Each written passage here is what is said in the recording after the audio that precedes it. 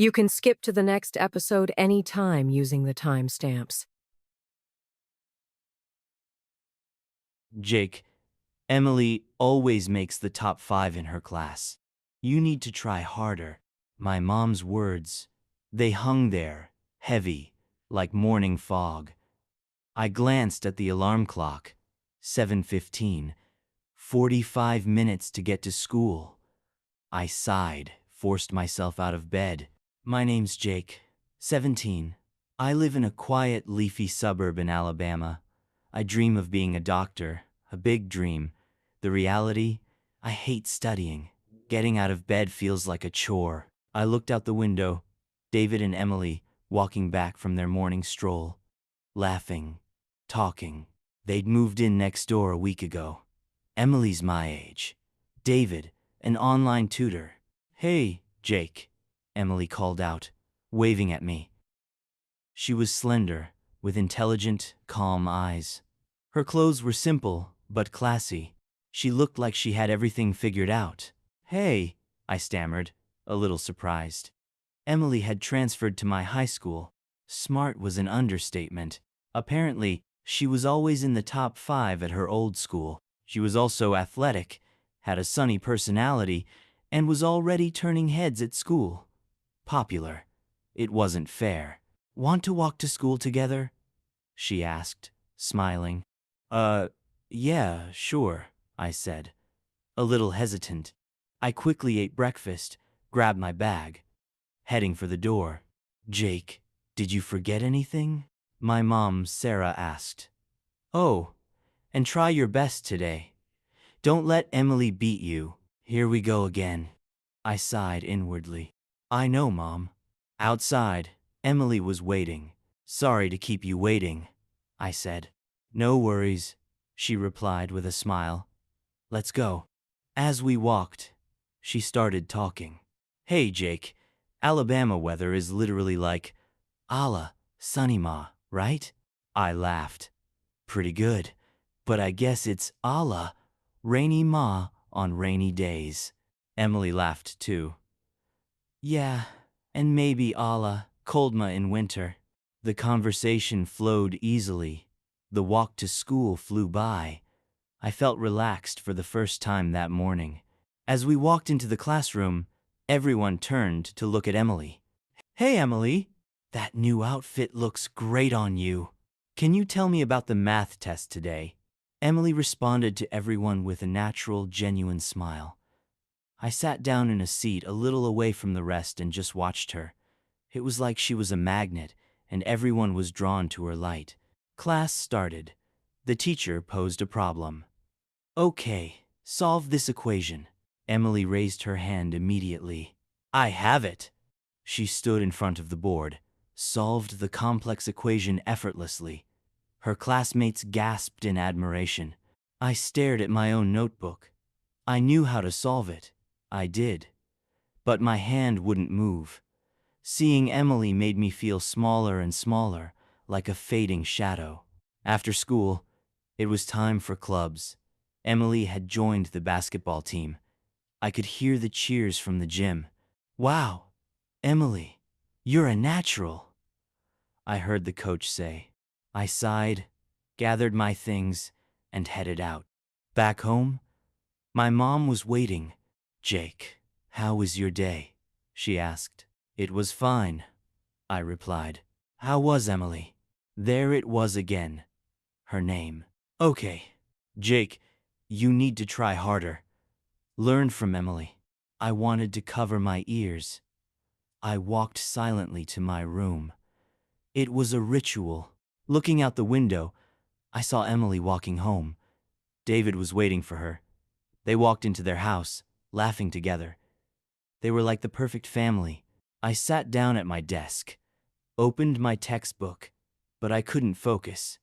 My mind was full of fog. I couldn't think straight. Why? I muttered. Every time I thought about Emily, a heavy feeling settled in my chest. Was it inferiority, jealousy, or something else? I buried my face in my pillow, sighed deeply. I had to go back to school tomorrow. I'd be surrounded by Emily's smile, my classmates' admiration, and my mother's expectations. It felt suffocating. What will tomorrow be like? I wondered as I closed my eyes. I could hear laughter coming from Emily's house. It felt like they were always happy, always having a good time. Jake, give me your report card. 2 months. Almost 2 months had passed since Emily and David moved in next door. My mother's sharp voice cut through the quiet of dinner. I hesitated, pulled my report card from my bag. My hand was trembling, just a little. Here. My mom took it, squinting at it. I watched her face. Her expression, it clouded over like a storm coming in. The smell of dinner on the table, it turned sour. Just like that. This is... My mom choked on the words. What is this, Jake? My dad, Mark, looked up from his magazine. The edge of the magazine was curled, bent. What's wrong, Sarah? My mom handed him the report card. Her hand, like it was holding burning paper. Look, Mark, Jake's grades. Dad scanned it, frowned. He furrowed his brow. Well, it's not bad. It's above average. Above average? My mother's voice went up an octave. Emily is always in the top 5. I sank deeper into my chair. There it was again. Emily's name. The plates on the table. They suddenly felt far away, like I was looking at them through a telescope. Sarah, it's not good to compare yourself to others, Dad said, his voice soothing, calm, but it sounded a little tired. Others? Emily lives next door, my mom shot back, her voice rising. Dad looked a little confused. The fork in his hand, it wobbled slightly. Yes, I heard that. That's why Emily is so smart, Mom continued with that determined enthusiasm. David is constantly educating Emily. Jake needs that kind of guidance too. I sat there, silent, and kept eating. Each time my mom spoke, a tight knot formed in my chest. I poked at my food with my fork. My eyes, they stayed fixed on my plate. Jake, Mom said, turning to me. Her eyes, intense. What about studying at the library after school tomorrow? But... I struggled to get the words out. My throat felt tight. No buts, Mom said, firm. It's for your future. Dad cleared his throat, his eyes shifting back and forth between my mom and me. Sarah, Jake needs his own time too. Time? Mom's eyes widened. Right now, he needs to focus on his studies. Mark, what if your education had been? Dad's expression, it clouded over. His hand, it trembled just a bit. What about my education? Oh, nothing, Mom said quickly, changing the subject. There was regret in her voice. I could hear it. Jake, let's plan your schedule for tomorrow. I sighed. Okay. After dinner, I sat in my room staring out the window. Warm light spilled out from Emily's house. I could see a silhouette moving behind the curtain. She was probably studying right now, probably excelling. My room was quiet. The only sound breaking the silence was the tick of the clock on the wall. My textbook, it lay open on my desk. Next to it, a pile of reference books my mom had bought. There was a knock, and my mom entered my room. She looked a little apologetic, a little softer than usual. Jake, I'm sorry, she said, softly. I was a little carried away earlier. It's okay, I responded, still looking out the window. But, Mom said, placing her hand on my shoulder, it was warm. You have amazing potential. It would be a shame not to use it. I just nodded. I didn't have the courage to argue with her. Hey, what about going to Emily's house tomorrow and asking her about how she studies? Mom suggested. Her voice, it held a hint of excited anticipation. What? I asked, turning to her, surprised. Her eyes shining. Yes, Emily would definitely give you good advice. I hesitated. Asking Emily for study tips? Just the thought made my stomach churn. It felt like a terrible idea, but when I saw the hope in my mother's eyes, I couldn't say no. Okay, I agreed reluctantly. My mom smiled, satisfied. That smile, it made me feel uneasy. Good. You can definitely catch up to Emily. After Mom left the room, I collapsed onto my bed. I stared at the ceiling, trying to figure out what tomorrow would be like. Asking Emily for study tips. It was a horrifying thought. A nightmare. The light from Emily's house, it had gone out. She was probably enjoying the end of a fulfilling day. Mine was far from over. My anxieties about tomorrow and my mother's expectations, they were like a suit of heavy armor, weighing me down. What should I do? I whispered. The darkness of my room, it held no answers. I tossed and turned in bed. My old report card, it slipped out from under my pillow. From back when my mom didn't worry so much about my grades. It filled me with nostalgia and a pang of sadness. The stars, shining in the night sky outside my window. Their light felt cold, distant. I closed my eyes. My mother's words and Emily's smile, they mingled in my thoughts. Tomorrow would be a long day. Sarah, do we really need to do this? Jake needs to be free to do what he wants, Dad said, stopping me in the doorway. I turned around and saw my parents. A minor argument. Mom looked determined, her jaw set.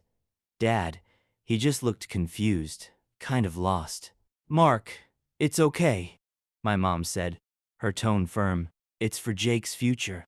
I sighed, deeply. I was getting ready to go to Emily's house, Mom's suggestion. Or maybe it was an order, I wasn't sure. I was supposed to ask Emily for study tips. It felt like going to the gallows. As I walked out the door, the early summer air, it embraced me.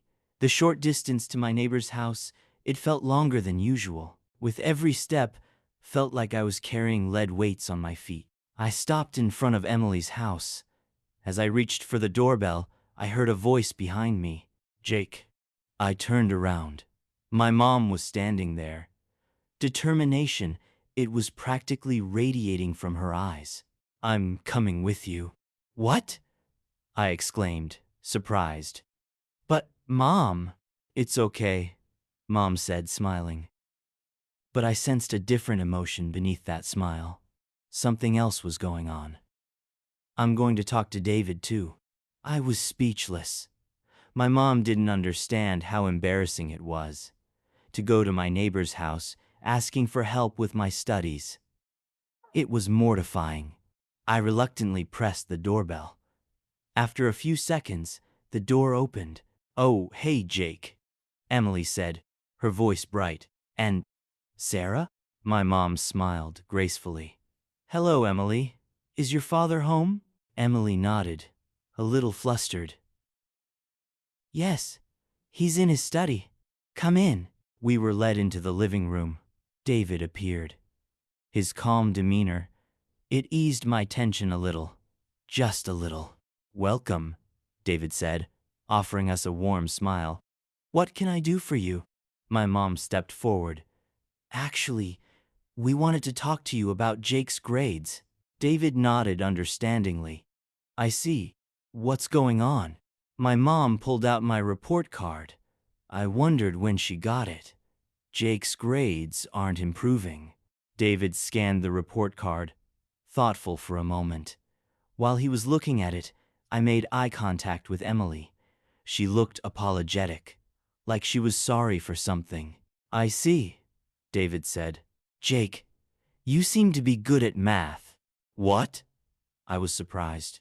No one had ever said I was good at math before. David smiled. Looking at these grades, it seems like your math foundation is solid. If you can apply that to other subjects, my mom interrupted. But, compared to Emily, let's avoid comparisons, David said, gently but firmly. Every child has their own talent. Is that true? Mom asked. David nodded. Yes. Every child has their own talent. The words, they warmed my heart. Emily smiled back at me, looking happy too. I think she felt relieved for me. So, what can we do? Mom's voice. It still held a touch of anxiety. David answered calmly. I think it would be good to focus on Jake's strengths. Use math as a foundation and find the connections to other subjects. That way, his overall grades will improve. My mom listened, silently. Her expression, it was unreadable. And, David continued, it's important to pay attention to Jake's interests too, not just his studies. Balance is key. I was surprised. It felt like David could see inside my mind, like he knew me. Mom took a deep breath. All right, thank you. On the way home, my mom was silent. Her silence, it weighed heavily on me, like a physical weight. As we reached the front door of our house, Mom suddenly hugged me. I'm sorry, Jake, she said, her voice trembling. I've been thinking about you too much. I was taken aback, confused. But I rubbed my mom's back. It's okay, Mom. She pulled back from the hug, looked me in the eye. I'll try to pay more attention to your feelings. I promise. I nodded. Something melted inside my chest. A tight knot. It was finally loosening.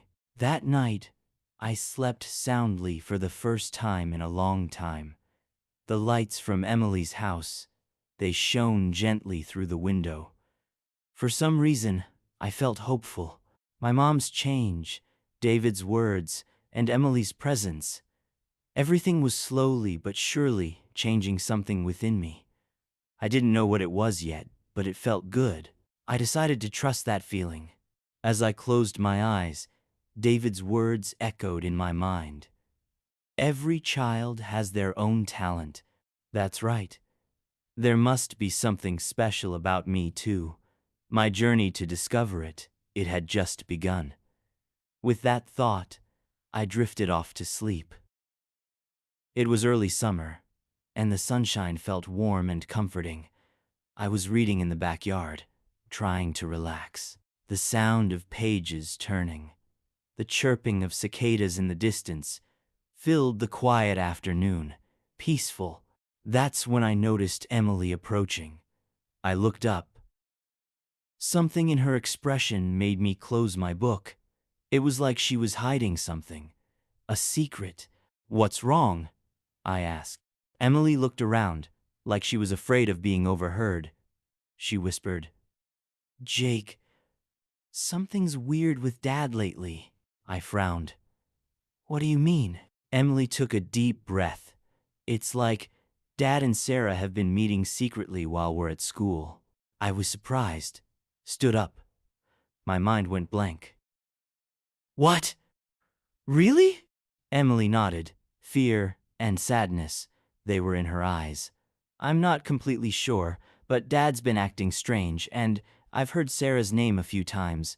I held my head in my hands. No way. The thought of my mom and David having some kind of relationship that wasn't normal crossed my mind. The feeling, it was like a tight band squeezing my chest. I met Emily's eyes. The same fear and determination I felt, they were mirrored in her gaze. We have to find out, I said. My voice, it was shaking just a little. Emily nodded. Yeah, but how? I thought for a moment. Different ideas were swirling in my head. First, we need to observe their behavior. Then, gather evidence? Emily finished, quickly. That's right, I nodded. We need proof before we can confront them. From that day on, Emily and I started our secret investigation. We took turns watching our parents, taking notes, and even following them sometimes. It was like we were spies in a bad movie. We'd share our findings in a chat app. Late at night, each day, it was a constant source of tension. I had to pretend to be normal in front of my parents while secretly working on this investigation.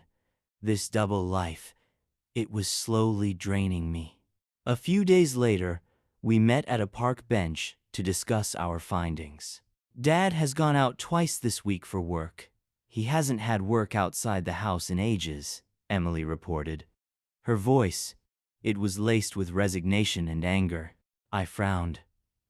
Mom said the same thing, that she's meeting friends and she leaves around the same time. This is it, isn't it? Emily said. As soon as she said it, the reality hit me. Like a punch to the gut, Emily sighed.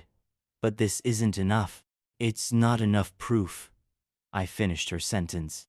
As we sat in silence, lost in thought, my phone buzzed. It was an email. I unconsciously opened it. My eyes widened. Emily, look. Emily leaned closer. Gasped. The screen. It displayed passionate messages. From David to my mom. It looked like he'd accidentally sent the email to me too. This is... Emily's voice shook. I clenched my fists. Anger and sadness, they washed over me. This is definite proof. I saw the same fire of anger in Emily's eyes. This is unforgivable, I said in a low voice. I had to clench my teeth just to stop myself from yelling. Emily nodded. What should we do? I took a deep breath. My head, it was racing with ideas. Then, one thought rose to the surface. Let's give them a taste of their own medicine. Emily looked a little startled. But then she stiffened her expression. How? We huddled closer, began whispering. The trees in the park, they swayed in the wind, like they were trying to hide our actions. The plan, it started to take shape. Camping, poisonous mushrooms, confession. Are you sure this is the right thing to do? Emily asked finally. Her voice, it was laced with anxiety. I hesitated for a moment. Was this the right thing? But then I regained my composure. Yes, we need to teach them a lesson for their betrayal. Emily nodded silently. I saw the same mix of determination and anxiety in her eyes. As dusk fell, we parted ways. We were going to put the plan into action tomorrow. I didn't know how this decision would change our lives. The orange-tinged sky, it seemed to reflect our complicated emotions. What would happen next? To be honest, I was terrified. But the truth, it had to come out, even if it meant destroying our families. I stood frozen in front of the tent, middle of the woods. The trees, they seemed to be looking down at me, judging. The sound of leaves rustling in the wind, it seemed to whisper, stop. But I couldn't turn back. Emily walked up to me. Determination, it filled her eyes, just like it filled mine. Ready? She asked, a whisper. I nodded, silent. My throat, it felt dry, couldn't speak. The journey, it played like a movie in my mind. The day Emily confided in me, the day the evidence of my mom and David's affair became undeniable. The moment we made this plan, it all felt like it was leading to this. Jake, Emily, my mom's voice called out, come help us with dinner.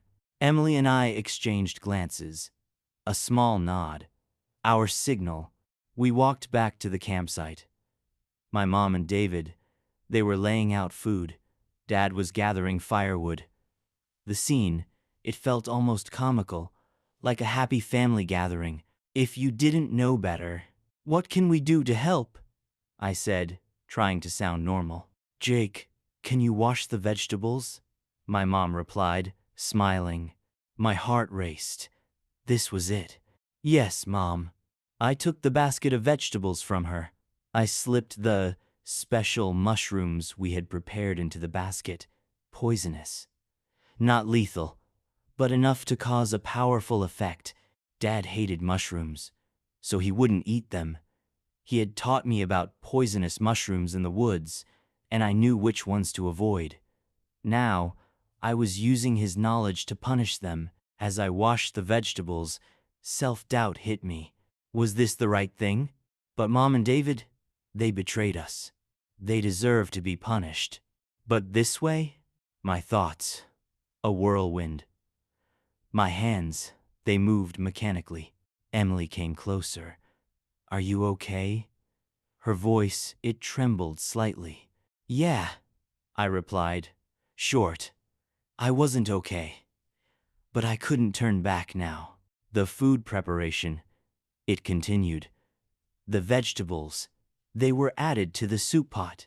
Steam rose from the pot.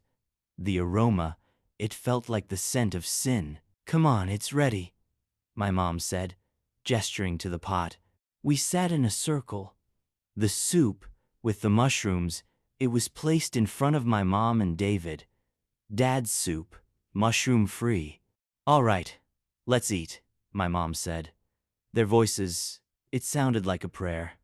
At the Last Supper, my mom and David brought the soup to their mouths. Time, it seemed to stand still. Emily and I, we watched them intently, not touching our own bowls. After a few moments, my mom's expression, it changed. I feel a little. David grimaced. I feel a little. Their faces, pale, cold sweat beading on their foreheads. Dad jumped up, alarmed. Sarah, David, what's wrong? He reached for his cell phone. In that moment, Emily grabbed his hand. Wait, she said, her voice cold. Dad looked at us, confused. What's going on? I took a deep breath. This was the moment. Mom, David. My voice, it was unnaturally calm, steady. Confess your sins. My mom and David's eyes, they widened. Pain, shock. Jake, what? My mother's voice, it trembled. You don't have to say anything, Emily continued. Your relationship. David coughed. What are you talking about? It's over, I said calmly, firmly. We know everything. Your affair. Dad looked at me shocked. Jake, what are you saying? It's true, Dad, I said, turning to face him. Mom and David, they've been seeing each other without us knowing. Emily and I, we have proof. My mom burst into tears. David, he covered his face with his hands. Dad looked at my mom. Disbelief. Sarah, is it true? My mom couldn't answer. She just kept crying. I continued. Both of you, you need to tell us the truth. Or else what? David lifted his head. Fear, it was in his eyes. Emily answered coldly. Or else we'll leave you like this. Dad yelled. Panic. What are you doing? Call an ambulance. Wait. I interrupted him. You both ate the poisonous mushrooms I found in the woods. The ones you taught me to avoid, Dad. You'll be okay. Not a lethal dose. But it will be a long 2 hours of discomfort. If you don't tell us the truth, we won't do anything to help. My mom and David, they looked at each other. Pained. Surprised. Then, slowly, they nodded. We're sorry. My mom's voice, it was raspy. We made a mistake, David chimed in. We're sorry for betraying everyone. They began to tell the whole story, choked with tears, their affair, the secret meetings, the guilt. Dad listened, silent, anger and sadness mixed in his expression. When they finished, my mom and David, they collapsed, exhausted. We're begging you, please call an ambulance, David pleaded. Emily and I, we exchanged glances. This was it. Our revenge. It was complete. But was this really the end? What would happen to us now? Different emotions, they swirled within me. Anger, the sorrow of betrayal, the satisfaction of revenge, and guilt. We'd used poison to make people suffer. Even if it wasn't lethal, it was still a crime. I looked at Emily. The same internal struggle, I saw it in her eyes. Silence. Only the sounds of the forest. The wind, the birds, a river murmuring in the distance. The sounds of nature, they seemed to accentuate the wrongness of what we'd done. I took a deep breath. Then I made my decision. Okay, I said quietly. That's enough. Emily nodded. Just a little. I turned to face my dad. Dad, call an ambulance. Dad grabbed his cell phone immediately. I went over to my mom and David. They still looked pained, but relief, that was there too. I'm sorry, I said softly. But this isn't the end. We need to talk about what comes next. All of us. Emily added, we were wrong too. But so were you. We need to be honest with each other, from now on. The sound of sirens, it grew louder in the distance. As I heard the sirens, I thought to myself, this isn't the end. It's just the beginning. We have to repair our broken relationships. We have to regain trust. It won't be easy, but we have to do it. The paramedics arrived, started treating my mom and David.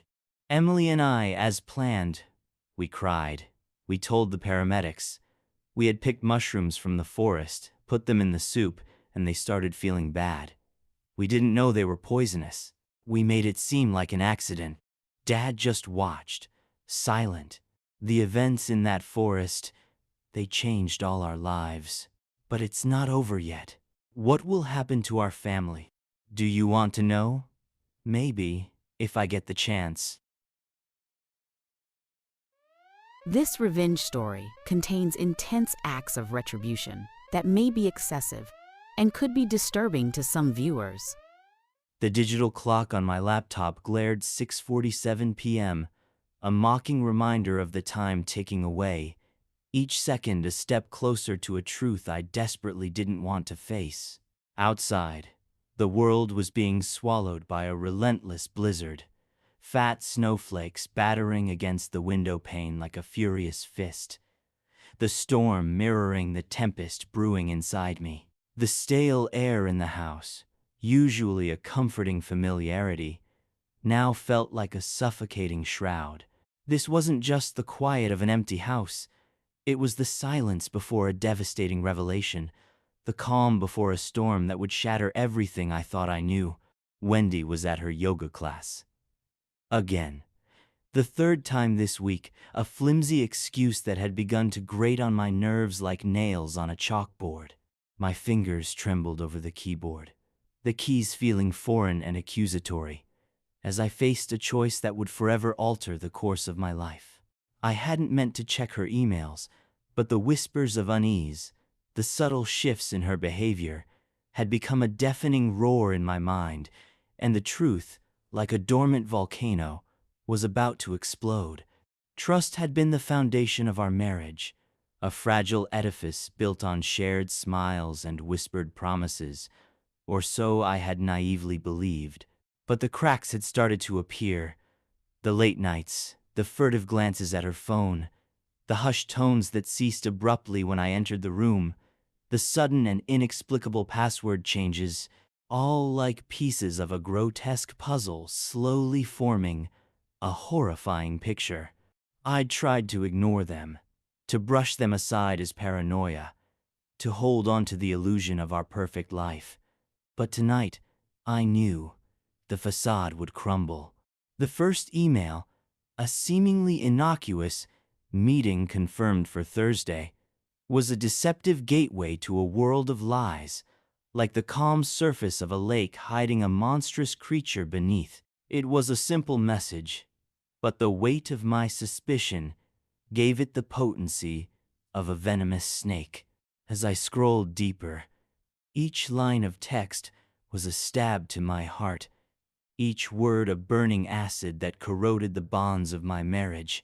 Pictures, messages, plans, each a revelation of a secret life, a hidden world where I was merely an obstacle, an inconvenience to be eliminated. There he was, This overweight, balding joke of a man from her office, a grotesque figure who had become the object of my wife's affections. It was a betrayal so profound that it felt like a physical blow, knocking the wind out of me, making me question everything that I held dear. Their exchanges grew more intimate with each scroll, more detailed, more devastating, painting a picture of a clandestine affair that had blossomed under my unsuspecting gaze, all while I was foolishly, blindly in love with her. Wendy's coffee mug sat untouched on my desk, a stark reminder of the morning's pretense. The crimson lipstick stain on its rim a silent taunt, a symbol of her infidelity and deceit. 5 years, reduced to a digital trail of broken vows and shattered dreams. I clenched my jaw, the muscles in my face tightening, the pain a stark contrast to the numbness that was creeping through my body as I read their latest exchange, a casual reference to my own death. "The insurance policy is set," she had typed, her words laced with cold indifference, as if discussing grocery lists or household chores. "Once it's done, we'll have everything we need." The coldness of her words sent a chill down my spine, the casualness of her cruelty a terrifying revelation.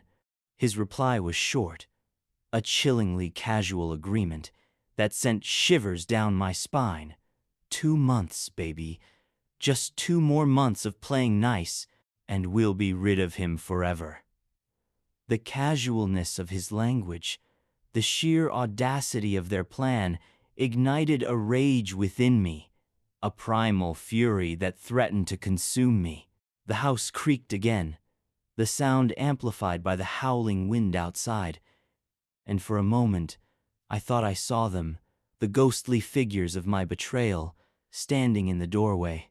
I jerked my head up, my heart pounding in my chest. But I was alone, utterly alone with the knowledge of their betrayal, the chilling certainty that my wife and her lover were plotting my death. The family photos on the wall seemed to mock me now, their smiling faces a cruel reminder of a life that had never been real, of a love that had always been a lie. Would I ever look at these photos the same way again? My hand slammed against the desk, the force of my anger reverberating through the room, the coffee mug jumping and spilling its cold contents across the polished surface. The pain in my knuckles was a distant hum against the raging storm inside me, a dull ache against the sharp sting of betrayal. The rage, however, was very real, a consuming fire that threatened to engulf me. And with that realization came another, darker one. I wouldn't be a victim. I wouldn't simply let them destroy me. The question was, how would I make them pay? I pulled up their previous emails, my hands moving with a new, cold purpose. I would document every detail, every plan, every single word that had conspired against me. They thought they were clever, but I was now smarter, more cunning, and I would ensure that their arrogance would be their downfall. The snow falling outside, the storm raging against the walls, felt like a fitting backdrop to the coming storm within me. Tonight, they would learn there were consequences for betrayal, and the price, I would ensure, would be steep. The soft sound of a car door slamming outside, muffled by the heavy snow, snapped me back to reality. My eyes darted to the window, peering through the falling snow, catching a fleeting glimpse of our neighbor's SUV pulling away. Not her, not yet. They were still out there, plotting, scheming, thinking they had the upper hand. But I had time to prepare, time to even the odds. My hands moved mechanically across the keyboard, forwarding copies of the emails to my secure account. Each click seemed to mark the death of another belief I'd held, echoing through the silent house. Love, trust, future. All of it poisoned by their greed. All of it rendered meaningless. Evening was deepening, and my reflection in the laptop's pale blue glow showed me a ghost of the man I'd been this morning. The man who'd kissed his wife goodbye, told her to have a good day, believed in happy endings. That man was gone now, buried under the weight of their treachery. The final email in the chain made my stomach churn. It was from him. "I know a guy," he had written, the casualness of his words making my stomach clench. "Makes it look like an accident. Clean, simple, untraceable. Your loving husband takes a tragic fall, and we cash in. Poetry, baby." He even dared to use pet names with her, to act as if I meant absolutely nothing.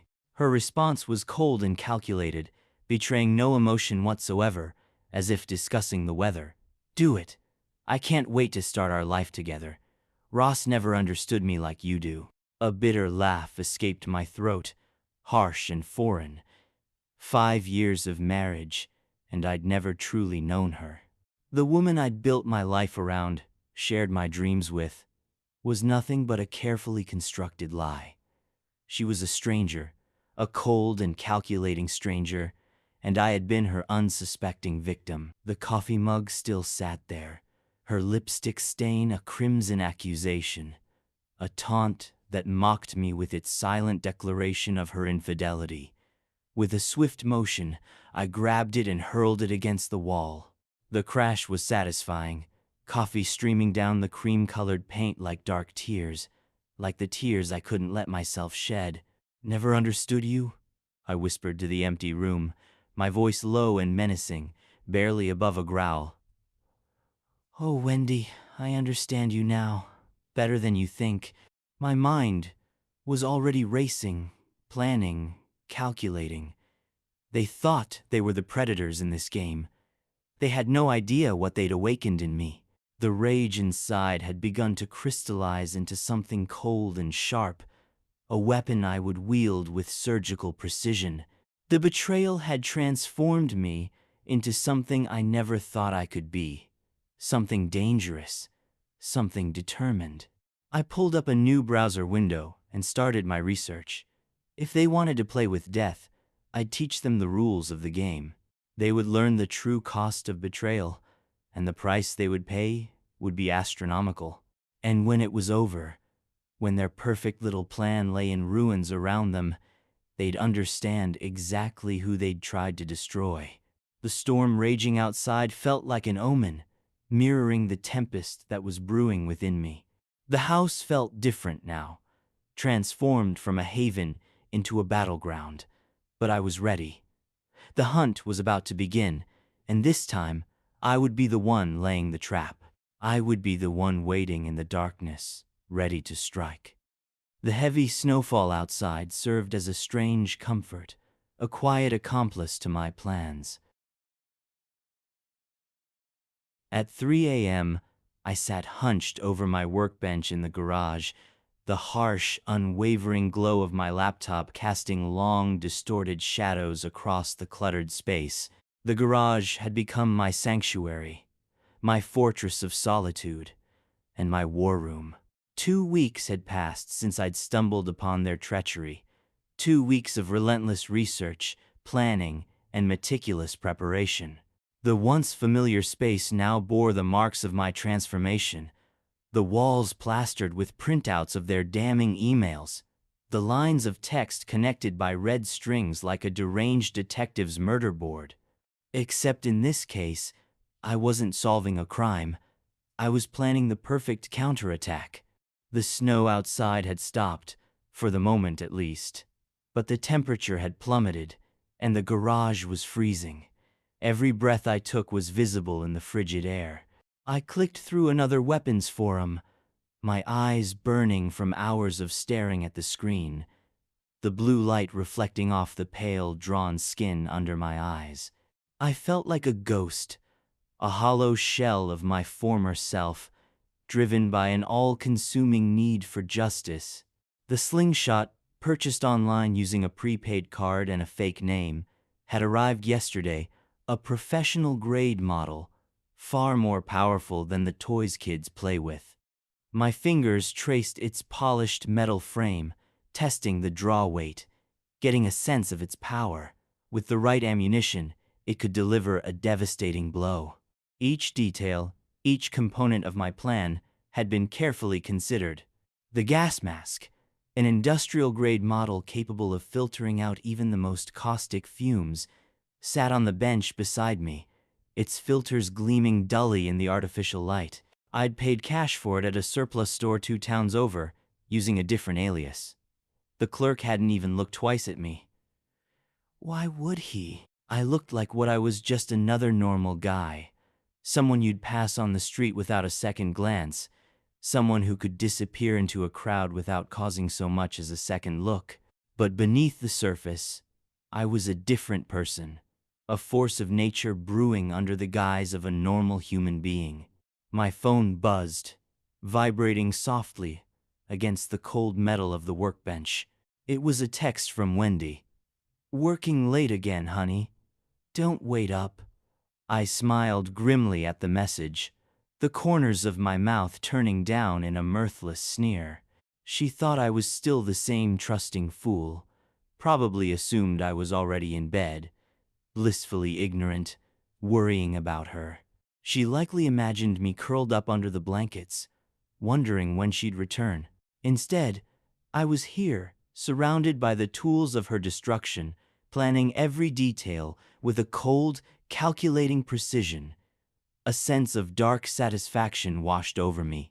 The bottle of concentrated ammonia, the final piece of the puzzle, was safely secured in a locked cabinet away from the house, away from any prying eyes. It was industrial strength, 28% concentration, enough to cause severe respiratory distress, especially in an enclosed space. I had memorized the chemical properties, the exposure limits, and the likely physiological effects.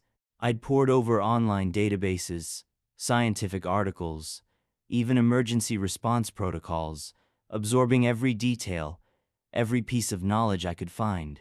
Knowledge was power, and I intended to use every bit of it. The same knowledge they'd used against me, I'd use against them tenfold. My hands moved automatically, loading the slingshot with a practice round. The rubber band stretched smoothly, the familiar tension grounding me in the moment. I'd been practicing for hours each night, honing my aim, understanding the weapon's quirks, pushing myself to the limits of my skill. The satisfying thunk of the projectile hitting its target echoed through the garage, a hollow sound that resonated with the emptiness in my soul. Across the room, dozens of perfect holes dotted the practice target, each mark representing a potential strike point, carefully calculated for maximum impact. The sound of rubber snapping back into place had become a sort of meditation, a rhythm that kept the rage focused and cold, ensuring that I wouldn't make a single misstep. It was a way to channel my grief, my anger, my desire for revenge, transforming them into a calculated weapon. As I reloaded, my wedding ring, which I had stopped wearing days ago, glinted in the cold light. I couldn't bring myself to throw it away, not yet. It sat on the workbench now, a silent witness to my preparations, a haunting reminder of everything that had been lost. It was a physical manifestation of broken promises, shattered dreams, and a love that had never been real. "You should have just asked for a divorce," I muttered under my breath, firing another shot. Direct hit, center mass. "But you had to get greedy, didn't you, Wendy?" The words came out as a venomous whisper, laced with a bitterness that surprised even me. The memory of her smile, once so precious, now twisted something inside me, a sharp, visceral pain that cut deep. How many times had she kissed me goodbye, knowing she was planning my death? How many nights had she lain beside me, her body warm against mine, dreaming of her new life with that pathetic excuse for a man? I logged into our bank account, checking the insurance policy details one more time. $2 million. That's what my life was worth to them. The numbers on the screen seemed to accuse me with their cold, digital glow. They'd added the policy 6 months ago, right around the time their affair had started, right around the time they had started seeing each other, right around the time that they had deemed me expendable. The timing wasn't a coincidence.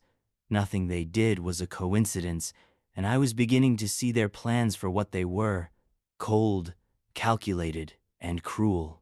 I logged into our bank account, checking the insurance policy details one more time. $2 million. That's what my life was worth to them. The numbers on the screen seemed to accuse me with their cold, digital glow. They'd added the policy 6 months ago, right around the time their affair had started, right around the time they had started seeing each other, right around the time that they had deemed me expendable. The timing wasn't a coincidence. Nothing they did was a coincidence, and I was beginning to see their plans for what they were: cold, calculated, and cruel. Everything was ready. The tools were prepared, the plan memorized, the timing calculated. All that remained was to wait for their move. They thought they were the hunters, but they had no idea what was waiting for them. They had no idea that I wasn't the same person they had schemed against. In their arrogance, they'd created their own nightmare. They'd awakened a force that they would soon find out they would not be able to contend with.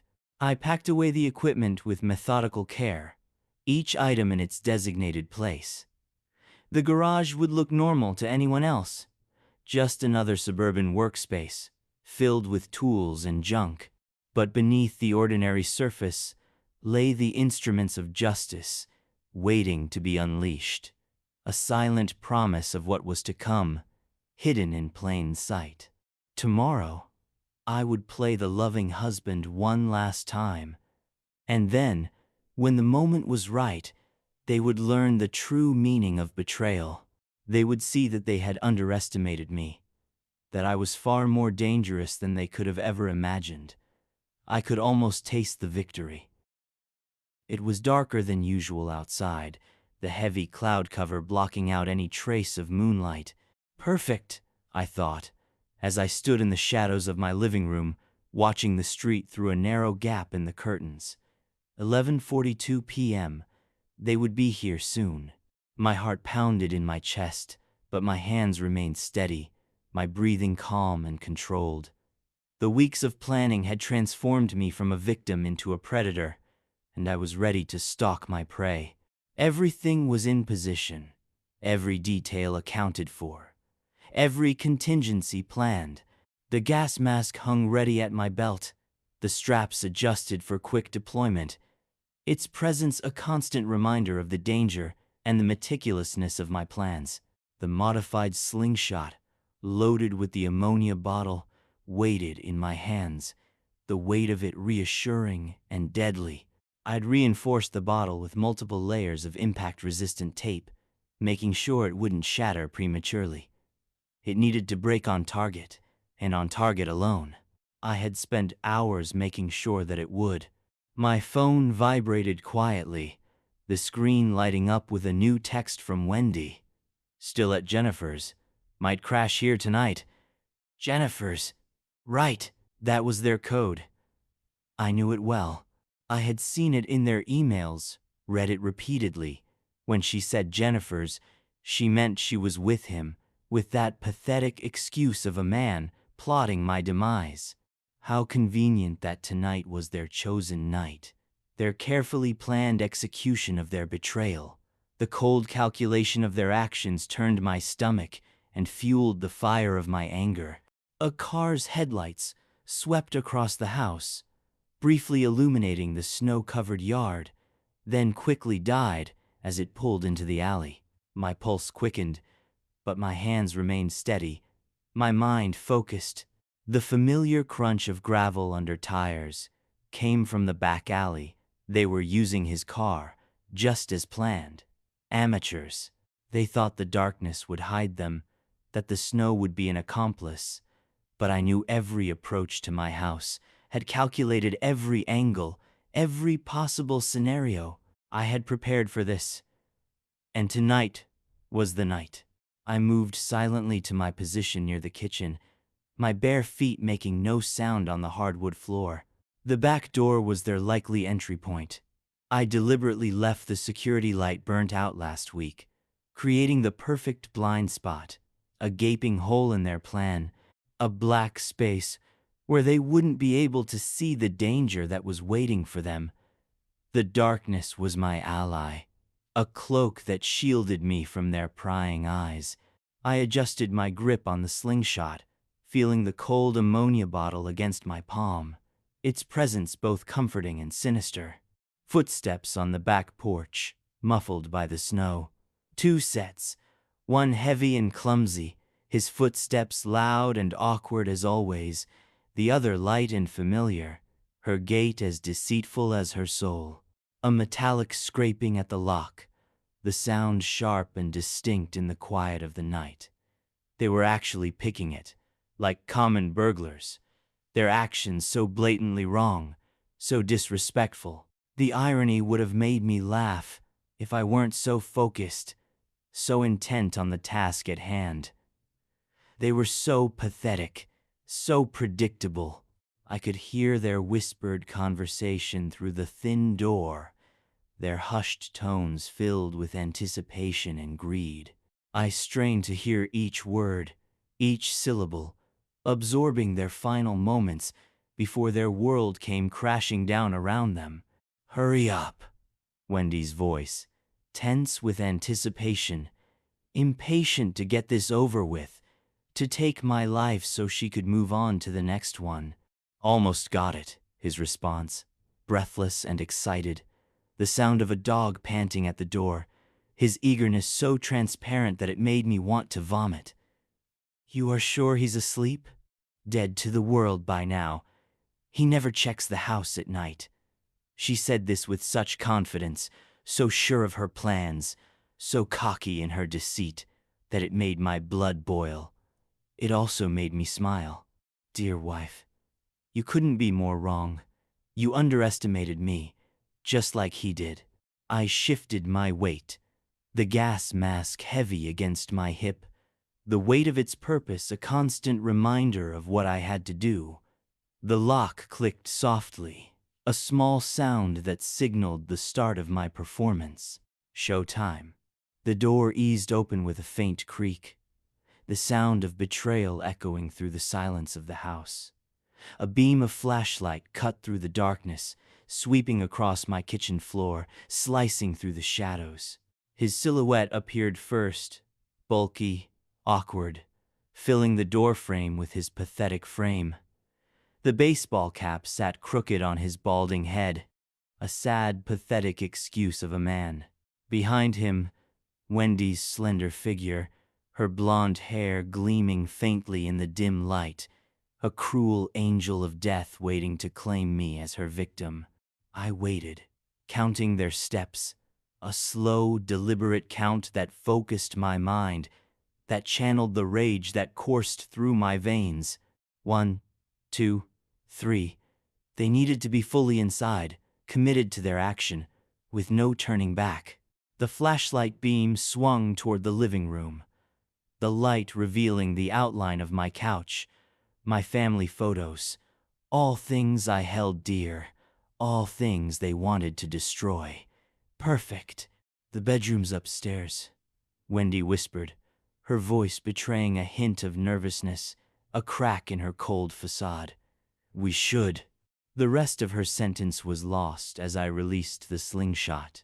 The bottle arced through the darkness, a black silhouette against the faint light, my hours of practice paying off in one perfect shot. It struck the man I had come to despise directly in the face, shattering on impact, creating a small explosion of toxic fumes. The effect was instantaneous, just as I had predicted. The ammonia fumes burst outward in a caustic cloud, the smell acrid and overwhelming. His scream was cut short by desperate choking, a gurgling sound that filled the kitchen with terror. I slipped on the gas mask in one practiced motion, the sealed environment letting me watch their panic with clinical detachment. the clear plastic reflecting their agony. What's happening? Wendy's voice rose in hysteria as she stumbled backward, colliding with the kitchen counter. I can't breathe. The jerk was already staggering toward the back door, his survival instinct kicking in despite the burning in his lungs. Perfect, exactly as I'd planned. The bitter cold and heavy snow would finish what the ammonia had started. I watched through my mask as he stumbled out into the blizzard, his movements becoming more erratic with each step. A sudden banging from next door made me jump. Through the swirling snow, I could make out Mrs. Peterson's silhouette in her window. That nosy old bat was probably already reaching for her phone, though given her history of crying wolf over every little disturbance, the police wouldn't exactly rush over here in this weather. She'd called them 3 times last month alone, once about teenagers walking too loudly, again about a car alarm 2 blocks away, and most recently about a suspicious shadow that turned out to be a garbage can. I moved quickly, implementing the next phase of my plan. Opening the windows, let the frigid air rush in, helping to dissipate the ammonia fumes. The snowfall would help too, absorbing and diluting the chemical traces. I had researched this extensively. Ammonia's high solubility in water made snow nature's own cleaning service. Wendy was still huddled in the corner, gasping and sobbing. The exposure hadn't been as direct for her, just as I'd calculated. She would live to face the consequences of her betrayal. Through the open door, I could barely make out the jerk's dark form, stumbling blindly through the deepening snow, growing weaker with each step. The blizzard was intensifying, the wind howling like a hungry beast. He wouldn't survive the night. Between the chemical burns in his lungs and the lethal cold, his fate was sealed. Why? Wendy choked out between sobs, her voice raw and broken. How did you? Your emails weren't as private as you thought, I replied coldly, my voice muffled by the mask. Next time you plot someone's murder, maybe use better passwords. I kept working methodically, using the snow from outside to dilute any ammonia residue, carefully removing all traces of my preparation. The gas mask would need to be disposed of too. I'd already prepared a spot for it deep in the woods behind the subdivision. By morning, the snow would cover my tracks. Mrs. Peterson's lights were still on, and I could see her gesturing animatedly on the phone. Let her call. By the time anyone responded to her latest emergency in this weather, nature would have erased most of the evidence, and given her reputation, they'd probably wait until morning anyway. The house creaked and groaned under the assault of the wind, the temperature dropping rapidly through the open windows. Perfect conditions for my story. A break-in gone wrong. An intruder fleeing into the storm. A tragic accident. The truth would be buried under layers of snow and ice, just like the jerk's body would be, somewhere out there in the white wasteland. I looked at Wendy, still curled up and whimpering on the floor. I'll call an ambulance, I said, making sure my voice carried the right mix of concern and confusion. Just hold on.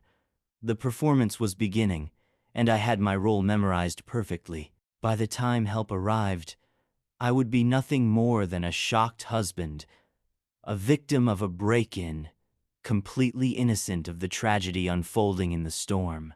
The blizzard raged on outside, nature becoming an unwitting accomplice in my revenge. Somewhere out there, the jerk was facing his final moments, and the snow would keep my secrets until spring. But even as I played my part, a nagging thought tugged at the back of my mind. When the snow melted, what other secrets might it reveal? The next few hours passed in a blur of calculated movements and careful preparation. The blizzard had intensified, turning the world outside into a white void. The temperature had plummeted well below freezing, the kind of bitter cold that could kill in minutes.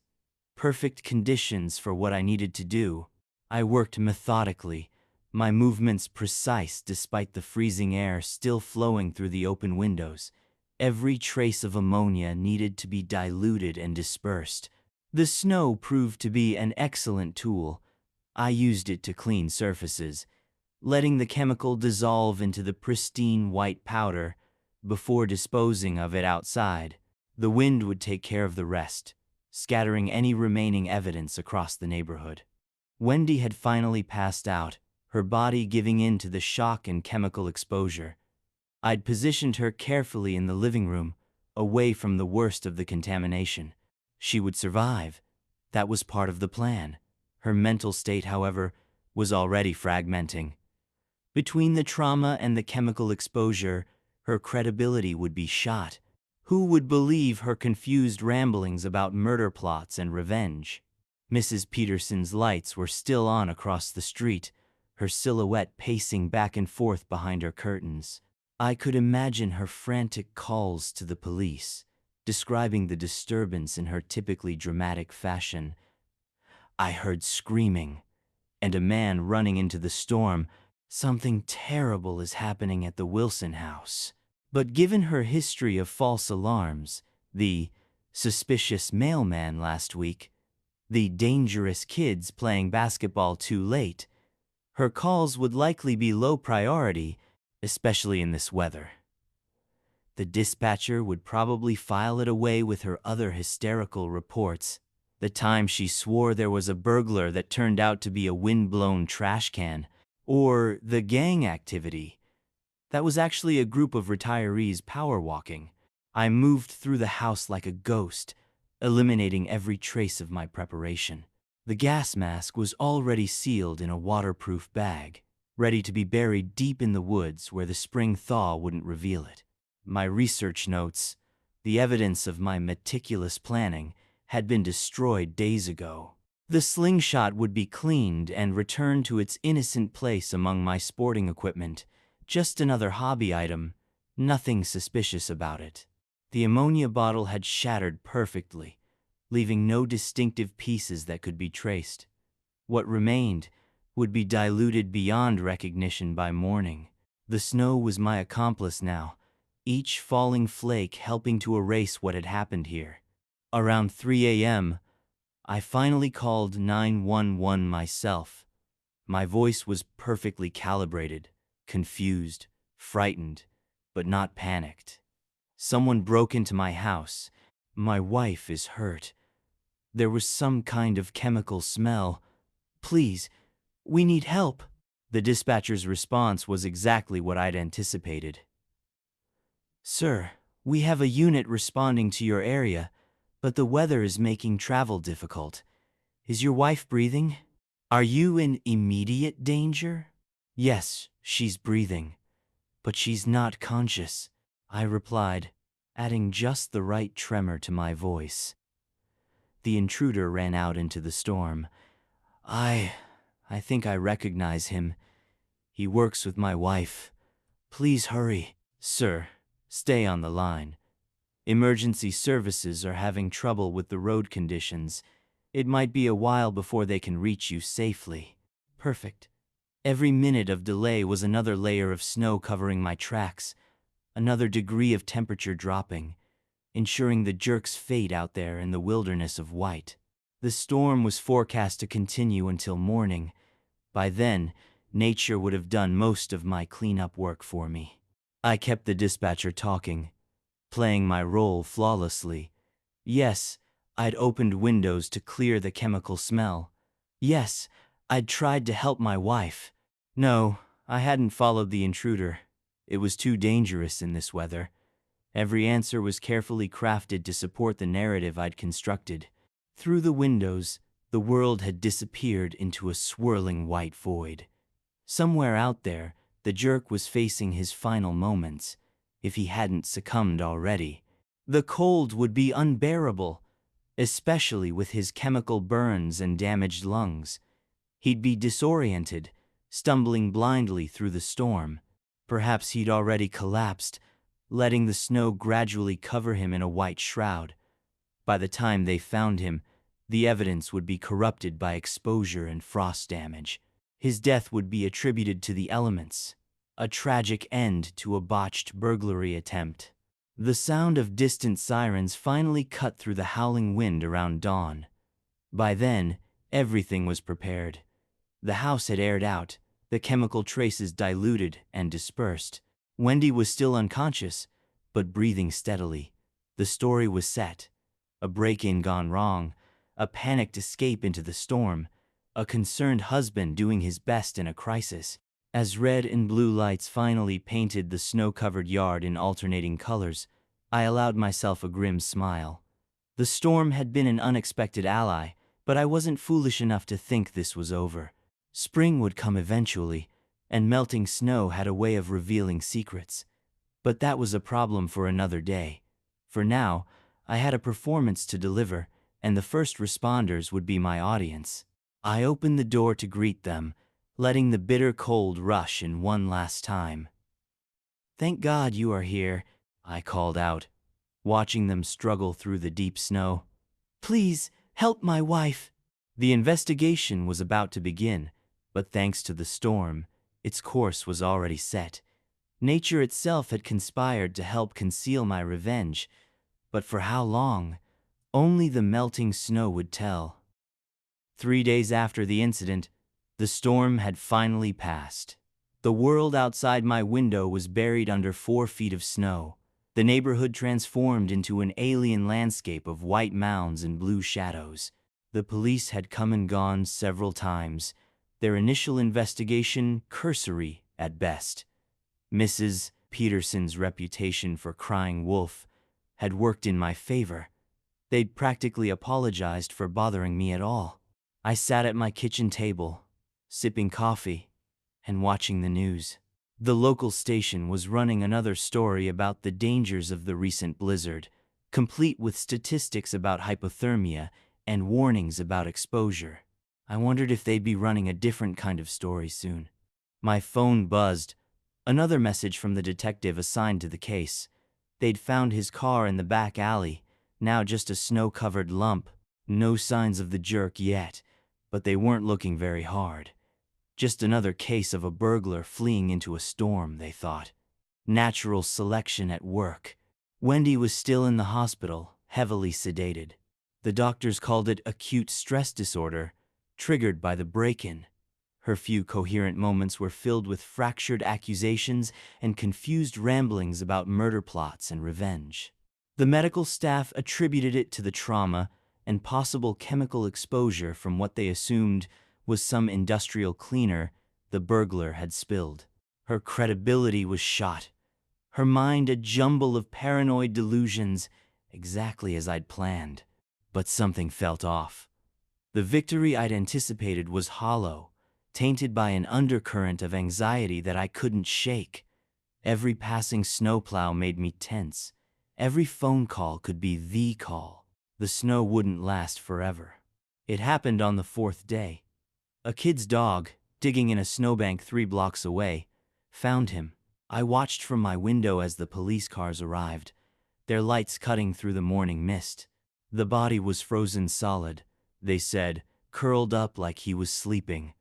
The cause of death seemed obvious: exposure, hypothermia, the deadly storm claiming another victim. But there were complications. The medical examiner found some unusual damage to his respiratory system.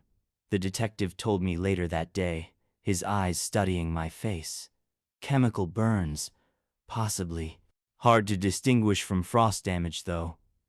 Strange coincidence, given your wife's statements about a chemical spill during the break-in. I played my part perfectly.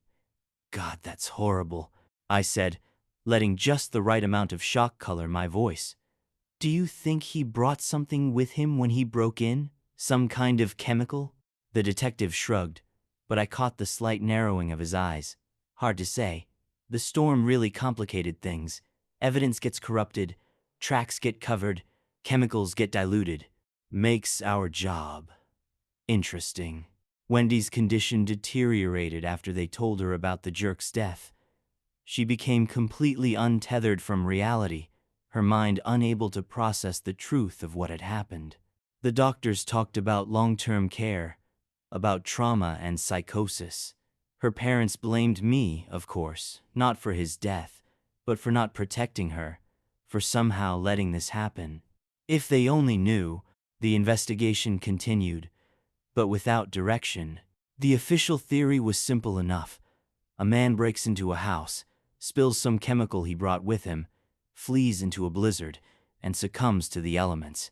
Tragic, but straightforward. The chemical burns? Probably from whatever he was carrying. The timeline? Corrupted by the storm and unreliable witnesses. The motive? A simple burglary gone wrong. But I could feel it unraveling at the edges. Every time the temperature rose above freezing, my anxiety spiked. The snow was melting, bit by bit, revealing things that had been hidden. A local kid found the remains of a shattered bottle, the glass frosted and strange. An elderly couple reported their dog getting sick after digging in a particular snowbank. The snow there tainted with an odd smell. The detective kept coming back, each visit wrapped in a thin veneer of routine follow-up. But his questions were becoming more pointed, his eyes more suspicious.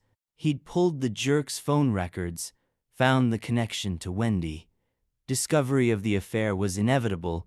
It would provide a twist to their investigation, but not necessarily the truth. Still, it was one more thread that could unravel everything. I maintained my routine, played the concerned husband, the confused victim. But each day brought new anxieties. Had I really disposed of everything? Would the gas mask remain hidden through the spring thaw? Had I been as thorough as I thought? Or had the snow preserved some damning piece of evidence, waiting to be revealed? The answer would come with spring, I knew. When the last snow melted, when the ground thawed, when nature gave up its secrets, my revenge had been calculated, precise, seemingly perfect. But as I watched another snowplow clear the street, revealing the asphalt beneath the white blanket, I wondered if I had merely postponed the inevitable. The snow had been both blessing and curse, concealing my crime but also preserving it, like a time capsule waiting to be opened. My victory felt incomplete, tainted by the knowledge that every warm day brought new possibilities for discovery. I caught my reflection in the window, a ghost of my former self, transformed by revenge into something I barely recognized. I had won, yes. The jerk was dead. Wendy was lost in her own mind, and I was free. But the cost had been higher than I'd calculated, and the final bill might not yet be paid. Outside, the snow continued to melt, dripping like tears from the eaves of my house. Each drop was a reminder that time was passing, that seasons change, that nothing stays buried forever. Spring was coming, and with it, the possibility that my perfect revenge might prove to be anything but perfect. The fluorescent lights hummed, a discordant symphony above the company event, each buzz a tiny hammer blow against my already frayed nerves. Another quarterly team-building exercise. Another night of forced smiles and insincere conversations. Another event that Tanya had strong-armed me into, her eyes alight with a manic energy I'd come to dread. My phone felt like a hot coal in my pocket, a constant nagging presence, and I rubbed my thumb against its smooth surface, a nervous tick I couldn't seem to shake lately. It was as if I was expecting a message, a call, a sign of something, though I wasn't quite sure what. The hallway stretched before me, an endless, polished abyss, each step I took echoing against the silence. The air itself felt charged, thick with a tension that made the hair on the back of my neck prickle, like the seconds before a storm breaks, a feeling I had grown increasingly familiar with in recent months. I checked my watch. A sleek silver chronometer Tanya had gifted me on our 5th anniversary, the hands ticking with mocking precision. 23 minutes. 23 minutes since she'd vanished, claiming she needed to make a call, her third of the night. The flimsy excuses were becoming more transparent with each passing day, each passing lie, and I couldn't shake the feeling that something was fundamentally, irreparably wrong. My steps slowed as I neared the conference room at the end of the hall, a sliver of light escaping from beneath the door, casting a long, distorted shadow on the floor. The sound of voices, muffled and intimate, reached my ears, and my gut clenched with a sudden, icy fist. One was Tanya's, that musical lilt that had once captivated me, that I'd fallen in love with under a sky full of stars in a small Italian town. The other, deeper, was Patrick's, our department head, a man whose charm always felt predatory, whose gaze always lingered a little too long. My fingers trembled as I pulled out my phone, the device now feeling cold and foreign in my shaking hands. My thumb hovered over the record button, the small red dot mocking me, daring me to confirm my suspicions. I didn't want to press it. I didn't want to hear what I knew I would hear. God, I didn't want to be right. I wanted to be wrong, to walk away and dismiss the gnawing unease as paranoia. But something inside me had already cracked, leaving behind a cold, crystalline clarity, a terrible, sinking certainty. I imagined the scene inside, their bodies entwined, their hands touching, and a surge of anger, sharp and sudden, coursed through me. Then, I pressed the record button. "I can't keep pretending anymore." Tanya's voice, breathless and laced with longing, drifted through the crack, the familiar cadence now warped by a strange, unfamiliar desire. With Albert, everything's so predictable, safe, like living in a beige painting, a perfect, monotonous loop with no room for spontaneity, no space for passion. A low, throaty chuckle answered her, Patrick's, and the sound sent a shiver down my spine, a visceral reaction of disgust and anger. "And with me? With you?" She paused, her breath hitching. "With you I feel alive, seen, like a dormant seed finally sprouting after a long, cold winter. When you touch me, a pause, thick with unspoken desire. It's like waking up after years of sleepwalking, a sudden rush of color in a monochrome world. With you, I am not just Albert's wife. I am just me." My free hand slammed against the wall, the plaster cool against my burning skin, trying to steady myself as the world tilted on its axis, my vision blurring. The phone screen swam before my eyes, the small icons becoming distorted and unrecognizable, but I forced myself to keep it steady, the record function engaged, capturing every word, every damning phrase. Each syllable was a fresh wound, each phrase a new blade twisting in my chest, a painful confirmation of the betrayal I had suspected. "Your husband's so wrapped up in his little routines, his spreadsheets, and his schedules," Patrick said, his voice dripping with smug satisfaction, the tone condescending and mocking. "He probably hasn't even noticed the changes in you. The way your eyes light up when I walk into a room, the way you laugh at my jokes, the little touches that linger just a bit longer than they should. He's probably too preoccupied to notice, too blind to see what we share. Albert notices, just not the right things." Tanya's voice was low, almost a whisper, laced with a mixture of sadness and frustration. "He'll spot a coffee stain on my sleeve from across the room, but he'll miss the fact that I am drowning inside, suffocating under the weight of his expectations and his schedules. With you, I don't have to explain. You just understand. You just know what I need without me having to ask for it, without having to spell it out." A sound of movement from inside the room, a sudden sharp noise, made me instinctively press myself against the opposite wall, shrinking into the shadows, my body tense. My muscles coiled. My heart was hammering, a frantic drumbeat against my ribs, loud enough to break the fragile silence. Then I heard a loud thump, followed by a sharp gasp of pain, and then a low moan. I peered through the crack in the door, my heart hammering in my chest. The scene inside was chaotic. Tanya was on the floor, her legs tangled in the sheets, her face contorted with pain, clutching her wrist.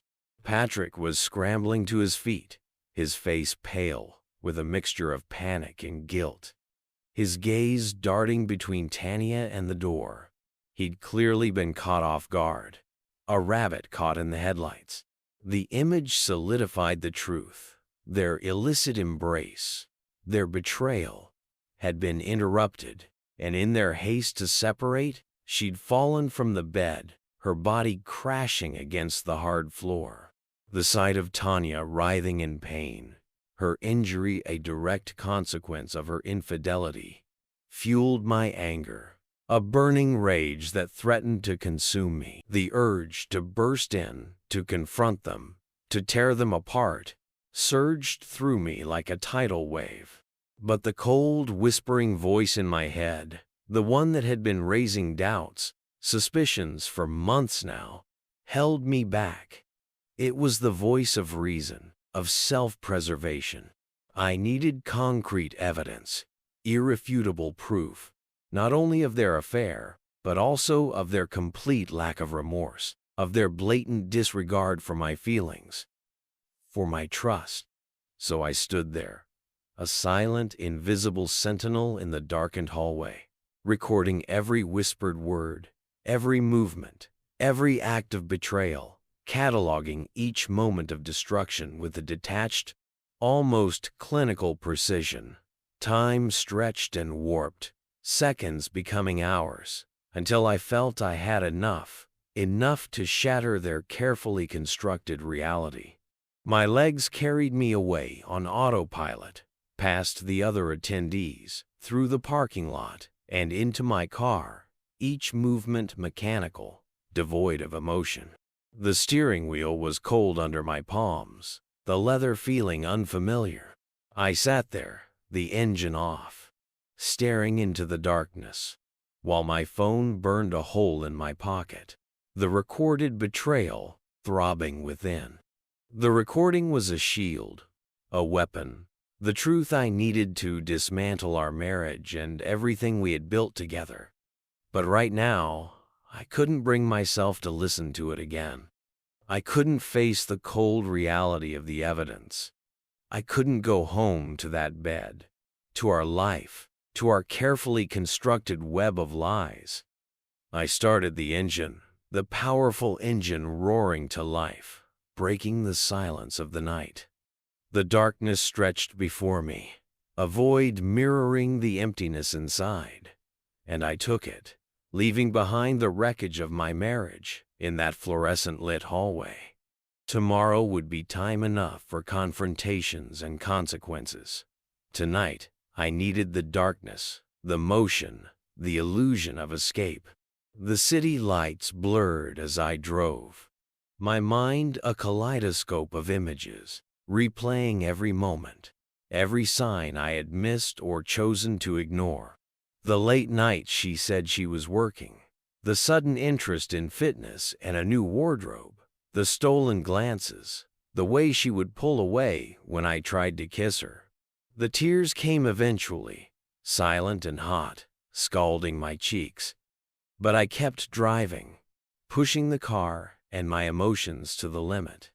Sometimes the only way forward is through the dark, a blind descent into the unknown, with the hope of finding the light on the other side. Dawn crept through the windows, a pale, sickly light painting the sky a depressing shade of gray. I pulled into the driveway, the tires crunching on the gravel, my eyes burning, gritty, from a sleepless night spent driving aimlessly. The house stood silent, almost mocking in its normalcy, a monument to a life that now felt like a cruel joke. Our photos still lined the walls, smiling faces frozen in moments that now felt like a cruel, elaborate fabrication. Each image was a painful reminder of the life we had built, the love we had shared, and now the lies we had lived. The sound of retching from upstairs stopped me cold, freezing me in my tracks. A sense of dread washed over me, a premonition of something terrible.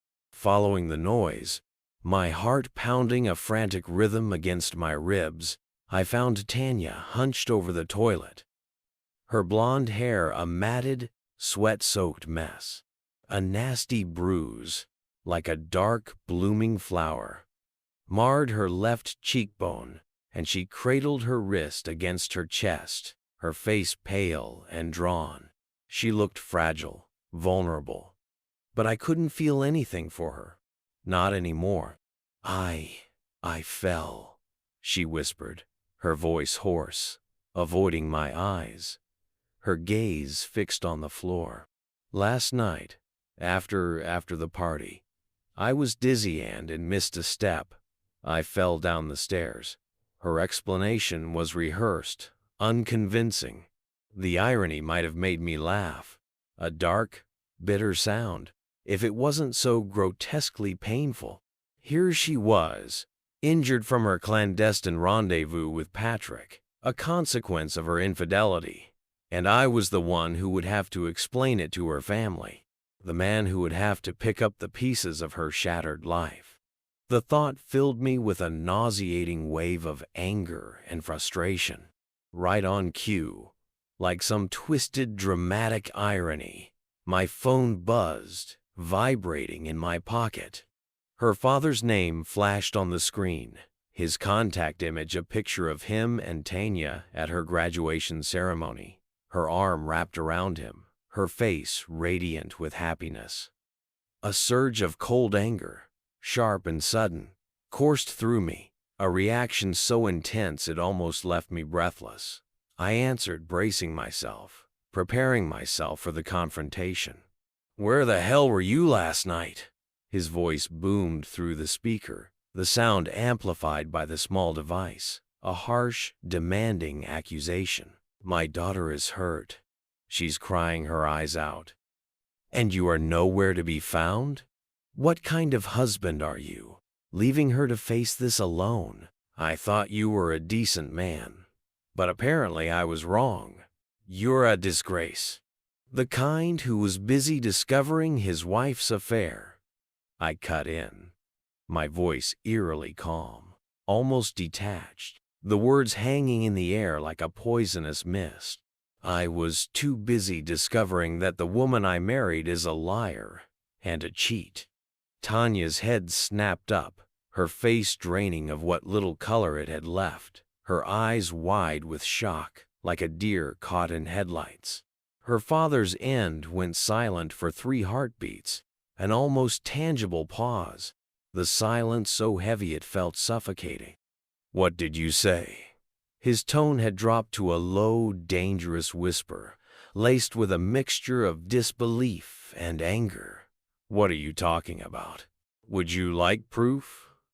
My thumb hovered over the video file, the screen displaying the recording of Tanya and Patrick's affair. "I have quite the interesting recording from last night's company event.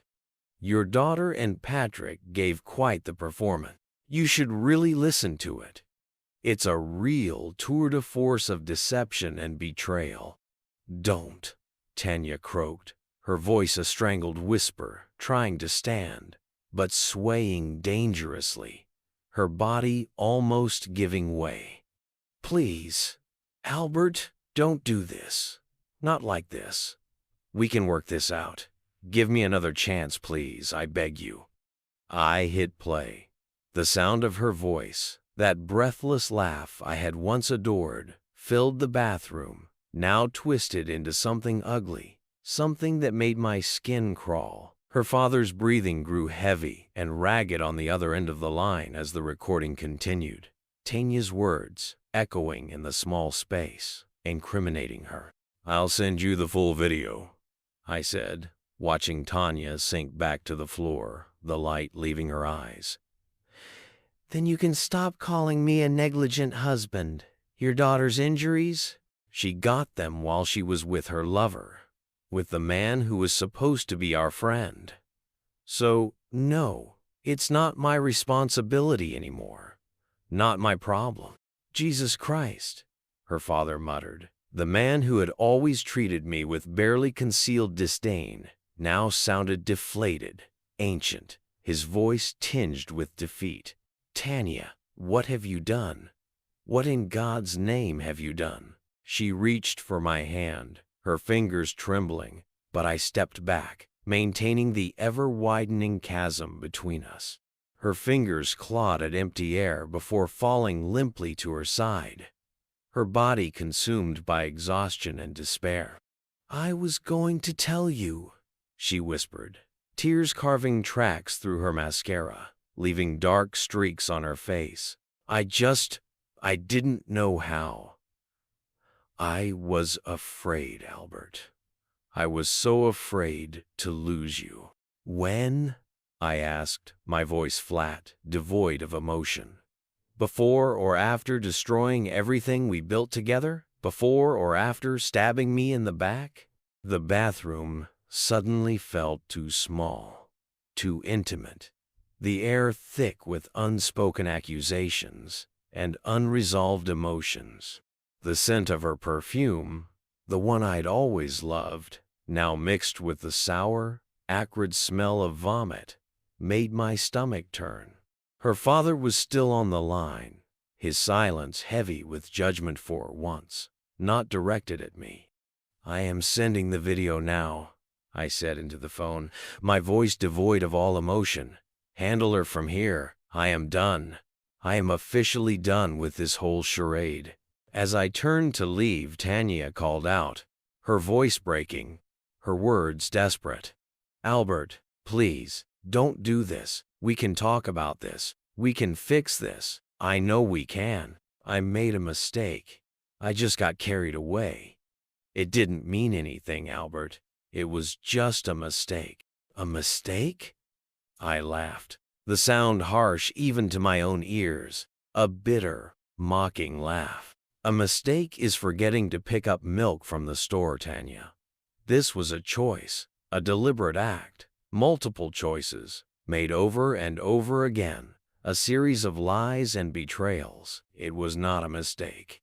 Her father's voice crackled through the speaker, attempting some kind of damage control, some pathetic attempt to salvage the situation. Son, maybe we should all sit down and talk this through rationally. We can all work this out like adults. No. The word cut through the air like a blade, a final, definitive pronouncement. I've sat through enough lies. The evidence is in your inbox. I'll let my lawyer handle the rest. Don't ever contact me again. I walked out of the bathroom, out of our bedroom, down the stairs that had echoed with our laughter and shared secrets just days before. Behind me, I could hear Tanya's sobs and her father's muffled attempts at comfort through the phone. But they sounded distant now, like a movie playing in another room, a tragic tale that no longer involved me. The morning sun hit my face as I stepped outside, harsh and unforgiving, exposing every shadow, every flaw. It felt fitting somehow, this bright, merciless light, exposing every crack in the foundation of what I had believed was an unbreakable love, revealing the rot beneath the surface. I got in my car, the leather seat cold against my skin, my phone already open to my lawyer's contact information, my thumb hovering over the call button. Some bridges you don't just burn, you demolish them completely, salt the earth, and never look back. I rang their doorbell at exactly 8 p.m., a deliberate choice. It was a time when I knew they would both be home, comfortably settled in their expensive suburban nest, unaware of the storm brewing outside their carefully constructed world. The evidence sat heavy in my pocket, a digital time bomb ready to explode their seemingly perfect life. The weight of it was almost comforting, a tangible reminder of the injustice I had suffered and the retribution I was about to unleash.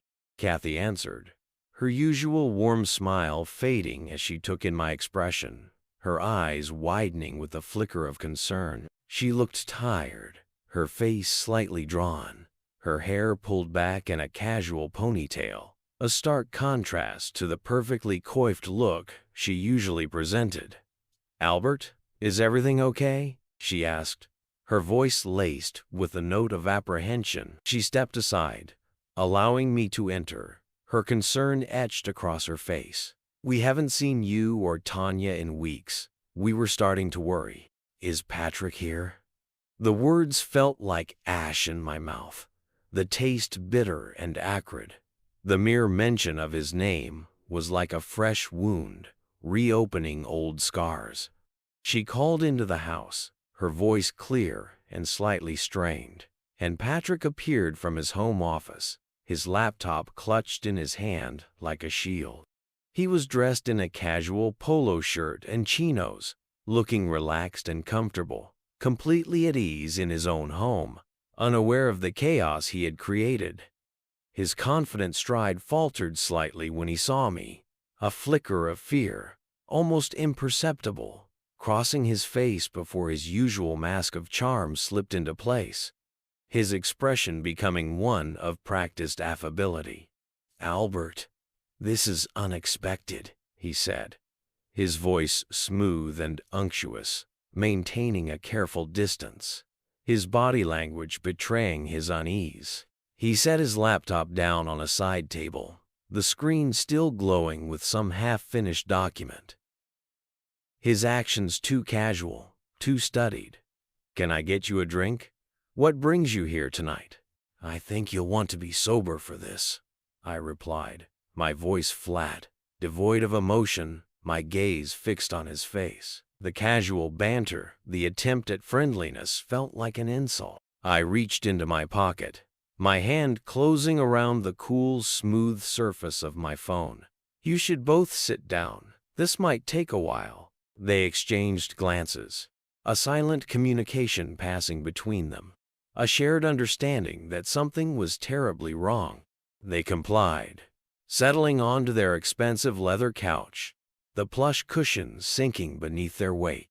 Kathy's hands twisted in her lap, a nervous habit I had observed over the years of shared dinner parties and summer barbecues, her fingers picking at the fabric of her dress. Patrick adjusted the neckline of his polo shirt, a nervous tick I'd never noticed before, trying to project casualness while his eyes tracked my every move, his gaze darting around the room, as if searching for an escape route. "What's this about?" he asked, his voice steady but thin, his forced calm betraying the underlying tension, the unease that was building beneath the surface. He tried to maintain eye contact, but his gaze kept flickering away. I hit play, the screen illuminating with the telltale recording, the sound filling the room, drowning out the silence. Tanya's voice, breathy and intimate, filled their living room, followed by Patrick's low, seductive murmur, the unmistakable sounds of intimacy, of betrayal, echoing around them. Kathy's face crumpled like tissue paper in the rain, her features distorting with a mixture of shock, disbelief, and pain, her body collapsing as if she had been struck a physical blow, while Patrick's mask shattered completely, his carefully constructed facade collapsing like a house of cards. His face went pale, his eyes widening with horror. "Turn it off." He lunged for the phone, his hand outstretched, his face contorted with panic, but I stepped back, maintaining the distance between us, letting the recording continue, letting the evidence speak for itself. "No," I said, my voice ice cold, devoid of any emotion, the anger that had been simmering beneath the surface now breaking through in a controlled, deadly precision. You are going to listen to every single second, just like I did. You are going to hear the full extent of your betrayal, the lies, the deceit. Kathy's hand shot out, grabbing Patrick's arm with white-knuckled fingers, her grip tight and unforgiving. "Sit down," she commanded, her voice trembling with barely restrained fury. But there was also a steel beneath it, a resolve that was both frightening and inspiring. She turned to me, tears streaming down her face, leaving dark streaks on her cheeks, her eyes burning with a mixture of anger and grief. "Let it play. All of it. I need to hear every single word. I need to know everything." We stood there in that perfect, sterile living room, the expensive furnishings a stark contrast to the emotional carnage unfolding around us, listening to the destruction of two marriages, the shattering of two lives, two families. Every word, every laugh, every whispered promise, every act of intimacy carved new lines of pain across Kathy's face, each syllable a fresh wound, a cruel reminder of the betrayal she had endured.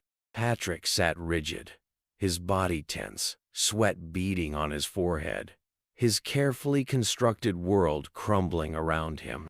His eyes darted from me to Kathy, searching for some form of escape, some way out of the situation. When it finally ended, the silence that followed was deafening, a palpable weight pressing down on them, suffocating them with the weight of their actions. "How long?" Kathy asked, her question directed at the floor, her voice barely above a whisper, her face still wet with tears. "How long has this been going on? Does it really matter?" I replied, my gaze fixed on Patrick, watching him squirm under my scrutiny. "But if you are wondering, I have more recordings. Different dates, different places, hotels, restaurants, company events. I have it all documented. Every single one of your clandestine meetings, every single act of betrayal." Patrick finally found his voice, his words strained and desperate, a pathetic attempt to minimize his actions. "Look, Albert, we can work this out. Keep it between us. This doesn't have to go any further." "Like you kept my wife between us?" The words snapped like a whip, sharp and cutting, the anger I had been suppressing now breaking through in a torrent of fury. "Here is what's going to happen. I am sending copies of these recordings to HR tomorrow morning, along with a detailed list of every single inappropriate meeting you had on company time. Every time you used business events as cover for your affair, you used company resources, and you used your position to betray my trust and to undermine my marriage. There will be consequences for your actions." His face went ashen gray, his eyes wide with fear. "You can't do that. My career." "Your career?" Kathy's laugh was brittle, sharp, devoid of any humor. "You are worried about your career right now? You are more concerned about your job than about the pain you've inflicted on your wife and on your best friend? Really, Patrick? This is what you choose to focus on?" I pulled out a USB drive from my pocket, placed it on their coffee table, the smooth surface contrasting with the rough texture of the wood. "This contains everything, every recording, every email, every hotel receipt I could track down. Kathy, it's yours to use however you see fit. You deserve to know everything, and you deserve to make your own choices." She picked up the drive, her fingers trembling, her gaze fixed on the small device. "Thank you, Albert," she whispered, her voice thick with emotion. "Thank you for showing me the truth." Patrick stood up, desperation rolling off him in waves, his body shaking with fear. "Albert, please, think about what you are doing. Think about Tanya. Think about the consequences for everyone involved. I've thought about nothing else for the past few days, I retorted, meeting his eyes, letting him see the cold fury that lay beneath my calm exterior. You took my marriage, my trust, my peace of mind. Now, I am taking everything I can from you. A fair exchange, don't you think? I turned to leave, pausing at the door, my hand resting on the handle. Kathy, my lawyer's number is saved on that drive. She's excellent with divorce cases. You'll need someone strong on your side. The last thing I heard as I walked out, closing the door behind me with a soft click, was the sound of Kathy's quiet, heart-wrenching sobs, mixing with Patrick's desperate, pathetic attempts at explanation, his voice growing more frantic and panicked with each passing moment. Their voices faded as I reached my car, replaced by a strange sense of satisfaction, a dark and hollow emotion that provided a twisted kind of comfort. It wasn't happiness. That was something I no longer recognized, an emotion that felt distant and foreign. But watching Patrick's perfectly constructed life fracture, unravel, and fall apart, that felt like justice. Cold, bitter justice that wouldn't fix anything, wouldn't heal the gaping wounds, but perhaps it might help me sleep at night, a temporary solace in the darkness. I caught a glimpse of their house in my rearview mirror as I drove away.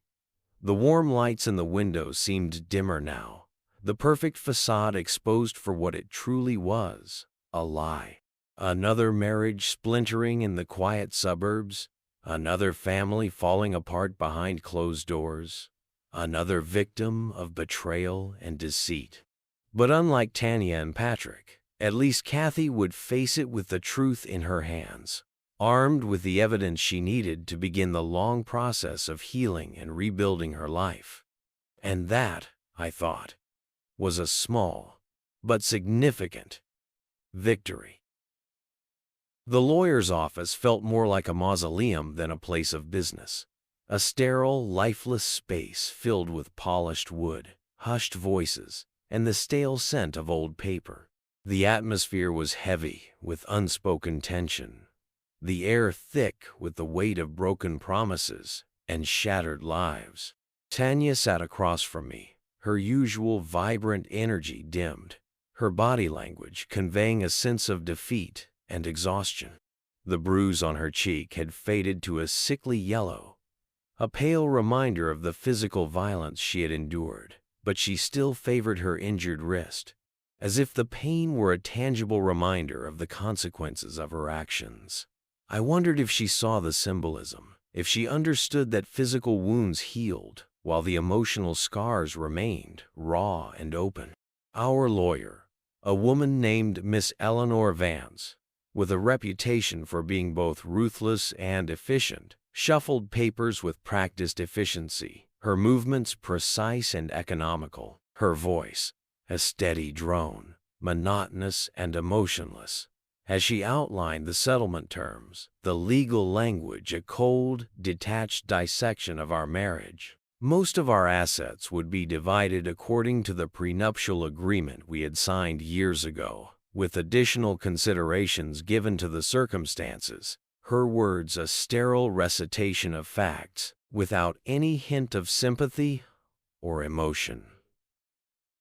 The house would be sold, the proceeds split, each half a painful reminder of what we had lost, what we had destroyed. My evidence of her infidelity, the recordings and the emails, had made the negotiations remarkably one-sided, stripping Tanya of any power, any leverage. The door opened, and Kathy strode in, her presence unexpected but somehow fitting, a force of nature entering this sterile, lifeless space. She had lost weight since our last encounter, the angles of her face more prominent, her features sharper, grief etched into the lines around her eyes. She moved with a quiet determination, a newfound sense of strength that belied the pain she must be feeling. her gaze locking onto Tanya, who seemed to shrink in her chair, her body language conveying a sense of fear and shame. "I need to see everything," Kathy announced, her voice steady despite the slight tremor in her hands, her eyes burning with a fierce determination. "Every recording, every email, every detail. I deserve to know the full truth.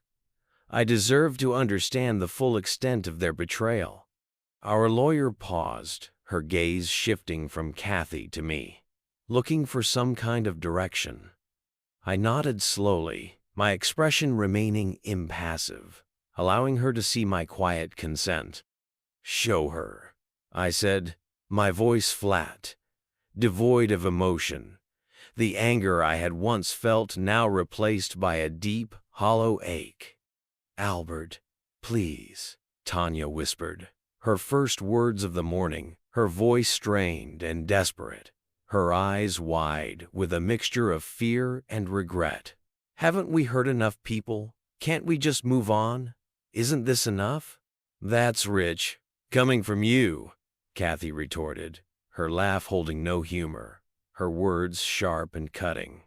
"You didn't think about hurting people when you were sleeping with my husband, when you were betraying my friendship. You didn't think about the pain you were inflicting on others. So why should I care about your feelings now?" The lawyer produced a tablet, the screen lighting up as she pulled up the files, the recordings, and the emails.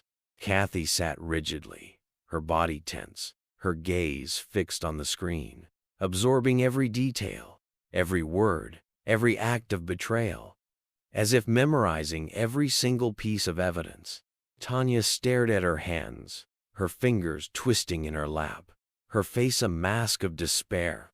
The only sounds were the soft tap of the lawyer's pen against her notepad and Kathy's occasional sharp intake of breath, each sound a sign of the pain she was enduring. I watched them both, feeling strangely distant from the scene, as if I were observing everything through a thick pane of glass, a detached observer of a tragic play. The rage that had driven me to this point, the all-consuming anger that had fueled my actions, had burned down to cold embers, leaving behind a hollow emptiness, a sense of profound sadness. In its place was something closer to pity, a strange, unexpected feeling, not just for Tanya, but for all of us, trapped in this sterile, soulless office, sorting through the ashes of our marriages, of our lives. We were all victims of betrayal, of deception, of the choices we had made. "Sign here," the lawyer indicated, sliding papers across the mahogany desk, her voice still a monotone drone. "And here, initial these pages." My pen moved mechanically, each signature another nail in the coffin of our marriage, a final, irreversible act. Tanya's hand trembled as she signed, the tears spotting the papers, each tear a testament to the pain and regret she felt. She'd tried to explain herself earlier, started some rambling speech about loneliness and mistakes, about feeling lost and confused, but I had stopped her, cutting her off with a single sharp word. Explanations wouldn't change anything now.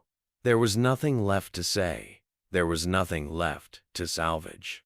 Kathy stood abruptly, gathering her copies of the evidence, her body language conveying a sense of finality. "I'll be seeing you in court next week, Tanya. You can sit with Patrick and watch everything fall apart." Again. She left as suddenly as she had arrived, the door clicking shut behind her with a quiet finality, the sound echoing through the silent office. "That concludes everything," our lawyer announced, gathering the signed documents, her voice as monotone and emotionless as ever. "The divorce will be finalized in 30 days. I stood, straightening my tie, my actions precise and mechanical, a man going through the motions. Tanya reached for my arm as I passed, her fingers hovering in the air, but she stopped short, letting her hand fall back to her side, a sign that she had finally learned not to touch what wasn't hers anymore.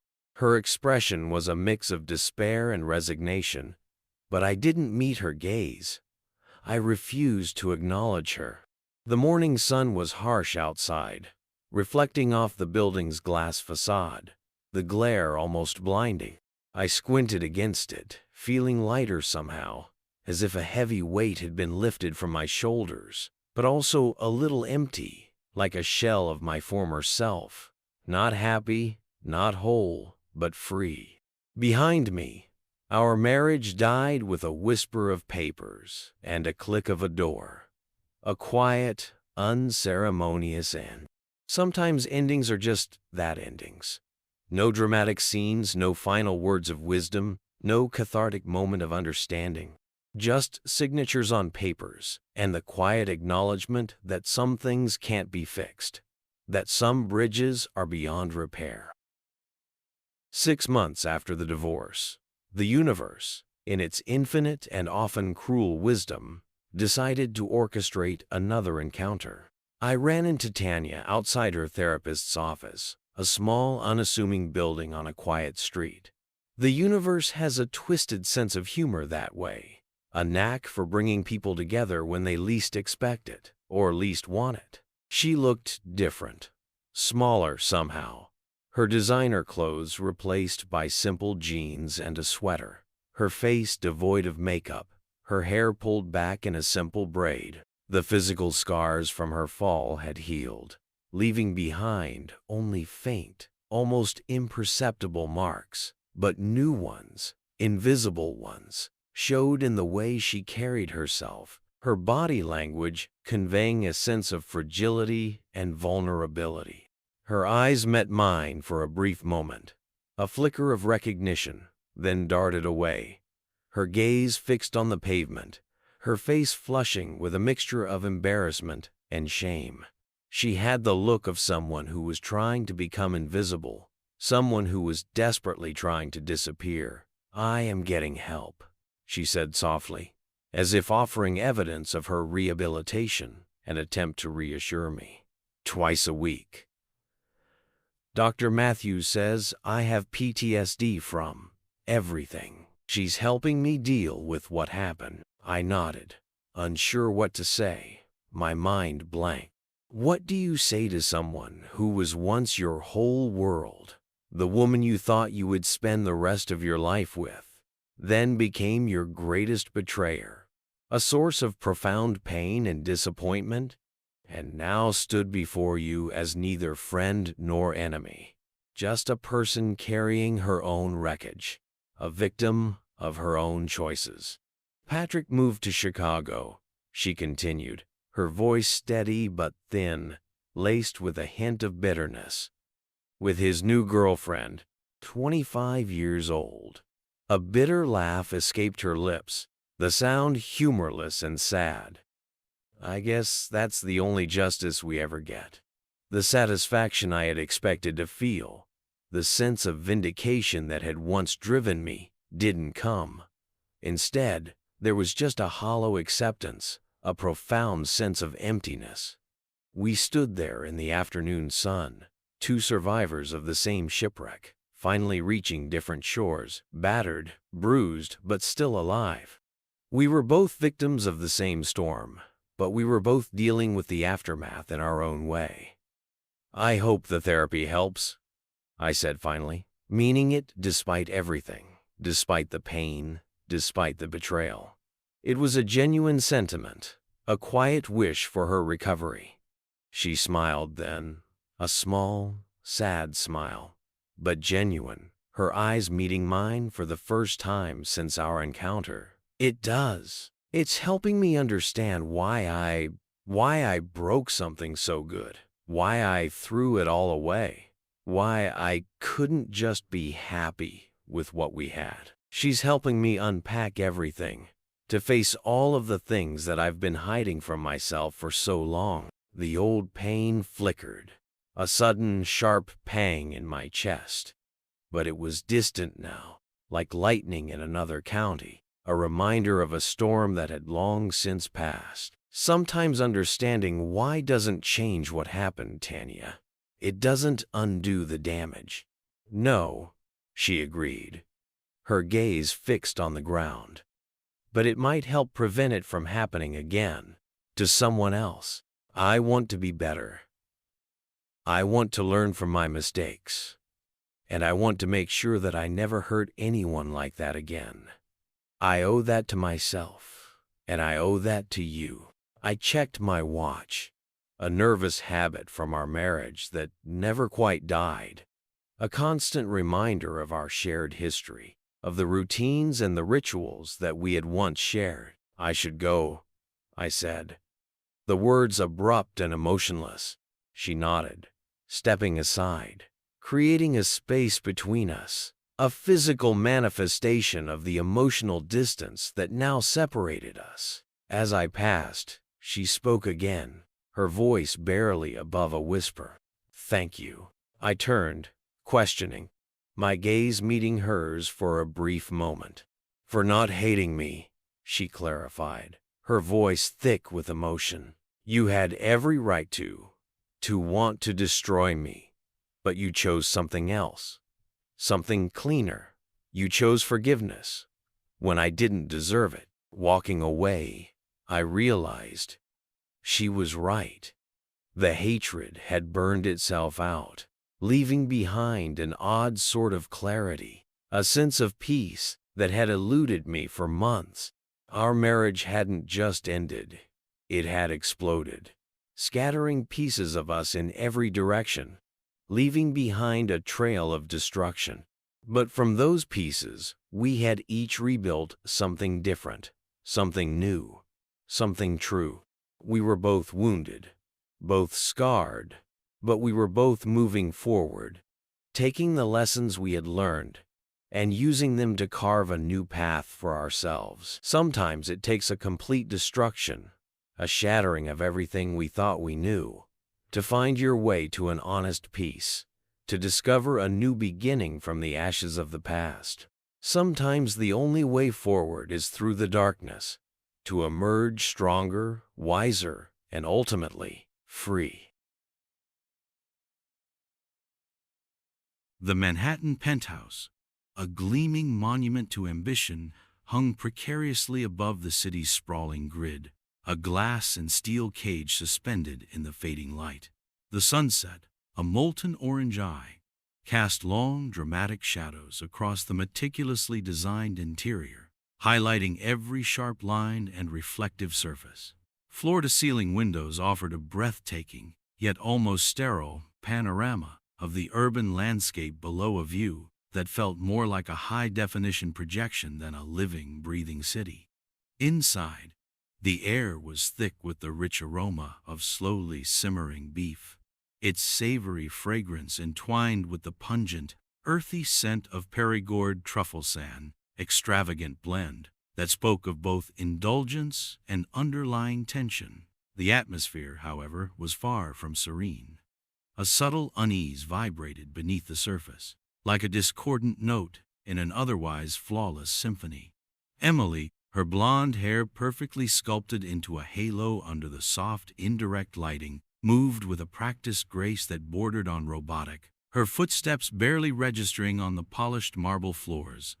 She arranged the silverware with an almost obsessive precision, each piece of sparkling crystal and gleaming metal placed with a deliberate, almost theatrical flourish that spoke of her need for control. The dining table, a sleek, ebony slab, reflected the city lights like a dark, undisturbed pool, its surface pristine and unsettlingly smooth, almost as if it were hiding something beneath its veneer. "Beef stroganoff, darling," Emily announced, her voice a carefully modulated melody that barely masked the subtle tremor lurking beneath the surface. She placed the dish, an artful arrangement of tender beef and rich cream sauce, adorned with plump, dark truffles, onto the table. "I even sprung for the Perigord ones, specifically.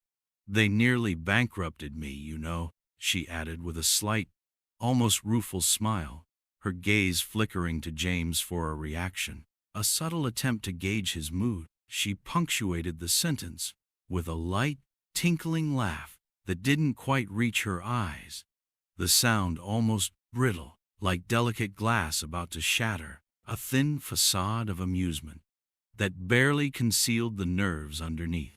James, his tall, athletic frame silhouetted against the panoramic city view, turned from the window, a practiced smile curving his lips, a smile that didn't quite reach his eyes, but was practiced enough not to betray any inner turmoil.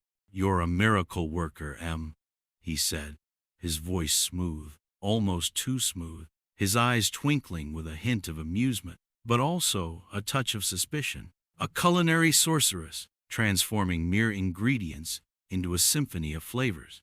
He crossed to the table, his every movement exuding effortless charm and an air of confident self-assurance, yet a subtle tension laced his gestures. 5 years, Em. 5 years of this enchantment. It's like we stumbled upon the secret recipe for happiness, isn't it? He reached for her hand, his fingers lingering for a moment on the 5-carat diamond ring that she always wore, its facets catching the light like tiny, captured stars, a symbol of their life together, now potentially a symbol of something entirely different. "We won the lottery, you and me." There was a slight hesitation in his voice, a question hiding within the statement. Emily laughed again, the sound like delicate wind chimes, but this time the edge was sharper, a carefully constructed facade that didn't quite mask the coolness in her tone. She pulled her hand away, her gaze flitting towards the dazzling diamond necklace adorning her throat, as if reassuring herself of its presence and worth. "Oh, James, you always know just what to say," she replied, her voice a carefully controlled murmur, a hint of possessiveness creeping into her tone, a subtle warning hidden beneath the affection. "It's all thanks to you that I get to live this fairy tale. I'm eternally grateful. I simply cannot wait to showcase this piece at the gala tonight. Can you imagine? Everyone will be green with envy. I just know it." Her words were laced with a hint of smugness, a subtle sense of superiority. She touched the necklace again, a fleeting caress that felt almost possessive. James's smile faltered for a moment, a prickle of unease deepening in the pit of his stomach, a feeling he couldn't quite shake off. He caught a flicker in her eyes, a fleeting expression of something hidden, something he couldn't quite decipher, a brief glimpse of a truth that lurked beneath the surface. He poured the wine, the rich red liquid swirling in the crystal glasses, the deep color almost menacing in the dim light. "To us," he said, lifting his glass, his voice a shade too hearty, a forced cheerfulness that barely masked his growing unease. "To another 5 years, as breathtaking as the last." There was a forced joviality, an unnatural brightness to his tone.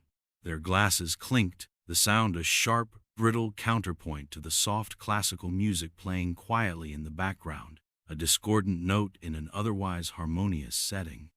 As he met her gaze, he saw it again, a subtle tremor, a flash of hesitation that seemed to radiate from her, sending an icy shiver down his spine, like a cold draft in a warm room. He took a sip of wine, but the taste felt metallic, bitter, coating his tongue with an unpleasant aftertaste, a subtle but unsettling sensation.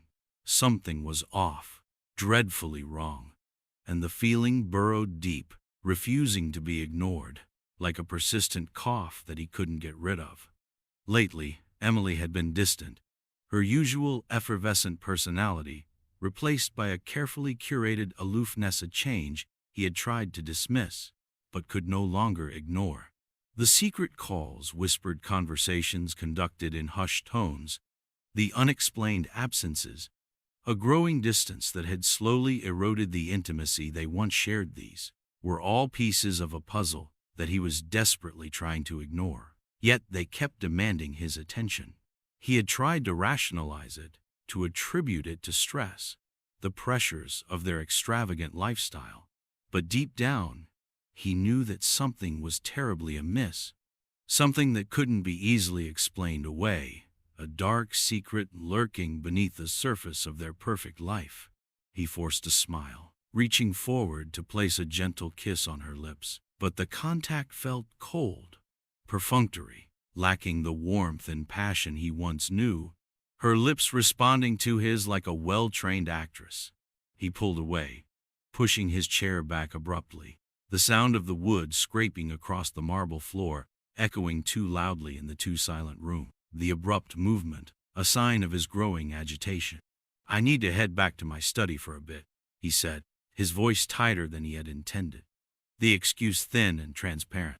"Just some last-minute emails, an urgent call I need to take." He didn't wait for her reply, quickly moving towards the study, seeking solace in the familiar order, the study becoming a refuge from the growing unease that threatened to consume him. He felt as if he was escaping, desperate to get away from her, before she could see the doubt and fear that had taken root within him and were now growing, before his facade finally shattered. The study, usually his sanctuary, felt stifling tonight, the walls closing in on him, the air heavy with the unspoken, the familiar space now feeling like a trap. He settled into his leather chair, the soft leather offering little comfort against the hard knot in his stomach, trying to focus on the new app idea that had been occupying his mind for days, a desperate attempt to distract himself from the growing sense of dread. But his thoughts kept circling back to Emily, the nagging unease refusing to be dismissed, like a relentless melody that he couldn't stop hearing. As he reached for his laptop, his fingers brushed against something on the desk, Emily's phone, lying carelessly face up, its screen glowing with an unlocked display, as if it were a trap waiting to be sprung. A cold wave of dread washed over him, the casual placement of the phone a stark anomaly that filled him with foreboding. Emily never left her phone anywhere, ever. It was always within reach, as if an extension of her own hand, a digital appendage that she always kept close, as if afraid to be without it. His heart hammered against his ribs, a frantic rhythm that echoed the chaos brewing within him, the sudden surge of adrenaline turning his blood cold. His hand trembled as he reached for it, his fingers brushing against the smooth glass, the phone feeling like a dangerous weapon. He scrolled through the notifications, his eyes locking onto a message from Michael. The name, his best friend's name, pierced him like a dagger, a sudden, sharp pain that made him gasp for air. Michael, his confidant, his closest companion, his brother in all but blood. His gut clenched with a sense of dread, as if the floor beneath him had suddenly given way.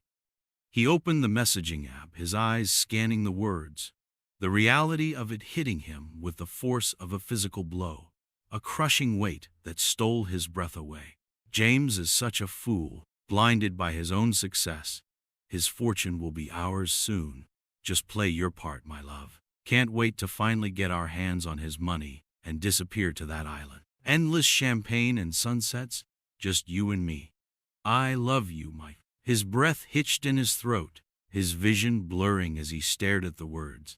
The betrayal raw and visceral, as if someone had ripped open his chest and torn out his heart with their bare hands. His wife, his best friend, the two people he had trusted most, his closest confidants, now revealed as his greatest enemies, plotting to deceive him, to rob him, to destroy everything he had worked so hard to build. Their betrayal a brutal assault that threatened to shatter him completely. The realization crashed over him, the shock giving way to a white-hot fury that threatened to consume him, turning him into something he didn't recognize, a primal rage unleashed from the depths of his soul.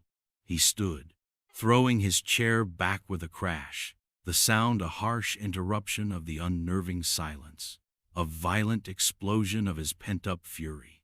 "Emily!" His voice, a raw, guttural roar, ripped through the penthouse. the force of it reverberating through the walls. The carefully constructed veneer of their perfect life finally shattered into a million pieces, the sound a thunderous echo of his rage. He stormed out of the study, the door slamming against the wall with a deafening thud that shook the entire apartment, the sound like a declaration of war, signaling the end of his naivety. Emily stood at the dining table, her eyes wide with shock, and for the first time he saw the blatant fear in them, the carefully crafted mask she wore slipping to reveal the raw vulnerability underneath, the fear that she had always tried to conceal now visible for all the world to see. What is it, James?" she stammered, her voice shaking with a fear she could no longer hide. He hurled the phone at the wall, the impact causing the fragile device to shatter, the sound a violent echo of the destruction he felt inside, the sound reverberating off of the glass and steel of the penthouse, a fitting soundtrack to the disintegration of his carefully constructed world. "I know everything," he roared, his face contorted in fury, his voice trembling with barely contained rage, his eyes blazing with a cold, hard anger. "You and Michael, I know your plan. You two think that you could trick me? You think that I was blind to everything? It's over, Emily. It's all over." The words were spat out like venom, each one a lethal blow, a harsh pronouncement of the end of their charade. The shattered remains of Emily's phone lay scattered across the polished marble floor, like the remnants of a broken dream, a stark and brutal reminder of the fractured reality that had just been unveiled. The opulent dining room, once a symbol of their perfect life, now felt suffocating, the air thick with unspoken accusations and the bitter taste of betrayal. The room closing in on them like a trap, the opulence now mocking his naivety. The silence was heavy, broken only by the sound of their ragged breathing. Emily stood frozen, her face a mask of terror, her eyes wide with panic as she desperately tried to regain her composure, the facade of a glamorous wife beginning to crumble before his eyes, revealing the raw fear that she had always tried to conceal, her performance starting to unravel. The elaborate act she had so carefully constructed was falling apart, leaving behind a frightened and desperate woman. "How did you find out?" she stammered, her voice barely a whisper, the practiced melody now replaced by a trembling, almost childlike fear, her careful veneer of sophistication now replaced with genuine terror. Her carefully crafted accent, usually so precise, seemed to lose its polish, revealing a more vulnerable self underneath. "James, please, just let me explain." She took a tentative step towards him, her hand outstretched as if seeking solace. But James recoiled, his eyes narrowing with a disgust that cut her like a blade, her attempt at vulnerability repulsing him. The simple act of her reaching for him seemed like the most offensive thing she could have possibly done at that moment, a betrayal of all that he had believed in. "Explain what, Emily?" he spat out, his voice a low, dangerous growl, laced with contempt, the words like shards of glass tearing through the air. Each word was a bullet, aimed at piercing her heart, a calculated attempt to inflict pain as she had inflicted on him. "Explain how you and Michael, my so-called best friend, conspired to rob me blind, to use me as a pawn in your pathetic little game? Or maybe you could explain how long have you two been laughing behind my back, making a fool of me while I was building this life for us? Was it a sport for you?" His questions were like a series of rapid-fire punches, each word hitting her with the force of a physical blow, leaving her gasping for breath, her carefully constructed composure falling apart with every syllable, revealing the raw fear and desperation beneath. She felt as if she was drowning, unable to catch her breath. Emily's carefully constructed facade finally cracked, tears streaming down her face as she bit her lip, her head bowed in a pitiful display of shame, or what seemed like shame, her body trembling uncontrollably. as if she were about to fall apart completely. She looked like a wounded animal, trapped and desperate, with nowhere left to run. I'm so sorry, James, she sobbed, her voice barely audible, the controlled melody of her voice replaced by a broken, heart-wrenching sob, a raw and vulnerable sound that seemed to echo her inner turmoil. It's true, it's all true, but please, let me tell you why. She sounded like a child caught in a lie, her words lacking all conviction, a weak and unconvincing plea for mercy. Why, he laughed, a hollow, bitter sound that resonated through the room, bouncing off the polished surfaces, the sound devoid of any joy or humor, like a funeral dirge in an empty church. Why, Emily, do you actually believe that there's any excuse, any justification for what you've done? He took another step closer, his eyes burning with a cold fury, a terrifying glimpse into the darkness that resided within him, a cold and merciless rage that was ready to be unleashed. The anger was palpable, thick and heavy in the air, pressing down on them both. Since when, Emily? Since when has this been going on with Michael? When did you start planning this? How long have you been pretending, faking it all as my loving wife, while you were scheming against me? He paused, his gaze fixed on her, his expression hardening into a mask of pure rage, as if he were about to erupt, the tension in the room almost unbearable. Were you ever even real, Emily?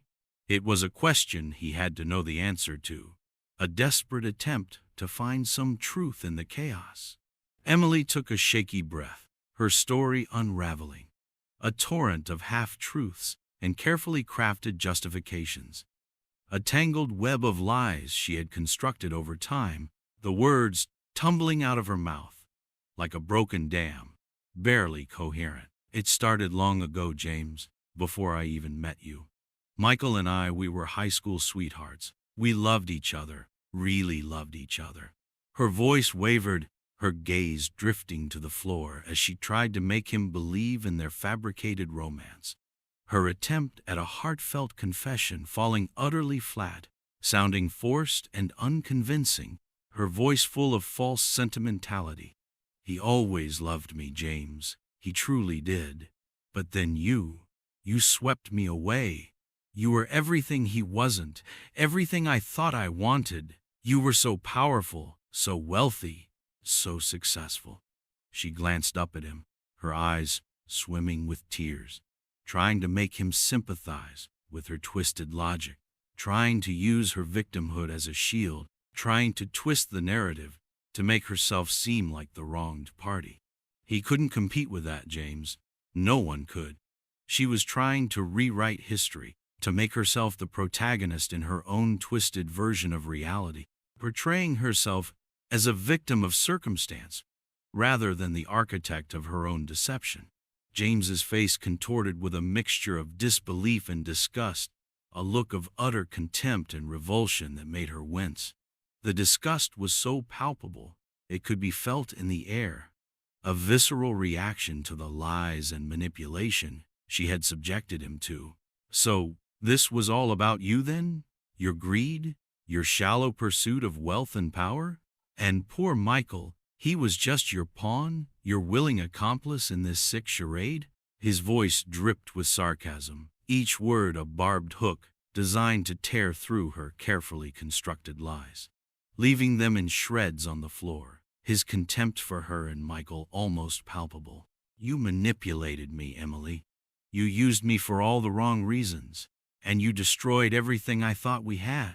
He gestured around the room, the opulence of their life suddenly feeling meaningless, hollow, a hollow symbol of a fake love, a fake life, the once beautiful objects now feeling like shackles, reminders of the gilded cage he had created for them. Emily's body shook as she sobbed, her performance reaching its peak, the tears flowing freely, but her words still felt rehearsed and unconvincing, the desperate attempt to elicit sympathy sounding utterly ungenuine, her weeping a mere performance. I'm so sorry, James. I never meant to hurt you. I swear it. I know you will never believe me, but I did love you. In my own way, I honestly did. But I also loved Michael, and he promised me a life you could never give me. He promised to take me to that island, James, where we would be free of all this. The island, the symbol of their betrayal, hung in the air like a bad omen, a promise that was built on lies and deceit, a vision of a paradise that was destined to never materialize. It was a vision of escape, but built on his destruction.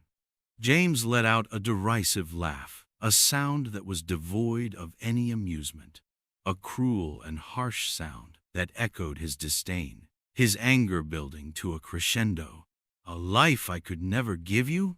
So, what is this? What we have here? Is this not a life, Emily? He stepped closer, his eyes blazing with anger, his body trembling with barely contained rage. The air around him charged with an untamed energy, the force of his anger almost physical. What do you know about love, you shallow, heartless woman? What do you know about commitment, about sacrifice, about any true emotion other than greed?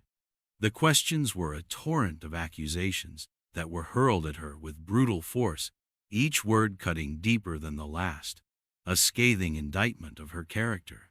Emily looked up at him, her eyes filled with tears and a desperate plea for understanding, her face a mask of manufactured vulnerability.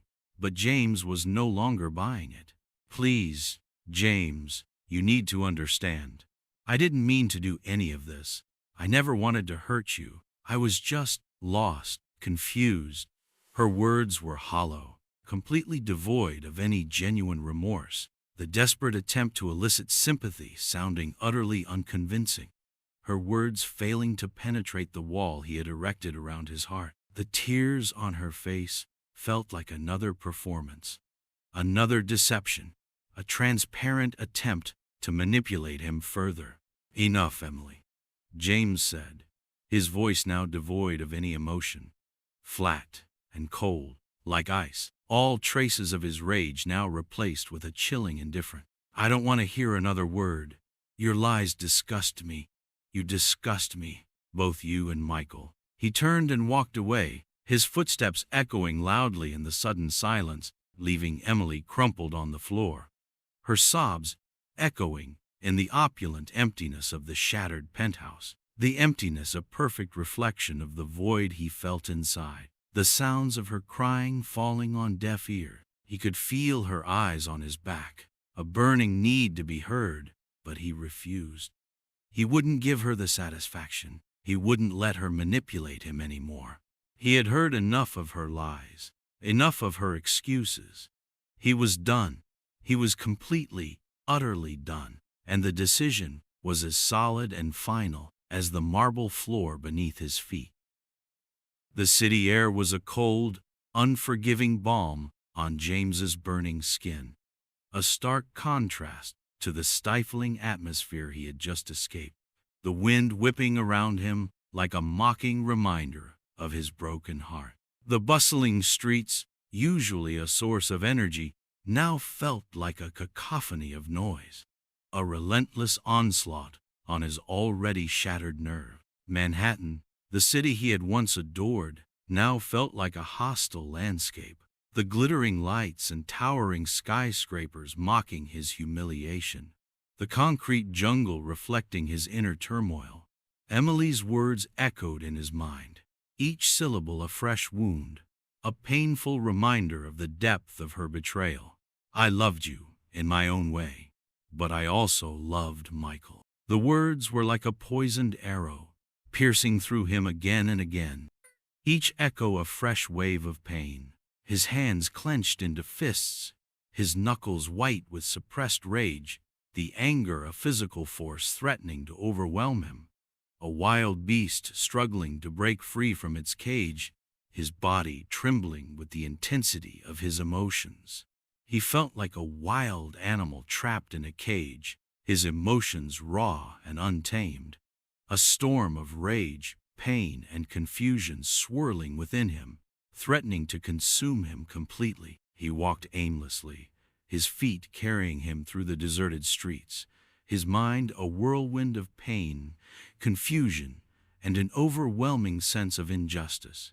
The city lights blurring around him. As if the world was spinning out of control, he was desperate for an escape, but the city offered none. How could she? How could she betray him with such cold and calculated cruelty?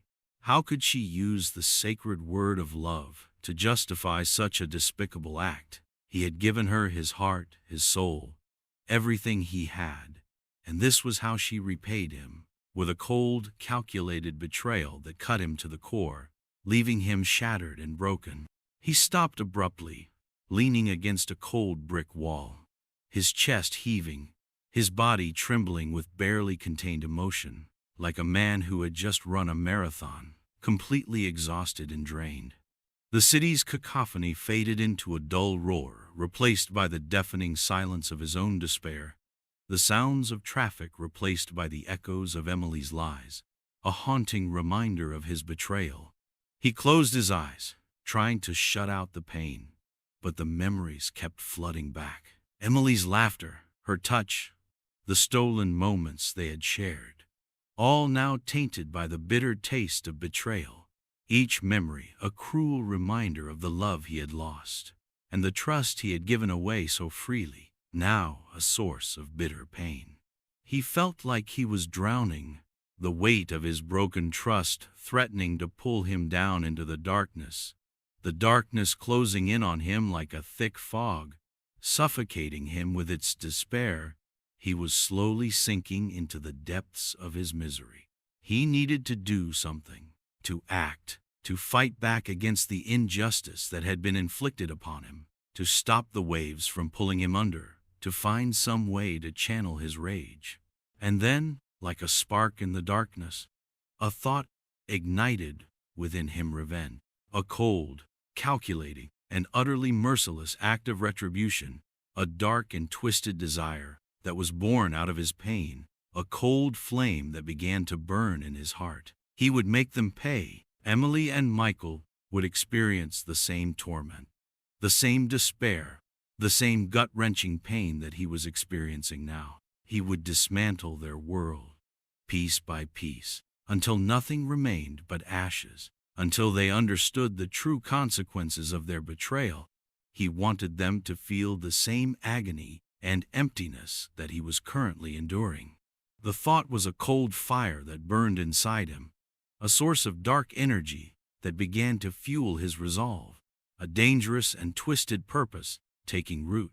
A new sense of purpose began to harden his resolve, the desire for revenge slowly replacing his despair, the burning anger hardening into a cold and calculated focus, a dangerous intensity that he couldn't control, the emotional pain morphing into a need for justice. He straightened his shoulders, his eyes now burning with a cold, steely determination, the look in them sending shivers down the spines of those who dared to meet his gaze, a chilling transformation from broken man to vengeful warrior. He would not let them destroy him. He would not let them win. He would use all of his power and resources to make them pay, to inflict upon them the same pain that he was experiencing. He would make sure that they understood the consequences of their actions. Their betrayal would not go unpunished. He would make sure that they understood what it meant to be betrayed. He turned on his heel, his stride now purposeful and resolute, every step a symbol of his newfound determination, a sense of direction emerging from the chaos that had been overwhelming him. He had a destination, and a plan beginning to formulate in his mind, a dark and twisted plan that was fueled by his pain, a strategy for retribution that was forming in the depths of his mind. He walked with a newfound confidence, the pain transforming into a burning desire for retribution, and a steely glint in his eyes, a predator on the hunt. He had been a fool, a naive and trusting fool, but he would not be a victim. He would be their nightmare, his transformation complete. He arrived at the office building of Vance Stern, the most formidable law firm in the city, and walked through the revolving doors, his presence radiating a chilling aura that seemed to fill the entire lobby. his arrival marking a shift in the balance of power. He felt an unfamiliar sense of calm as he reached the reception area, the anger slowly transforming into a cold, calculated resolve, the storm inside him turning into a controlled fury, like a soldier preparing for battle. He was here to fight, he was ready to wage a war, and the world better be ready for it, his presence commanding attention. He was no longer just a victim, he was now a force to be reckoned with, and his enemies would soon learn what it meant to cross him. His determination etched onto his face. He announced himself and was immediately escorted to Eleanor Vance's office, the managing partner, a woman with a reputation as sharp as her legal mind and as cold as the winter wind, her reputation preceding her, her presence commanding respect and fear in equal measure. He stepped into her office and was met with the unnerving calmness in her gaze, her eyes like sharp, calculating steel that seemed to pierce through him. As if she could see, he knew he had come to the right place, to the right person. This was not just a lawyer, this was a weapon. He sat down and began to lay bare his story, the raw wounds of his betrayal still bleeding, like a soldier laying out his wounds to the medic, each word carrying the weight of his pain. Eleanor listened without interruption, her gaze unwavering, her expression revealing nothing of what she was thinking. Her face a mask of inscrutable calm, revealing none of the thoughts that raced behind her eyes, her stillness unnerving. She was like a stone statue, still, calm. But her eyes held a calculating intelligence that made him feel like she could see all of his pain and rage, that she was reading him like an open book, seeing his deepest wounds and desires.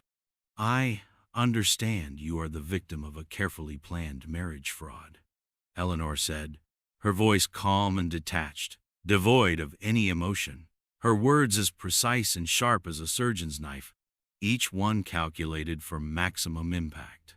"A conspiracy orchestrated by your wife and your so-called best friend. This wasn't just a case of infidelity. This was a calculated attempt to rob you of your money and your life, a premeditated act of betrayal that went far beyond a simple affair. And you want them to suffer."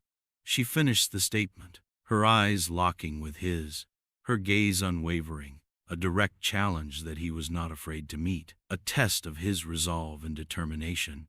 "Yes," James replied, his voice steady, a hint of steel creeping into it, the anger now controlled and focused, a weapon ready to be unleashed, his determination unwavering. "I want them to pay.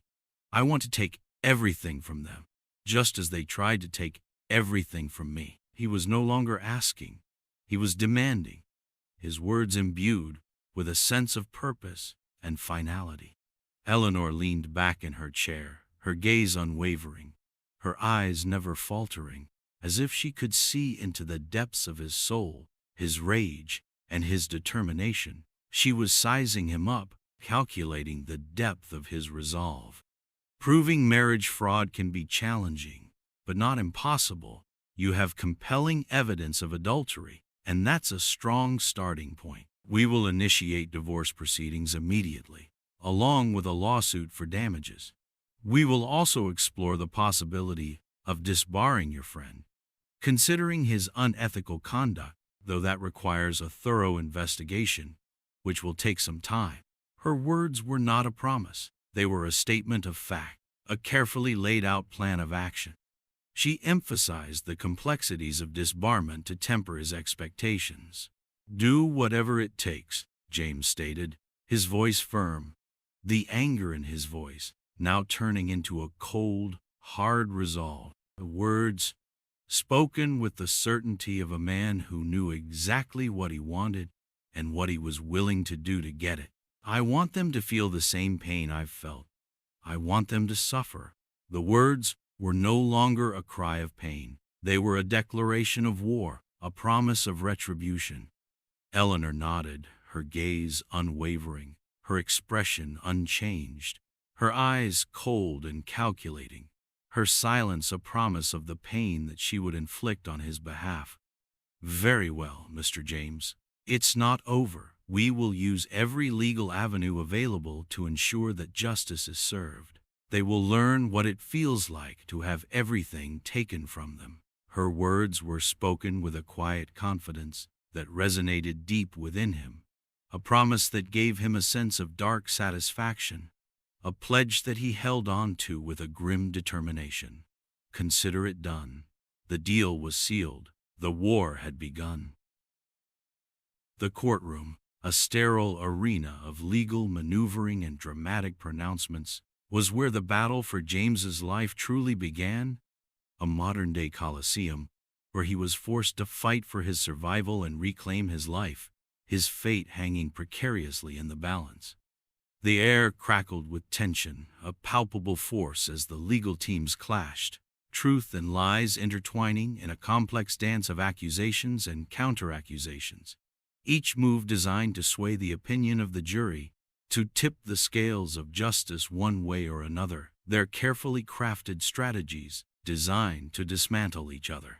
Michael, armed with a team of high-powered lawyers, fought with a desperate ferocity, deploying every dirty trick in the book to discredit James, to twist the narrative and portray him as the villain in this twisted tale of deceit and betrayal, his desperation palpable in the way he spoke and moved, every action revealing the depths of his depravity. False witnesses, their faces etched with carefully rehearsed lies, paraded before the jury, painting James as an abusive, controlling husband, a man driven by greed and consumed by power, the lies so convincing that they threatened to undermine his case, to turn the tide against him. Emily, her eyes glistening with crocodile tears, played her role to perfection, her voice trembling with manufactured emotion as she recounted fabricated tales of terror and manipulation, all calculated to elicit sympathy and sway the jury against James, her acting so convincing that she almost made him believe the lie himself. She was a master manipulator, and she knew how to play her part perfectly. It was a performance worthy of an Oscar, a masterpiece of deceit and manipulation, designed to turn the jury against him. The media, a pack of ravenous wolves, descended upon the proceedings, sensationalizing every detail, distorting the truth, and portraying James as a ruthless monster who deserved every misfortune that had befallen him. The media coverage, a relentless barrage of negativity that threatened to break him, his name dragged through the mud with each new headline. The flashing cameras, the intrusive questions, the constant bombardment of accusations, it was a relentless assault designed to break him, to reduce him to nothing more than a public spectacle, to turn him into a caricature of the villain they wanted him to be. Every detail of his life scrutinized and distorted. The media's constant barrage of negativity was like a psychological torture, constantly reminding him of his humiliation and the violation of trust he had suffered, as if the world was constantly mocking his pain. Every news cycle, a new wave of attack. James felt himself being pushed to the very brink, the weight of the world pressing down upon him, threatening to crush him beneath its weight, the emotional toll of the trial almost unbearable, the stress taking its toll on both his physical and mental health. His anger, his pain, his exhaustion, all these emotions were threatening to overwhelm him, and there were moments when he wanted to give up, to retreat into the darkness and let it all crumble around him, to surrender to the storm and allow the lies to triumph, but his fighting spirit kept him going. But then he would remember the faces of Emily and Michael, their smug grins, their cold indifference to his pain, and the fire of vengeance would reignite within him, fueling his determination to fight back, to win against all odds, to not allow them to win, and to see their carefully constructed world fall apart. He wouldn't let them destroy him. That was the only thought that gave him the strength to keep fighting. It was the only thing that kept him going. Eleanor, his unflappable lawyer, was a fortress of strength in the midst of the chaos. her brilliance and her strategic acumen unwavering, her calm and collected demeanor a stark contrast to the chaos that surrounded them. She was a constant source of strength, a beacon of hope in the darkness.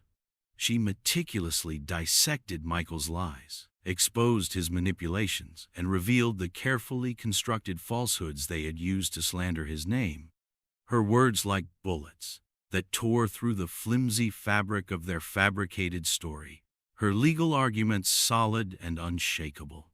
She presented compelling evidence of their conspiracy, their premeditated deceit, and their blatant disregard for the law, building a case that was as solid as steel. Her methodical approach, a constant source of hope. Her cross-examinations were like surgical strikes, precise and devastating, leaving her opponents reeling and exposed. Each question a calculated move designed to dismantle their case and reveal the truth. She was relentless. She was ruthless. She was the key to his survival, his only hope in this legal battlefield. She was his only weapon, and he trusted her implicitly. The legal proceedings stretched on for months, each day a grueling test of his endurance and resilience, a relentless battle that drained him of his strength and tested the limits of his sanity. The emotional and mental toll of the process almost unbearable. The courtroom became a battleground, a place of intense conflict and constant tension, where his fate was being decided by strangers, a place where the weight of his life hung precariously in the balance, every moment a test of his willpower. James sat at the plaintiff's table, his hands clenched tight, his eyes fixed on the proceedings, trying to remain composed, to project an aura of confidence, even as his heart hammered against his ribs and a storm raged within his soul, his calm exterior a mask that concealed the turmoil he was experiencing. He knew that he had to appear strong. He tried to read the faces of the jury, but they were unreadable, inscrutable, giving no indication of their sympathies, their expressions as blank as a stone wall, their minds a closed book. He felt like he was walking on a tightrope. One wrong step, and he would fall into the abyss. The weight of his future precariously balanced on their decision, his fate out of his hands. There were moments when he felt like giving up, moments when he felt utterly hopeless, moments when the weight of the accusations, the constant scrutiny, and the utter betrayal were almost too much to bear, moments when he felt like he was drowning in a sea of despair, the pressure almost crushing him under its weight. But then he would look across the courtroom at Eleanor, her gaze unwavering, her confidence a source of strength, and he would find the will to carry on, to face another day of this torturous ordeal, her unwavering belief in his cause a lifeline in the storm, her strength and confidence bolstering his determination to fight back. It was her strength that kept him from falling completely. He knew he had to be strong, that he had to fight for himself. He knew he had to be strong, that he had to fight for himself, not only for his own sake but for the sake of his own dignity, for the sake of the truth, to not let them win, and to ensure that he would not be defined by their betrayal. He had been a victim, but he would not be defeated. He would use every last resource at his disposal to expose their lies, to reveal their true intentions, and to bring them to justice. He would fight until his last breath. He would make them pay for what they had done to him. One day, Eleanor decided to put James on the stand, despite his initial reservations, her confidence in him outweighing his doubt. She knew that it was crucial for him to share his side of the story. She knew he needed to tell his story, to show the jury the human face behind the media headlines, to let them see the pain and anger that he had been forced to endure, to allow them to empathize with the man who had been wronged. He took the oath, his voice trembling slightly, and began to speak, his words raw with emotion, the emotional weight of his story evident in every word he spoke, his voice a mix of pain and anger, his testimony a powerful reminder of the devastation he had experienced. He spoke of the love he had felt, the trust he had given, and the devastating betrayal that had shattered his world. The pain in his voice so palpable that it resonated throughout the courtroom, every listener captivated by his sincerity. He spoke of his pain, his anger, and his unwavering desire for justice. His words a powerful testament to the depth of his suffering, a heart-wrenching tale of betrayal and resilience. He faced cross-examination from Michael's lawyers, their questions sharp and aggressive, designed to trip him up, to make him look weak, but he refused to break. He stood firm, his integrity unshakable. He remained firm, his eyes fixed on the jury, his voice clear and strong, as he defended himself against their accusations, his words imbued with the power of truth and the conviction of his own experience. He would not allow them to make him waver. He spoke with sincerity, he spoke with conviction, and he spoke with the absolute truth, his honesty cutting through the lies like a knife, his words having the intended impact.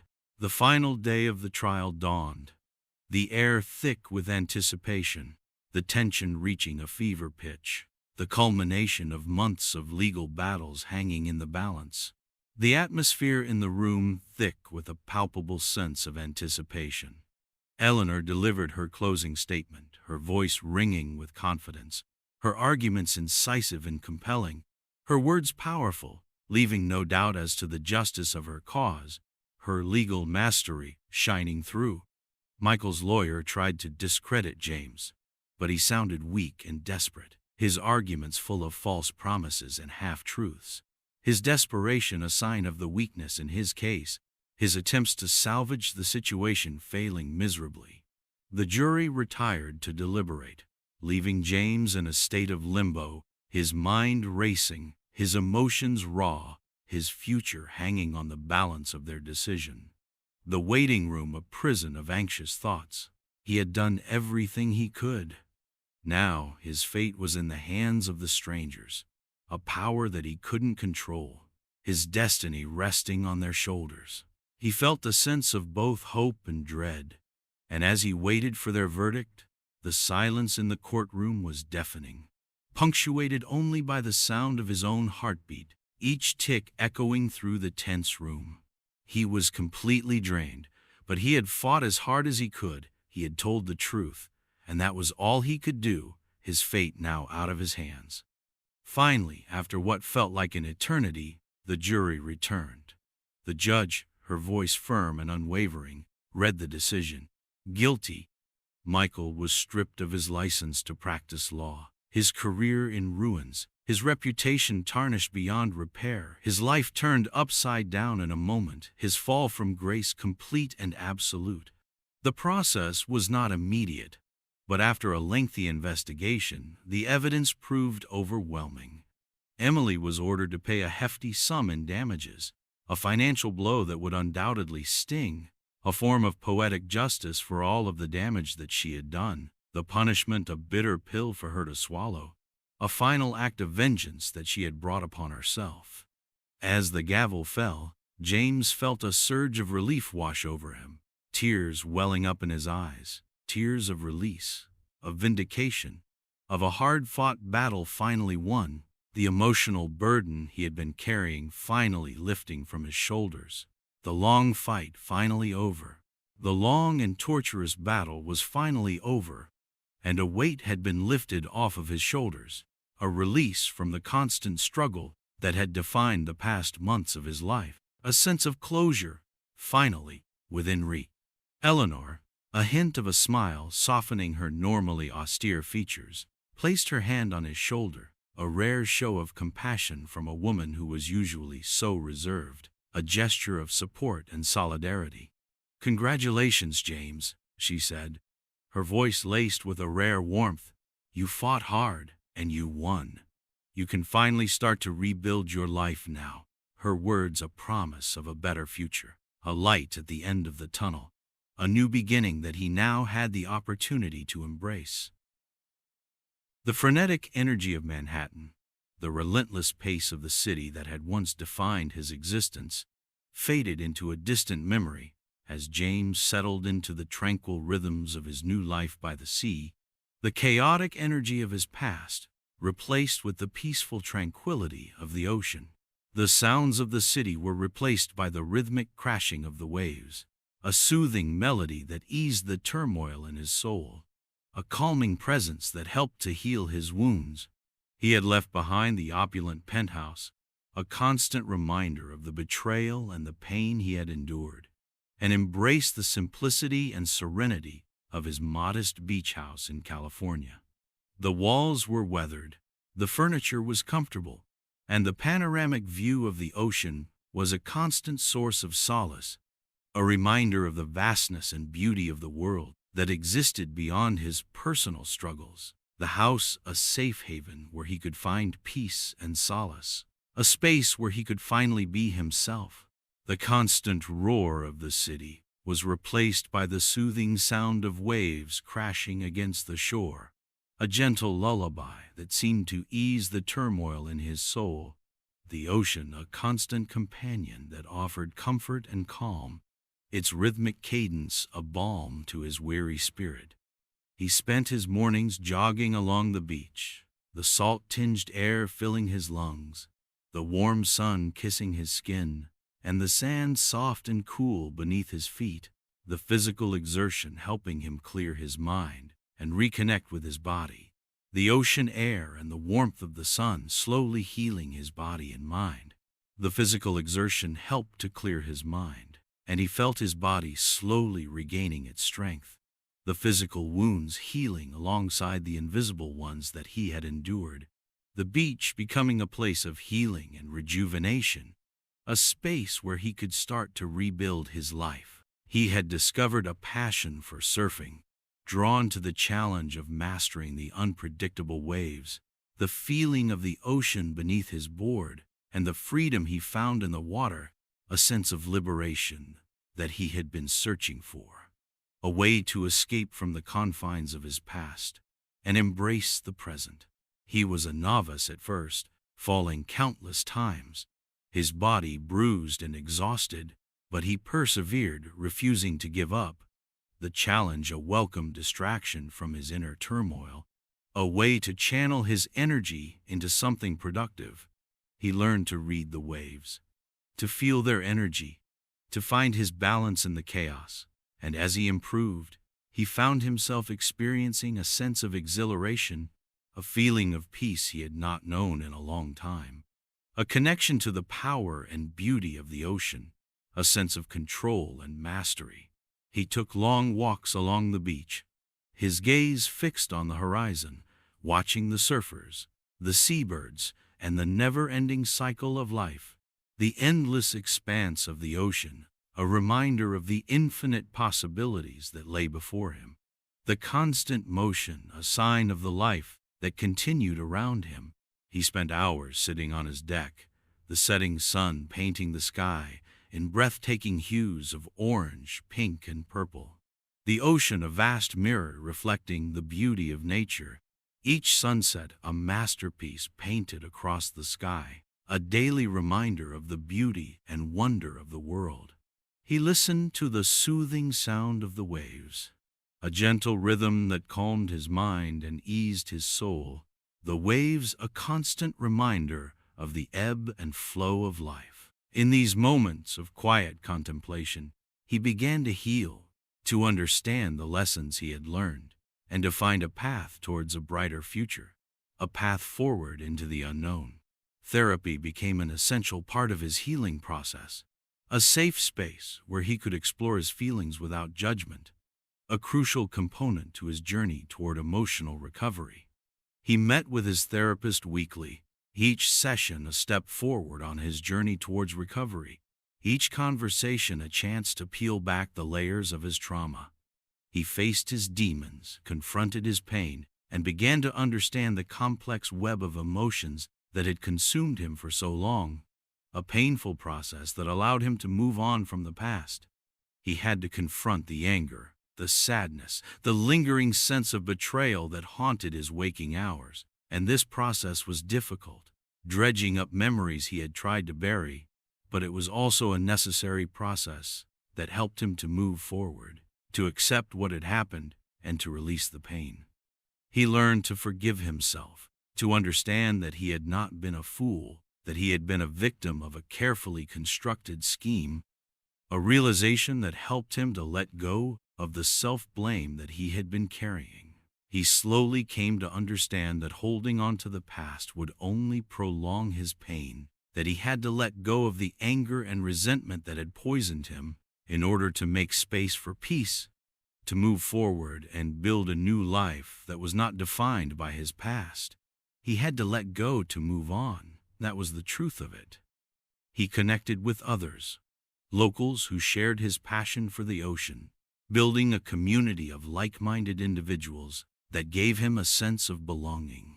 They accepted him without judgment, their genuine warmth and kindness a balm to his wounded spirit, their presence a source of comfort and support, a reminder that he was not alone.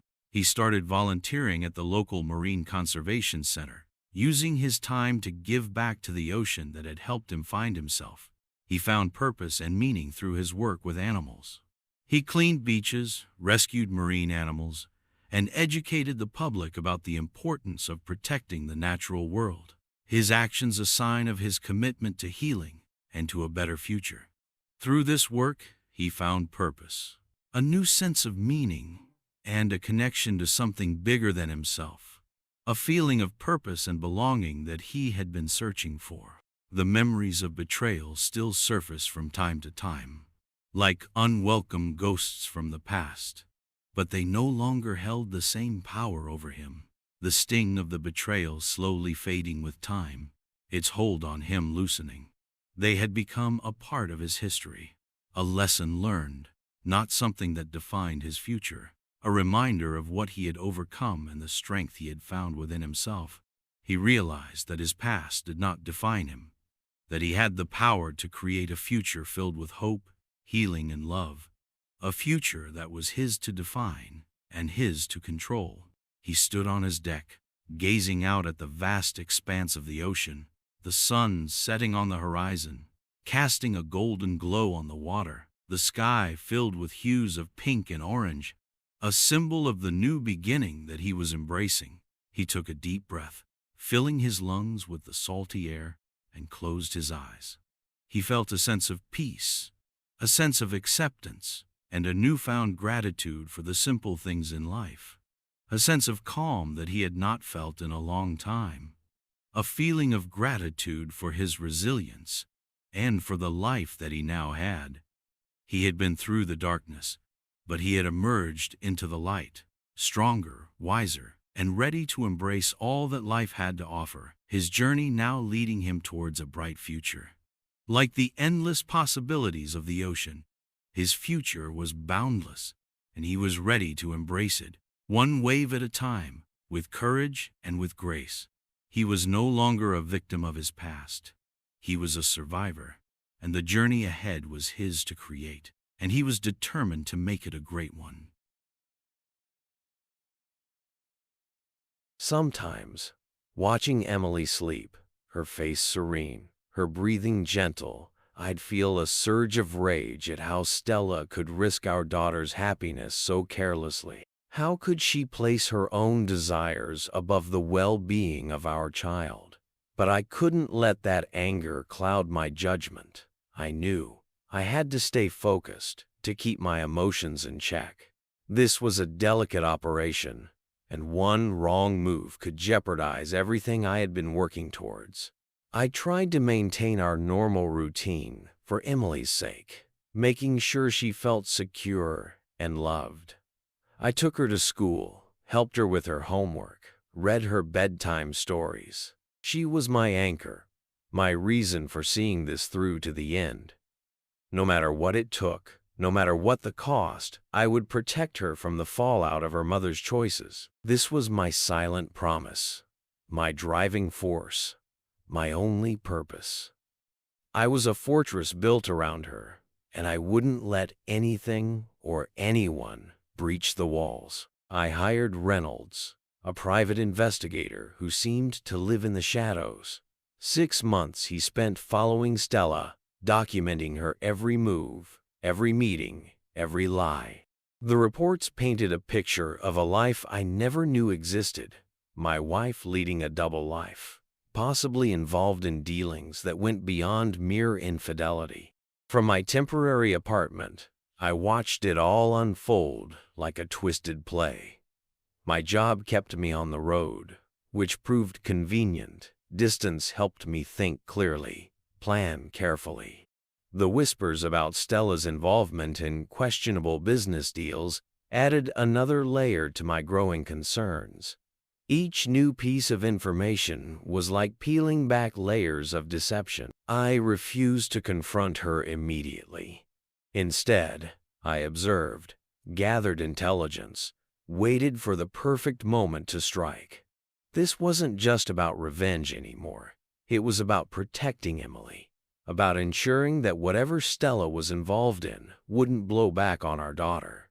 The money, the reputation, everything else was secondary to keeping Emily safe. Nights were the hardest. I'd lie awake, reviewing the evidence, planning my next moves like a chess player, anticipating his opponent's strategy. The investigators' reports didn't lie. The clandestine meetings, the hushed conversations, the web of deceit growing larger by the day. I needed to be patient, to let Stella keep digging her own grave while I prepared for the perfect moment to expose everything. Sometimes, watching Emily sleep, I'd feel a surge of rage at how Stella could risk our daughter's happiness so carelessly. But I couldn't let that anger cloud my judgment. I had to stay focused, keep my emotions in check.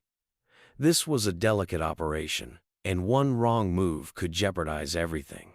I maintained our normal routine for Emily's sake, making sure she felt secure and loved. She was my anchor, my reason for seeing this through to the end. No matter what it took, I would protect her from the fallout of her mother's choices. This was my silent promise, my driving force through the darkness ahead. Then, the bomb detonated. Emily found out about her mother's affair. I don't know how. Maybe she saw a text. Maybe she overheard a phone call. Kids are perceptive. One moment, she was her usual bubbly self, and the next, she was like a tightly wound spring, ready to snap. She came to me, tears streaming down her face, her voice shaking. "Dad," she said, "Mom's with someone else, isn't she?"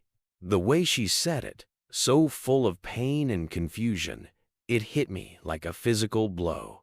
My carefully laid plans, the months of meticulous evidence gathering, suddenly felt like they were about to crumble.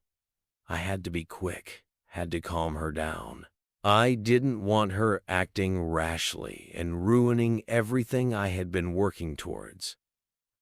"Emily, listen to me," I said, trying to keep my voice calm, though inside I was churning like a washing machine. "It's complicated. Take a breath." I pulled her into a hug, trying to soothe her, but I knew she wouldn't let this go easily. She was like a smaller, fiercer version of me. I saw the same betrayal in her eyes that I'd been feeling, and it was like a mirror, reflecting my own pain. "How could she?" she whispered, pulling away, her eyes locked on mine. "How could she do this to us?" Her questions were like knives, twisting in my heart. I hated seeing her hurt like this. It only fueled my anger, hardening my resolve. "It's not your fault, baby," I said, my voice low and steady. "This isn't about you. This is about her choices." I explained, trying to keep it simple, that I knew about the affair, that I was handling it. "I need you to trust me, okay? I have a plan, but I need you to keep quiet about it for now. Don't do anything, Emily. Promise me."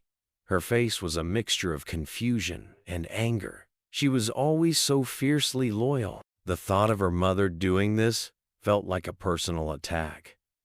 "What are you going to do?" she asked. her voice tight with worry. "Are you going to make her stop?"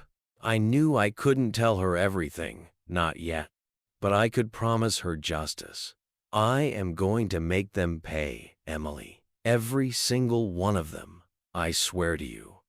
The words came out like a vow, a solemn promise I would keep no matter what. I didn't want her to see the full extent of my plan, the cold calculation behind my actions. She was still a kid, after all. "You promise?" she asked, searching my eyes. "You really promise?" I squeezed her hand, meeting her gaze. "I promise." I had to convince her to let me handle things, at least for now. I told her that acting on emotion now would only hurt us, would only benefit Stella and her lovers. I sold her on the idea that patience was crucial, that my carefully crafted plan was the only way to achieve the result we both wanted. She was still upset, but I could see a flicker of trust in her eyes. She reluctantly agreed to stay out of it, to let me take care of things. "Okay, Dad," she said, her voice quieter now, "but you better not let her get away with this." The restaurant, the Oak Room, was a relic of our past. Dark wood paneling, muted lighting, the kind of place that whispered of old money and hushed conversations. It used to feel like our place, where we'd celebrate anniversaries and special moments. Now, the sight of it made my stomach clench. It was a battlefield now, a carefully chosen location for the next stage of my plan. Stella slid into the booth, her movements hesitant. Her face was pale, almost translucent, and her eyes darted around like a trapped animal, constantly scanning for an escape route. She'd lost weight, I noticed, the nervous energy around her like a visible tremor. The power she once had, the certainty, gone. "Hey," I said, my voice carefully neutral, the same casual tone I might use with a stranger. "Long time no see." It felt like an eternity since we'd last sat like this, across from each other, not in the same house, like strangers. Her hands were fidgeting with the napkin, twisting it into a tight, crumpled ball. She wouldn't meet my gaze, instead focusing on some imaginary point on the wall behind my head. I need to talk to you about something important." Her voice was shaky, barely above a whisper. I leaned back in the booth, one arm resting casually along the back, trying to appear as relaxed as possible. Inside, though, my muscles were coiled tight, every nerve on high alert. "Okay," I said, keeping my tone even, bordering on bored. "Go on." I'd spent months practicing this persona, the detached, almost indifferent husband. It was a cold, precise performance, perfected in front of a mirror. Each inflection, each movement, carefully rehearsed. She took a shaky breath, as if steeling herself for a jump into icy water. "Look, how do I even say this?" Her eyes finally made contact with mine, wide and scared, like a rabbit caught in headlights. She still had the same eyes, the same shape, the same color. I still knew them, and I hated her for it. I am pregnant." She didn't say, "It's yours." There was no possessiveness, no assertion, just a flat statement, delivered like an accusation. How do I even say this? And then that matter of fact, "I am pregnant." Like the words themselves were a burden, a problem for someone else to solve.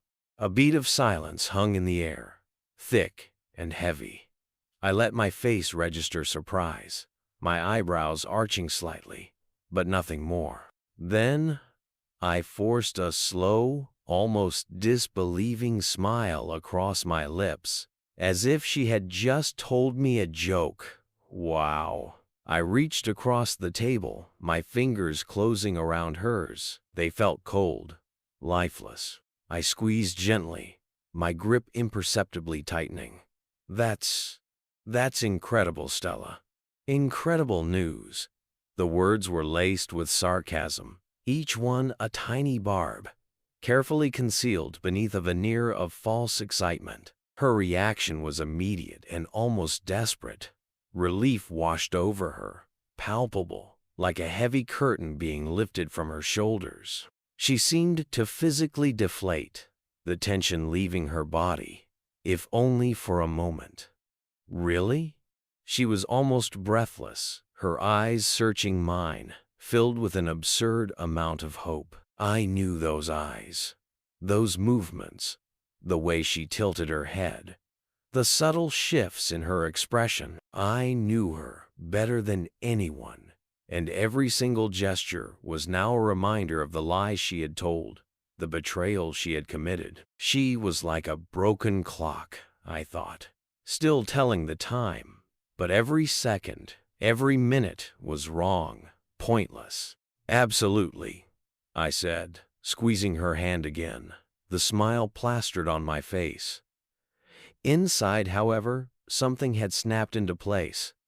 Incredible news, absolutely. Each word was a trigger, a signal that I was done with the charade.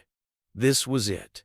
She had given me the final piece I needed, the final permission to act. All the months of planning, the hours of observation, the careful accumulation of evidence, all of it was now ready to be deployed. She had placed her head on the chopping block herself. I looked up then and saw Emily standing at the entrance of the restaurant. Her face was a mask of silent fury. There was no need for her to say a single word. I hadn't wanted her there. I hadn't wanted her to see me, acting like a fool. But she had come anyway, drawn by some sort of instinct. She gave me a single, almost imperceptible nod. Her eyes locked on mine. She saw it all, understood it all. She recognized the mask, the lie, and the cold calculation underneath. All the pieces were on the board now, I thought. The game was about to begin. Days bled into weeks, each one a slow, agonizing drip of fake normalcy into the void of our shattered lives.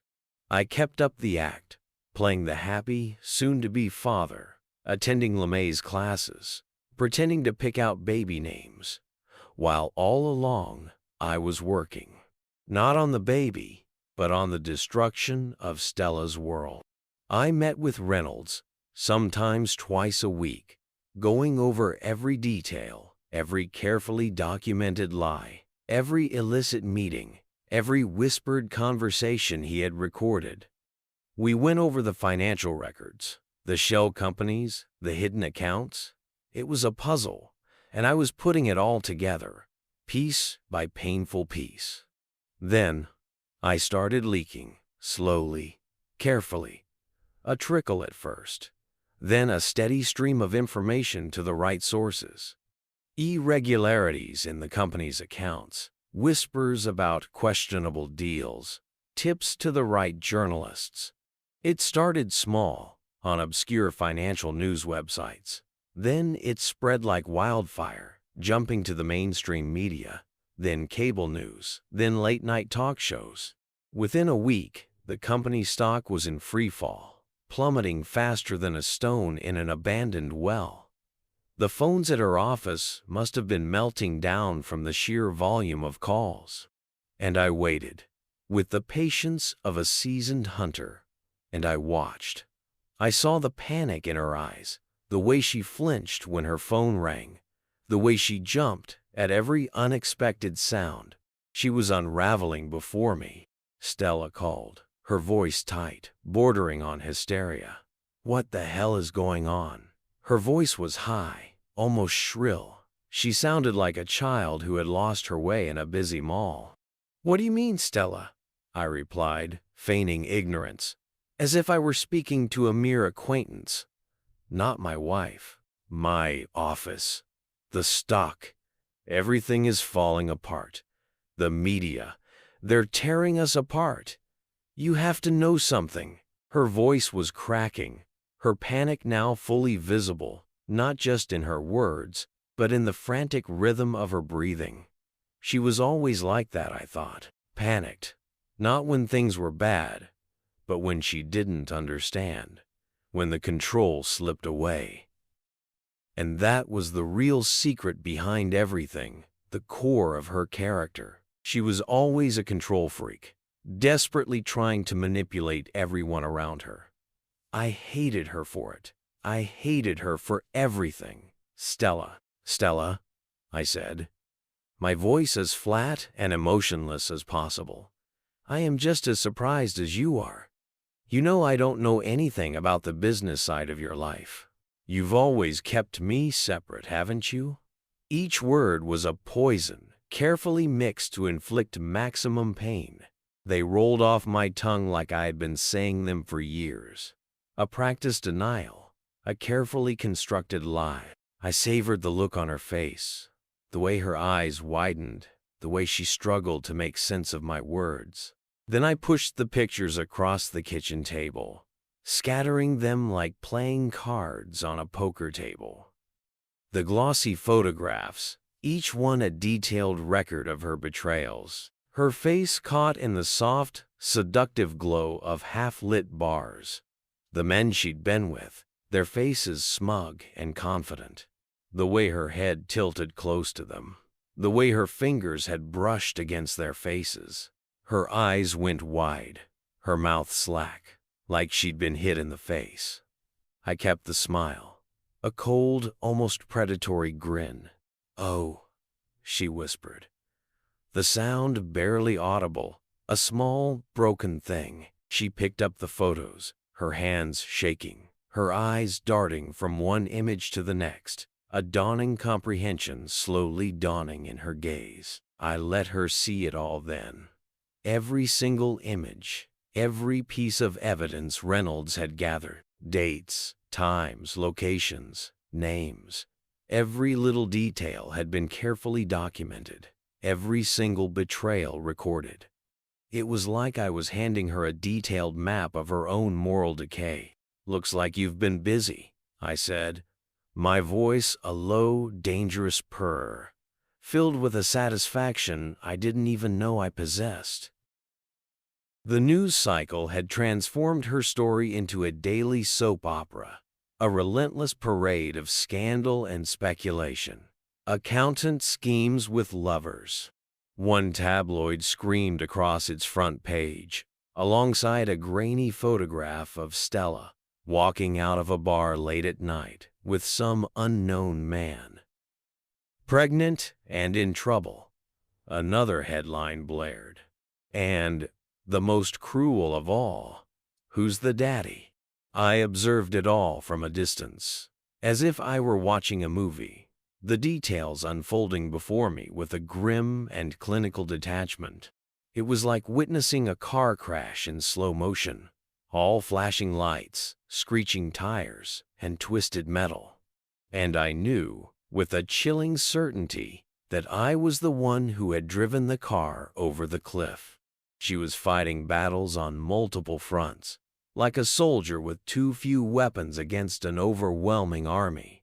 The criminal investigation was ramping up, with subpoenas and interrogations. The divorce proceedings were a bloodbath, with each legal filing adding a fresh layer of humiliation and exposure. And then there was the media, hounding her at every turn, their cameras hungry for her next breakdown, her next scandal. Her reputation, once so carefully cultivated, was now shattered into a million tiny jagged pieces. Her lawyer tried desperately to spin her story, to portray her as a victim, a woman led astray by predatory men, a woman struggling with a failing marriage. But it was no use. The evidence was overwhelming, her lies too numerous, too easily exposed. The truth was a brutal weapon, and she was defenseless.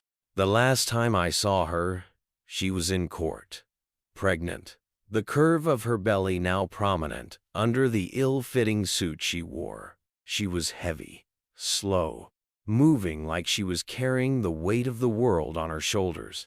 The life she had carried had turned into a burden, a physical reminder of all she had lost. Her eyes were hollowed out, the light extinguished, replaced by a dull, vacant stare. She did not look at me. She did not look at anyone. It was as if she had become transparent, her presence reduced to a mere ghost in the courtroom. The judge, his face impassive, was merely going through the motions, reading out the sentence like he was going through a grocery list. The sound of the gavel, a final, definitive judgment.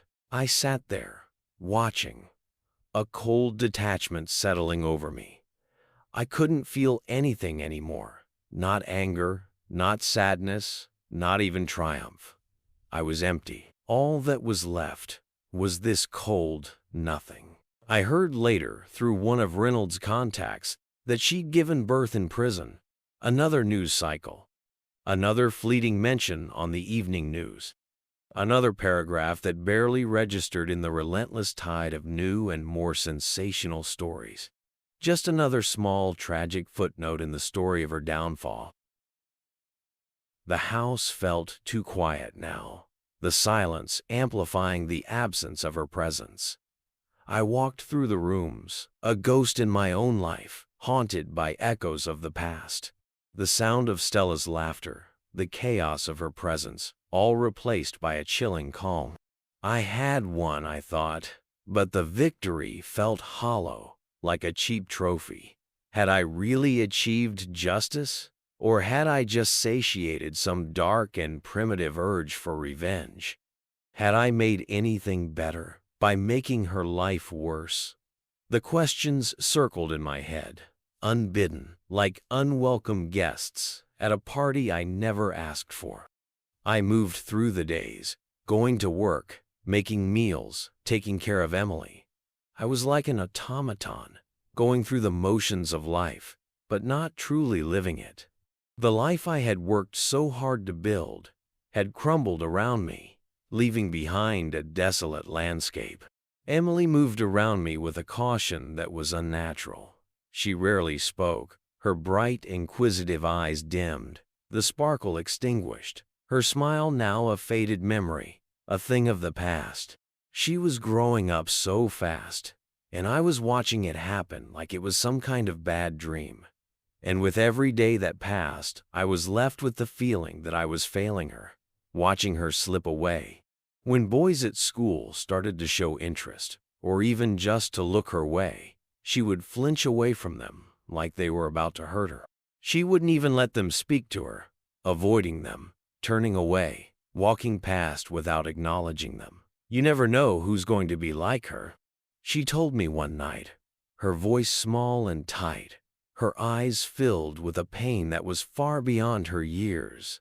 The words hung in the air, heavy with a fear I couldn't soothe, a fear I had created. We were living in the aftermath of a war, in a scorched landscape of loss and regret, and the casualties were all around us, invisible, but all too real. The very air we breathed was poisoned by what we had done. I sat on the porch as the sun began to set, casting long shadows across the yard. I looked out over the empty landscape and I asked myself, had I really protected my daughter? Had I saved her from the darkness? Or had I simply moved her to another kind of prison, built out of fear and bitterness? The questions hung in the air, a heavy, unspoken burden, a constant reminder of the cost of my action. I turned to look back at the house. Through the window, I could see Emily in her room, sitting alone, reading a book. That was my victory, I told myself. She was safe. She was with me. But the thought felt hollow, inadequate. It was as if the victory had no taste, no satisfaction. I let out a breath, the air cold and sharp in my lungs. I was left with the heavy feeling that this was my life, now a cold, hard, and empty thing. It was cold outside, but not cold enough to freeze all that I'd lost. Our third anniversary loomed, a date circled in my mind like a finish line. I had planned everything, down to the smallest detail. The boutique hotel, perched on the edge of Lake Michigan, promised breathtaking views, the kind that could make even a Monday morning feel magical. I'd secured a table at that new French bistro downtown, the one Jane couldn't stop raving about, the place with the dimly lit ambiance and the impossibly decadent desserts. There was even a surprise couples massage booked for the afternoon. I'd pictured us walking in, a little weary, and leaving relaxed and renewed, ready for the evening ahead.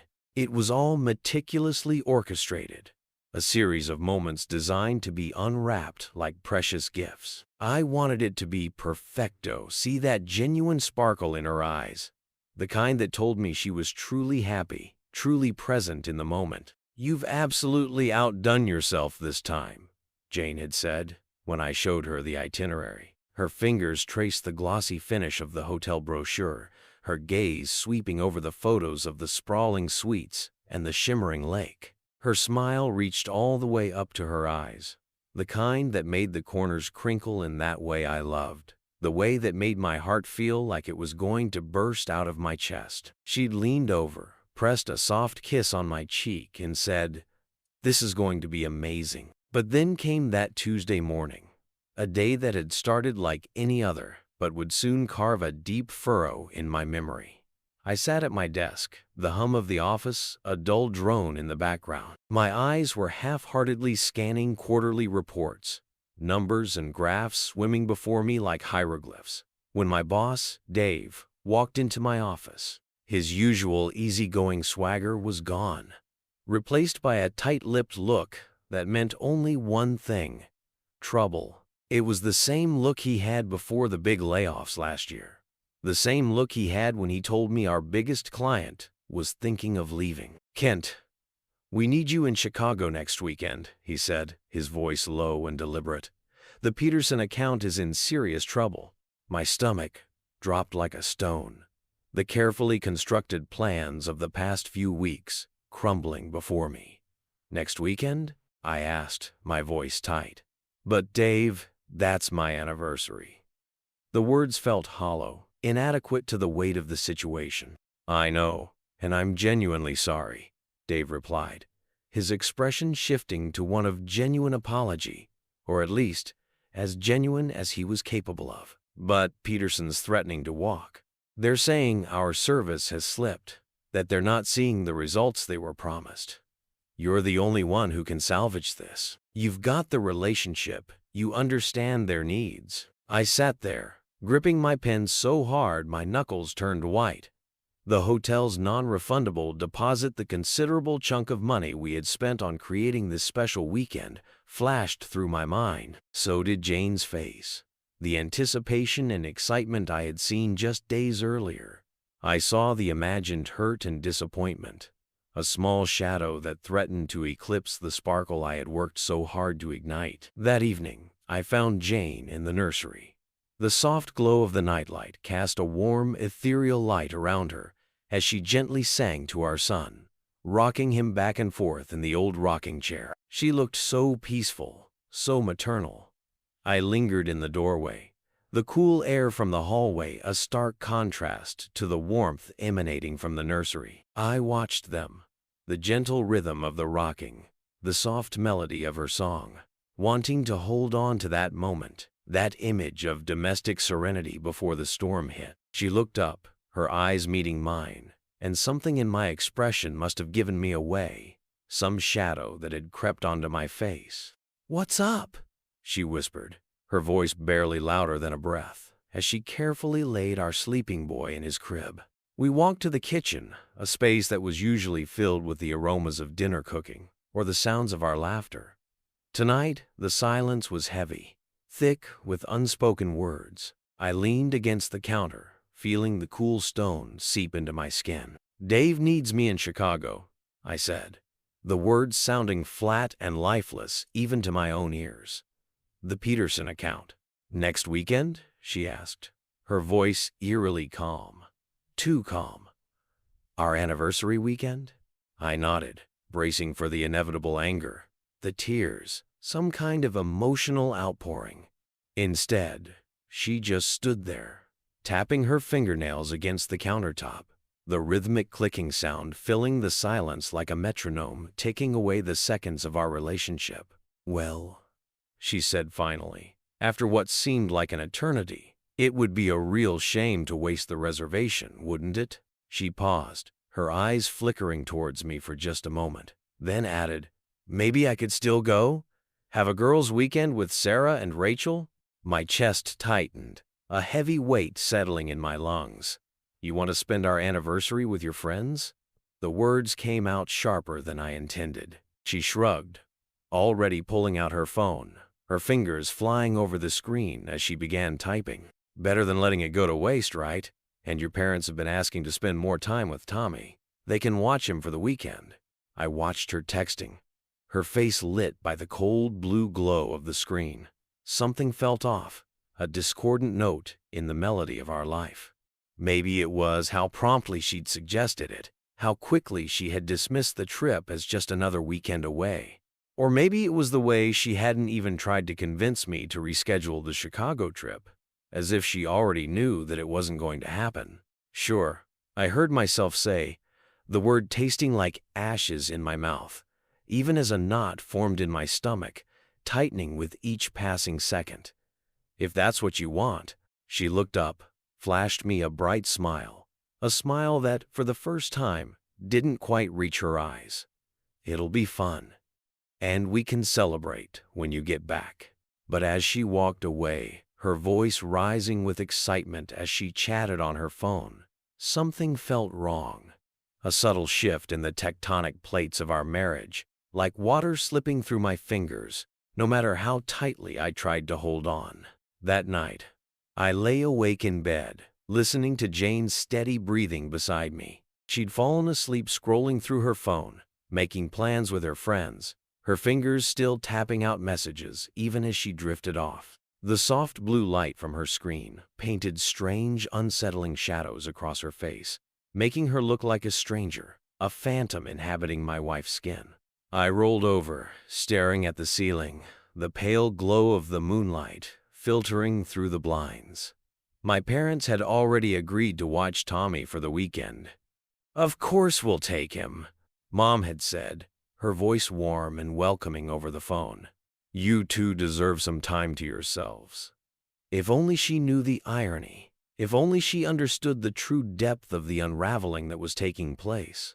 The next few days passed in a blur of preparation both for my Chicago trip and for Jane's girls' weekend, a weekend that was beginning to feel less like a fun getaway and more like an elaborate stage production. She seemed different, lighter, more animated than I had seen her in months, almost giddy. She spent hours on the phone, her voice dropping to a conspiratorial whisper when I entered the room, as if she were hiding a secret. Each time, my stomach twisted a little tighter, a nagging unease gnawing at the edges of my consciousness.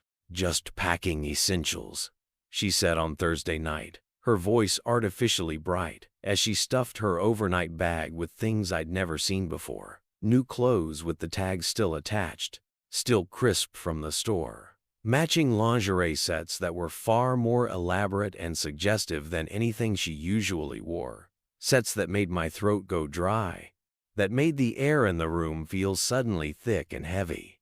She caught me looking and quickly zipped the bag shut, a sudden change in her demeanor, from carefree to guarded. "Sarah insisted we go dancing," she explained with a laugh that sounded forced, almost rehearsed. "You know how she gets. She's always trying to get us out of the house." I did know Sarah.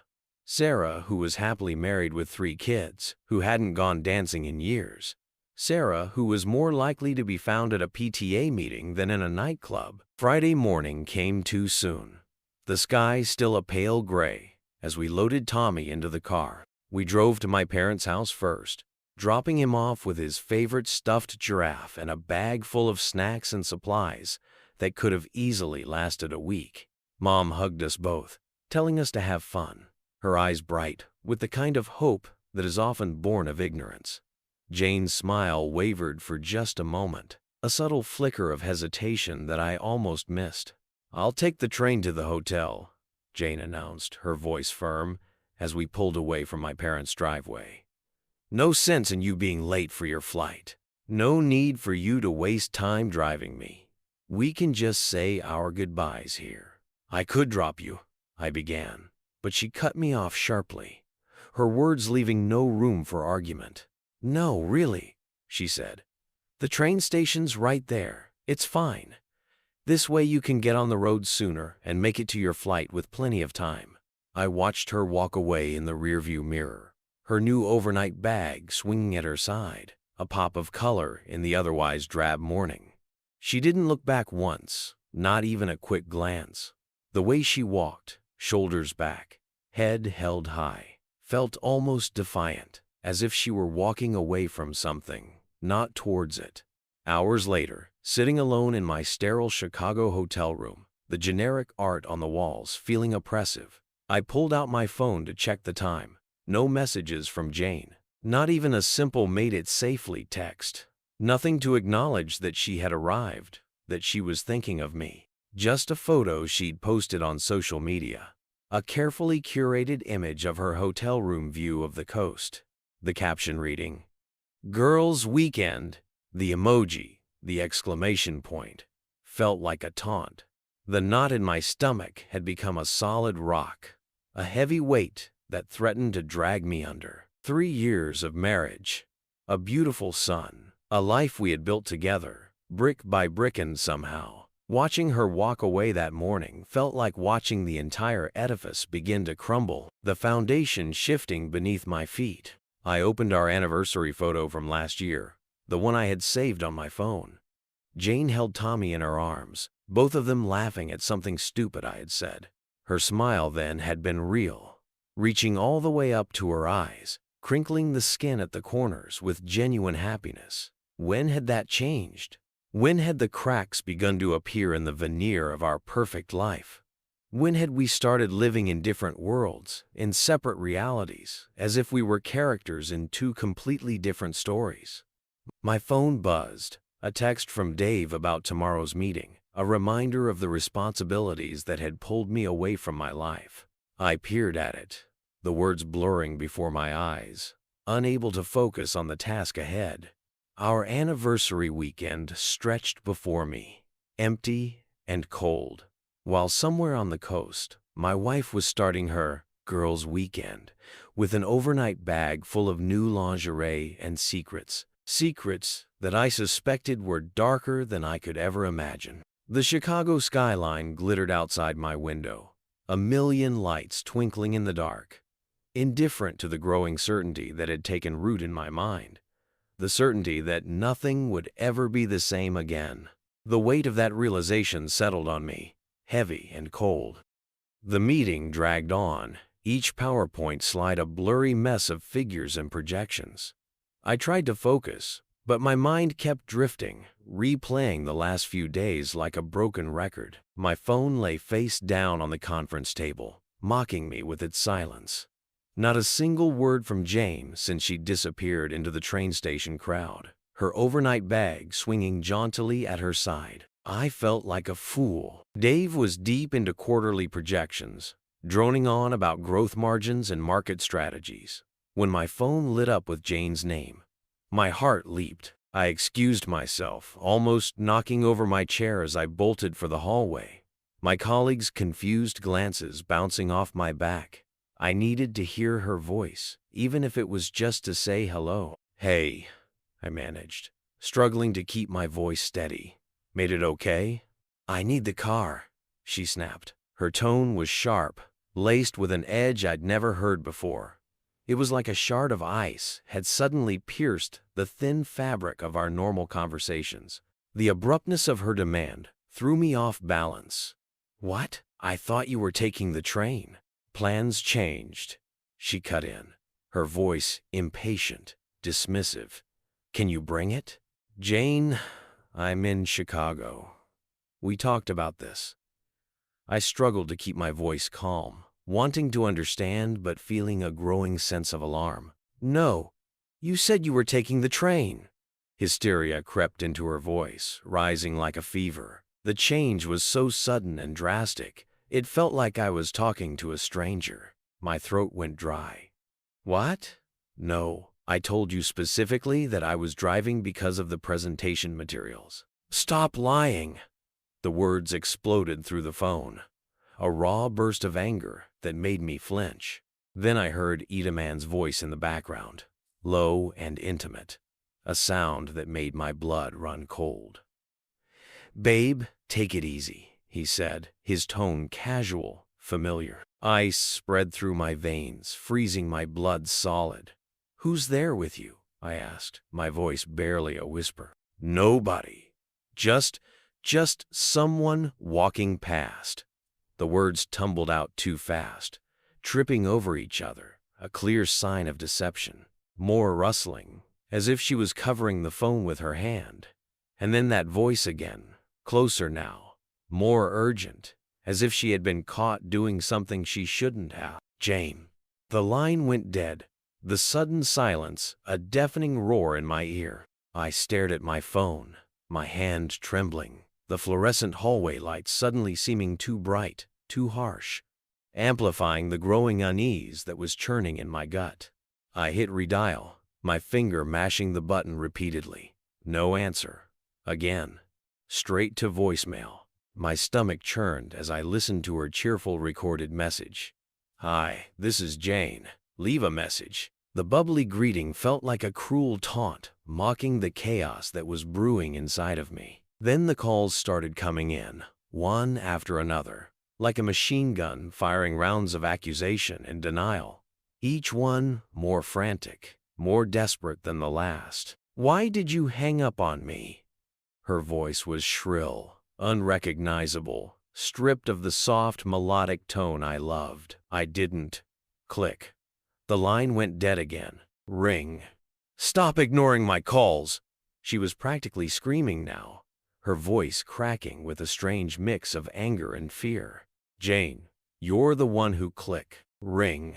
Where are you really? The question was a demand, a challenge that hung in the air between us, thick with suspicion and unspoken accusations. My laugh came out bitter, hollow, a sound that echoed the emptiness that was spreading inside of me. I'm in Chicago, where I told you I'd be. Where are you really, Jane? Silence stretched for 3 heartbeats, each second feeling like a lifetime. Then, what's that supposed to mean? Her voice was laced with defensiveness, but it couldn't quite mask the panic that was bubbling beneath the surface. In the background, I heard movement, the distinct sound of a door closing, and then that male voice again closer now, urgent, whispering conspiratorially. Jane, we need to. Click. I slumped against the wall, my legs suddenly weak, the muscles turning to jelly. Dave poked his head out of the conference room, his face etched with a concerned look. Everything okay, Kent? He didn't know the half of it. He couldn't have possibly imagined the bomb that had just gone off in my life. No, nothing was okay. My wife was somewhere with another man, lying to my face about it, and I was stuck in a Chicago office building, powerless to do anything about it, watching the foundation of my life crumble into dust. Family emergency. I managed to croak out, my voice raspy, barely audible. Give me a sec. I needed to be alone. I needed to breathe. I needed to process the avalanche of dread that was threatening to bury me. Back in the hallway, I opened our text thread, my fingers trembling as they scrolled through the messages. Photos of Tommy, his first steps, his goofy grin, grocery lists, daily check-ins, the mundane details of our life together that now seemed so precious, so fragile. When had it all started falling apart? Had there been signs I'd missed, small red flags fluttering in the wind that I had chosen to ignore? My phone buzzed again. A text this time. Jane, battery dying. Talk later. 3 dots appeared, disappeared, appeared again, taunting me with the possibility of an explanation, of some kind of reassurance. Then, Jane, love you. I glared at those 2 words. The words that had once been my anchor, my solace, now a weapon designed to wound. The words blurred as tears stung my eyes, tasting the bile that had risen to the back of my throat. How many times had she typed those same words to someone else? How many times had she uttered those same words while her heart was somewhere else? The conference room door opened again, Dave's voice, distant through the roaring in my ears. "Kent, we need you back in here. We're about to get to the meat of the projections." I straightened up, smoothed my tie, my fingers feeling clumsy and awkward, and forced my face into something that resembled professional composure. But inside, everything had shattered trust, belief, the entire foundation of what I thought my marriage was. Each step back to the conference room felt like walking through quicksand, the ground shifting beneath my feet with each step, pulling me down into a dark abyss. My phone remained silent for the rest of the day, but those suspicious calls echoed in my head like accusations, each ring a hammer blow against the remnants of my belief in her. The male voice calling her babe, the lies, the desperate attempts to cover her tracks, each detail a brushstroke in a painting I couldn't bear to look at, yet couldn't tear my eyes away from. That night, alone in my hotel room, the silence as thick and heavy as the air, I pulled up the security app on my phone, the one I'd installed to check on Tommy when we were out, to ease my anxiety about leaving him behind. Our house sat dark and empty, the images from the camera flickering across the screen like a ghost story. No movement, no signs of life, no hint of the girl's weekend she had so eagerly described. Wherever Jane was, whoever she was with, it wasn't where she'd said she'd be, and the truth of that realization landed with the weight of a tombstone. I didn't sleep that night. Instead, I lay awake, staring at the ceiling, replaying every suspicious call, every lie, every red flag I'd ignored, every instance where my intuition had been telling me something was wrong. By morning, the uncertainty had hardened into a cold, bitter resolve. I knew what I had to do. It was time to find out the truth, no matter how ugly it might be, even if it meant pulling the carefully constructed facade of my life down around my ears. The Chicago meeting wrapped up early Saturday morning, a merciful end to a torturous 2 days. I caught the first flight back home, my mind a whirlwind of questions I wasn't sure I wanted answered, each one a sharp shard of glass, threatening to pierce the thin veil of my composure. Before heading home, I drove to Billy's place-me best friend since college. The one person I knew would give it to me straight. No sugarcoating, no gentle euphemisms. I needed a dose of reality, no matter how bitter it tasted. Billy was lounging on his porch, a beer in his hand, like he knew I'd show up. The sun was high, the day already warm, but the air around me felt heavy with a premonition of the storm that was brewing inside. One look at my face, and he knew something was terribly wrong. His easy smile faded, replaced with a look of concern. "Spill it," he said, sliding a cold bottle my way, the condensation leaving a dark ring on the wooden table. The unspoken command hung in the air, a silent invitation to unburden myself. The words poured out like poison, a torrent of suspicion and betrayal that had been building up inside of me for days. I told him about the suspicious calls, the male voice, the lies about her location, each detail a knife twist in my gut. With each word, Billy's expression darkened, his fingers tightening around his beer bottle until I thought it might shatter, as if he could feel the betrayal as deeply as I did. "That bitch," he finally spat, his voice low and dangerous, a growl that seemed to come from the depths of his being. "And you're sure about this?" He looked at me intently, his eyes searching mine for any hint of doubt, any sign that I might be mistaken. I nodded, my throat tight with emotion, the weight of the truth pressing down on me like a physical burden. The security cameras showed she never went home. I checked the app, the house is empty. And her friends? I called Sarah this morning. She had no idea about any girl's weekend, Said she hasn't talked to Jane all week. Billy stood abruptly, pacing his porch like a caged animal, the floorboards groaning under his restless energy. "We need Jim," he said, his voice sharp, his eyes already scanning for his phone. "He's good with this technical stuff, knows how to find the cracks in their perfect lies." Jim arrived 20 minutes later, his laptop tucked under his arm, his face grim, businesslike. He'd helped other friends catch cheating spouses. Before he fact, I'd always found sad until now, a situation I never imagined I'd be in. Now, his expertise was my only hope of finding the truth. "Here's what we do," Jim said, his fingers flying over his keyboard, his eyes focused on the screen with a laser-like intensity. "You tell her you're working late tomorrow, going to be stuck at the office. Let her think she's got the house to herself, a free pass to do whatever she wants." He tapped the screen, a website selling surveillance equipment popping up, a digital shop filled with the tools of betrayal and deception. "We record everything," Billy finished, a dangerous glint in his eye, his voice dripping with venom. "Get the evidence, every dirty detail. Then we destroy them both." The word destroy hung in the air, heavy with implications. The word destroy should have scared me. The old Kent, the loving husband, the dedicated father, would have recoiled, would have tried to find a way to fix things, to save what was left. But that Kent died somewhere between those frantic phone calls and the empty security footage, replaced by something colder, harder, a man fueled by rage and a thirst for retribution. "How fast can we get the equipment?" I asked, my voice flat, devoid of any emotion. I felt detached, as if I was watching this unfold in a movie, playing a role I had never auditioned for. Jim smiled grimly, a chilling expression that sent a shiver down my spine.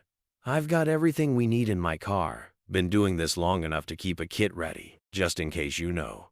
He grabbed a duffel bag from the back of his car, a black hole filled with the tools of our vigilante operation. We spent the next hour planning every detail. Voice recorders hidden in strategic spots, disguised as everyday objects, cameras covering every angle of the house, capturing every movement, every whispered word. Jim even had a program that could track phone locations, a digital leash to keep her within our sights. "Remember?" Billy said, his hand heavy on my shoulder, his gaze unwavering. "Once we start this, there's no going back. Once we open this Pandora's box, there's no putting the evil back inside." I looked at my wedding ring, the gold band that had once symbolized our commitment, our eternal love. I remembered the day I'd slipped it on Jane's finger, her eyes bright with tears, the promises we'd made, the future we'd planned. Now all a distant memory, a cruel reminder of what we had lost. "There's already no going back," I said, my voice devoid of emotion, the words a cold, hard truth. I twisted the ring off my finger, the metal feeling heavy and cold against my skin, and placed it on the table.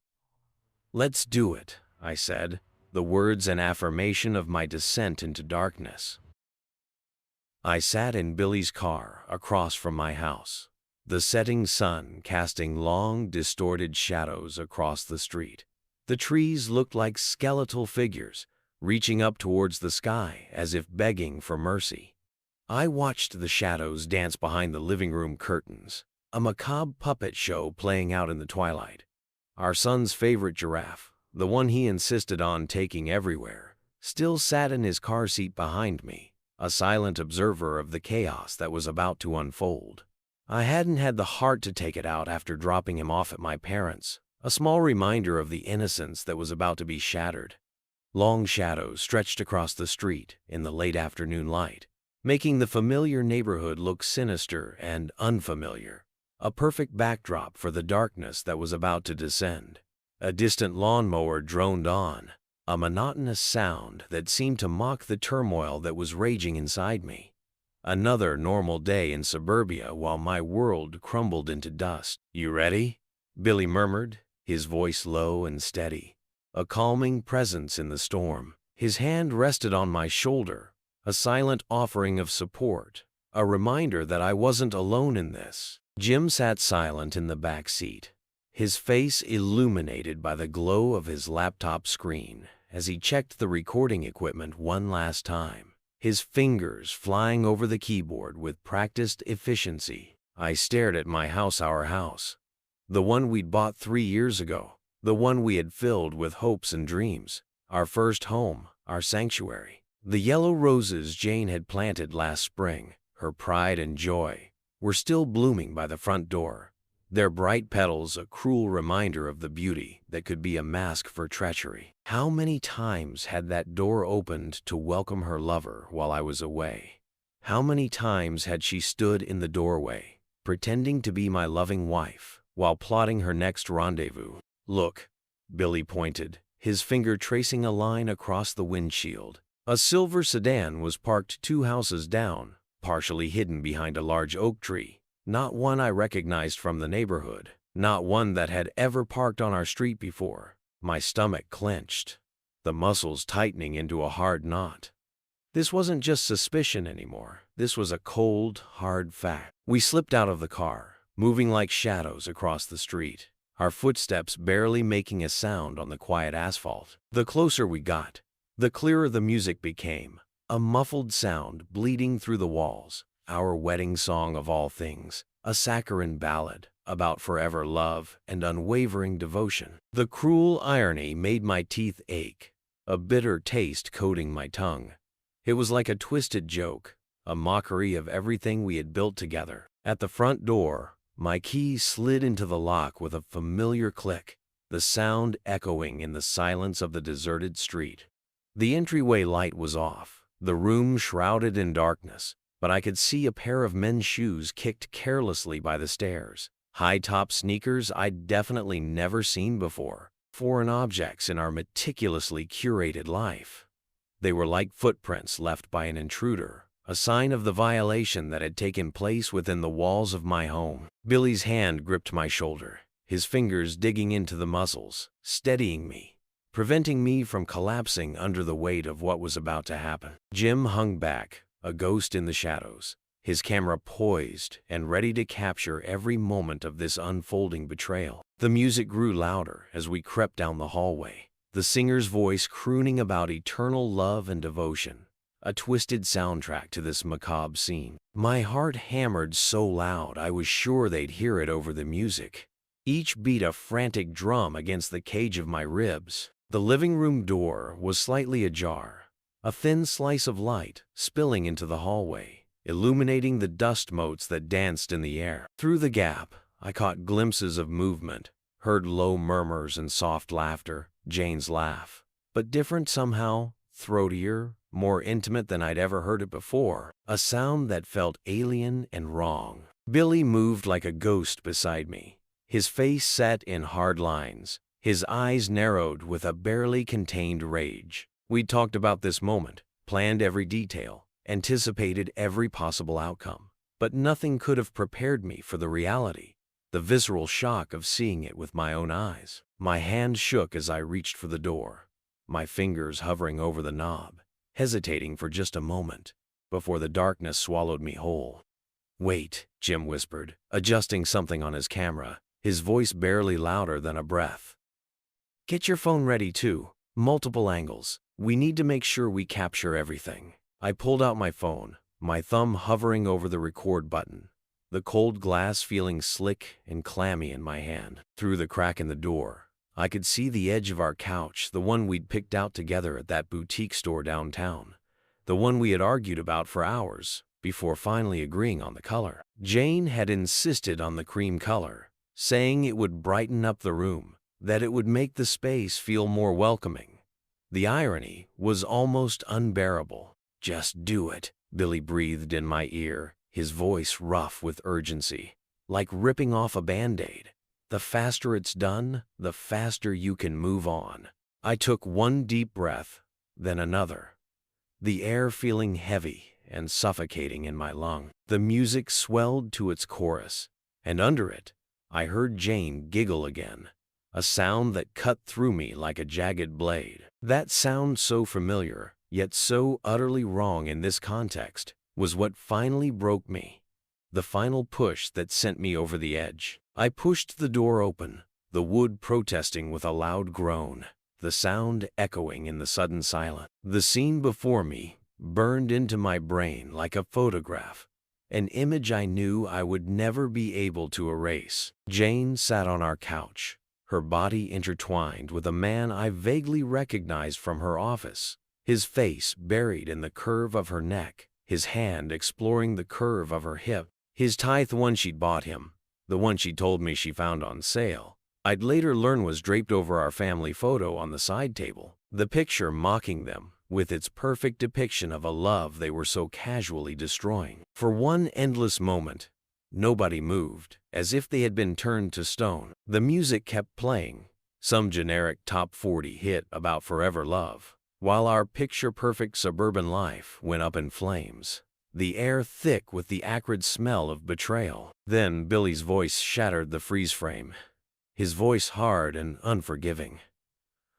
"What the hell are you two doing?" The question was more of an accusation, a declaration of the rage that had been bubbling beneath the surface. They sprang apart like startled animals, their movements clumsy and awkward. The man, I now recognized him as Tom from Jane's accounting department, a face I had seen countless times in the offices, scrambled to cover himself, his face draining of color, his eyes wide with panic. Jane just sat there, her lips parted in shock, her carefully applied lipstick smeared across her face, her composure completely gone. "Oh God, Kent," she whispered, her voice trembling, the words barely audible.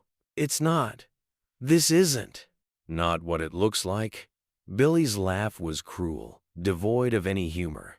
"Because it looks like you're screwing some loser in your marital home while your husband's supposed to be at work, trying to salvage his career so that you can continue your comfortable little life." Tom found his voice, weak and trembling. "Listen, man, I can explain." "Shut up." Jane's foot shot out, connecting hard with his shin, a vicious kick that made him yelp in pain. "He attacked me," she screamed, her eyes wild with desperation. "I'm the victim here." I kept recording, my hand surprisingly steady now, the adrenaline coursing through my veins, making me feel strangely calm, detached from the chaos unfolding before me. "Where's our son, Jane?" Her eyes darted between me and the camera, her mind clearly scrambling for a way out of this impossible situation. He's at my parents'." "Why?" My voice came out cold, detached, a low rumble that sent shivers down her spine. "Why did you do this?" "I told you," he attacked. Her voice rose in pitch, becoming increasingly shrill and hysterical. "Stop lying."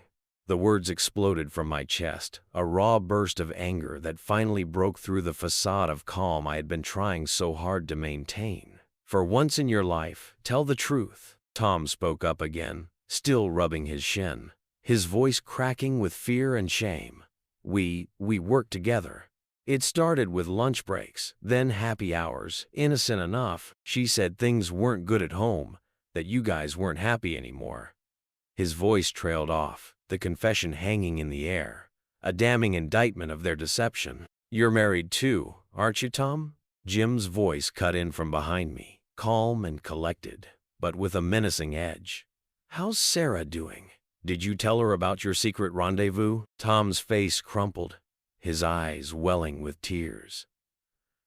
"Please, my wife can't know. We have kids." His voice was barely a whisper, his words a desperate plea for understanding and forgiveness. "Should have thought of that before you stuck your dick in my friend's wife," Billy snarled, his voice dripping with contempt. Jane sprang forward, her face contorted with rage, her eyes blazing with a furious intensity.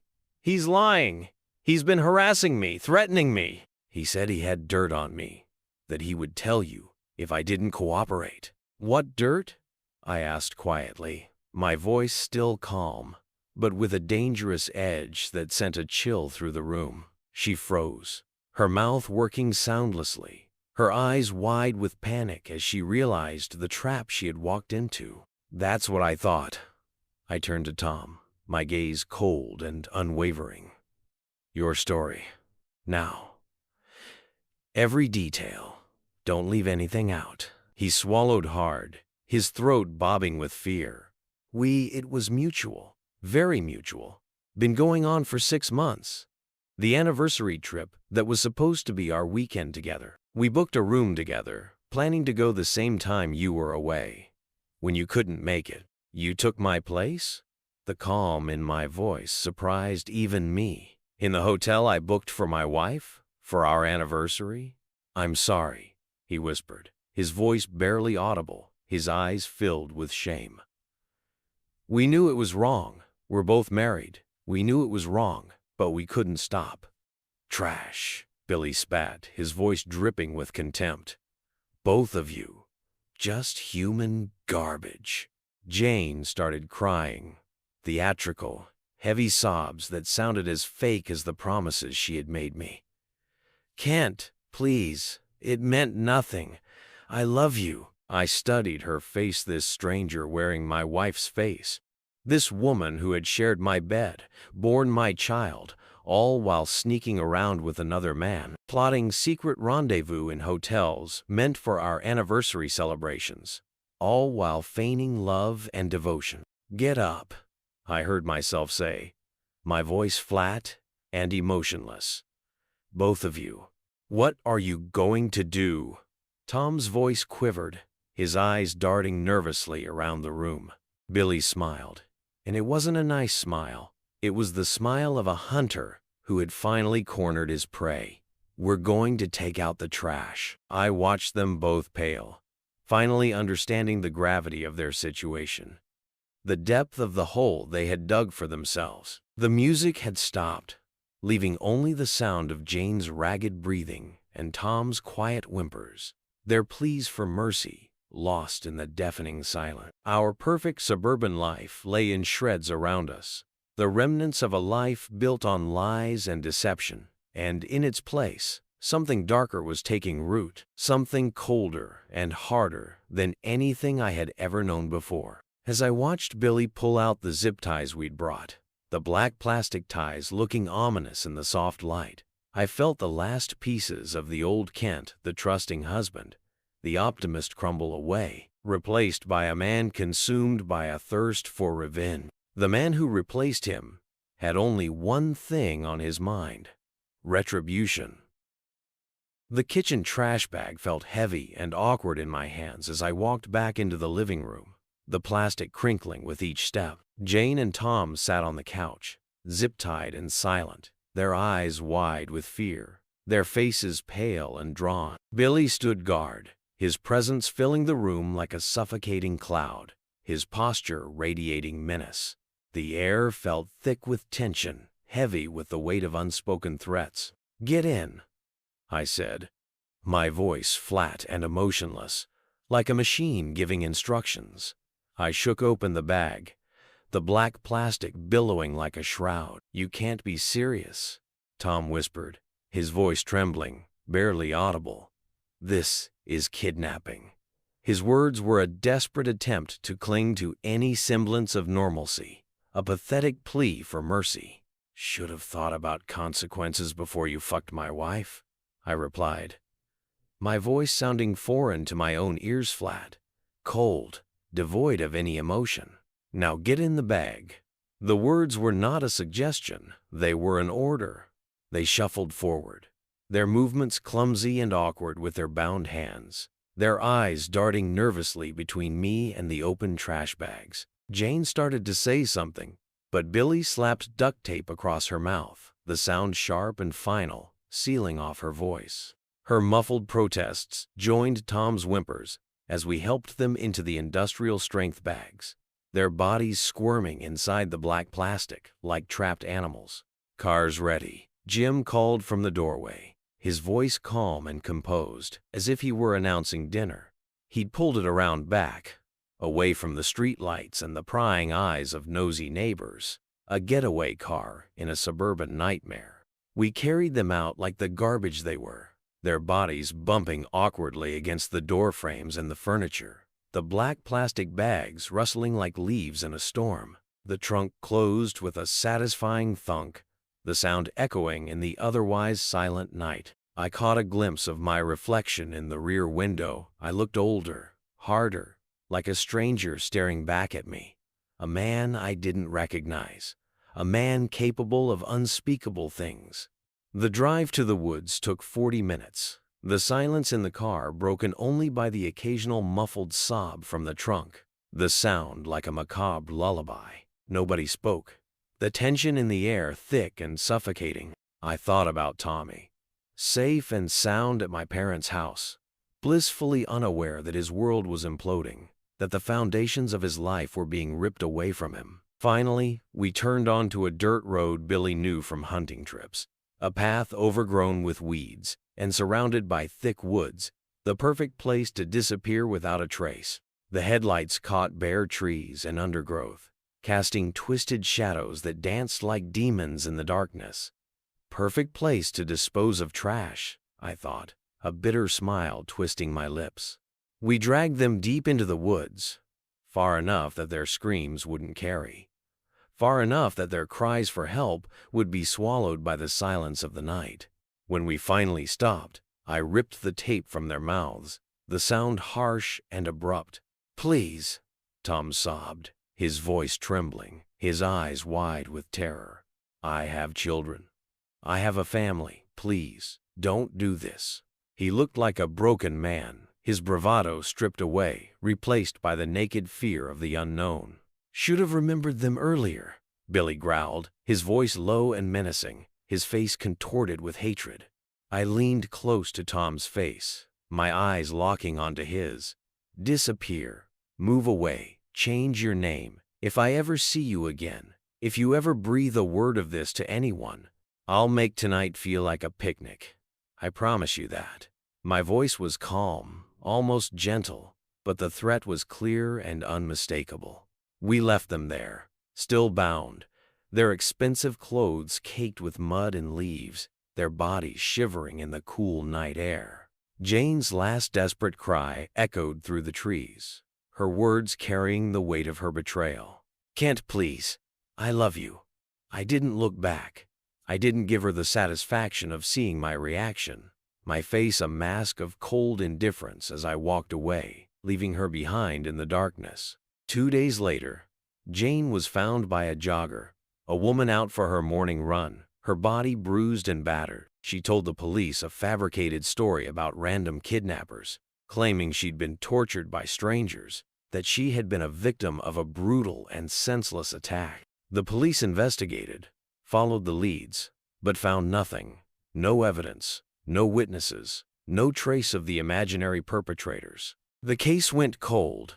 Another unsolved mystery in the vast ocean of unsolved crimes. But my revenge was just beginning. First, I visited Tom's wife, Sarah, the woman who was still happily married, a woman who didn't know that her whole life was about to be turned upside down. She opened the door holding their youngest, a sleeping toddler with dark circles under her eyes, the exhaustion of motherhood etched into her face. I handed her an envelope, the white paper crisp and unforgiving. Inside, the evidence was laid bare. Screenshots of their text messages, videos of their rendezvous, audio recordings of their intimate conversations, every detail of their sordid affair laid bare for the world to see. She set her gaze on the evidence, her hands trembling, her face draining of all color.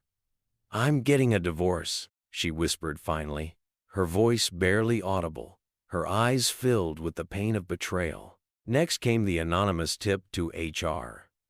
Sexual misconduct with a coworker, breach of company policy, a clear violation of the terms of their employment. Tom was demoted, then quietly asked to resign, his comfortable life crumbling piece by piece, his career in ruin. His perfect life had turned into a nightmare. His fall from grace a lesson for anyone who thought they could act with impunity. But Jane? I had special plans for her. "You're staying married to me," I told her one night, after Tommy was asleep, the silence of the house a heavy blanket that settled around us. "But things will be different.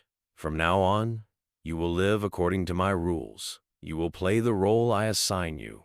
Her eyes widened with understanding, her face a mask of fear and resignation. She knew she was trapped, caught in a cage of her own making. No one would believe her story after her ridiculous kidnapping tale.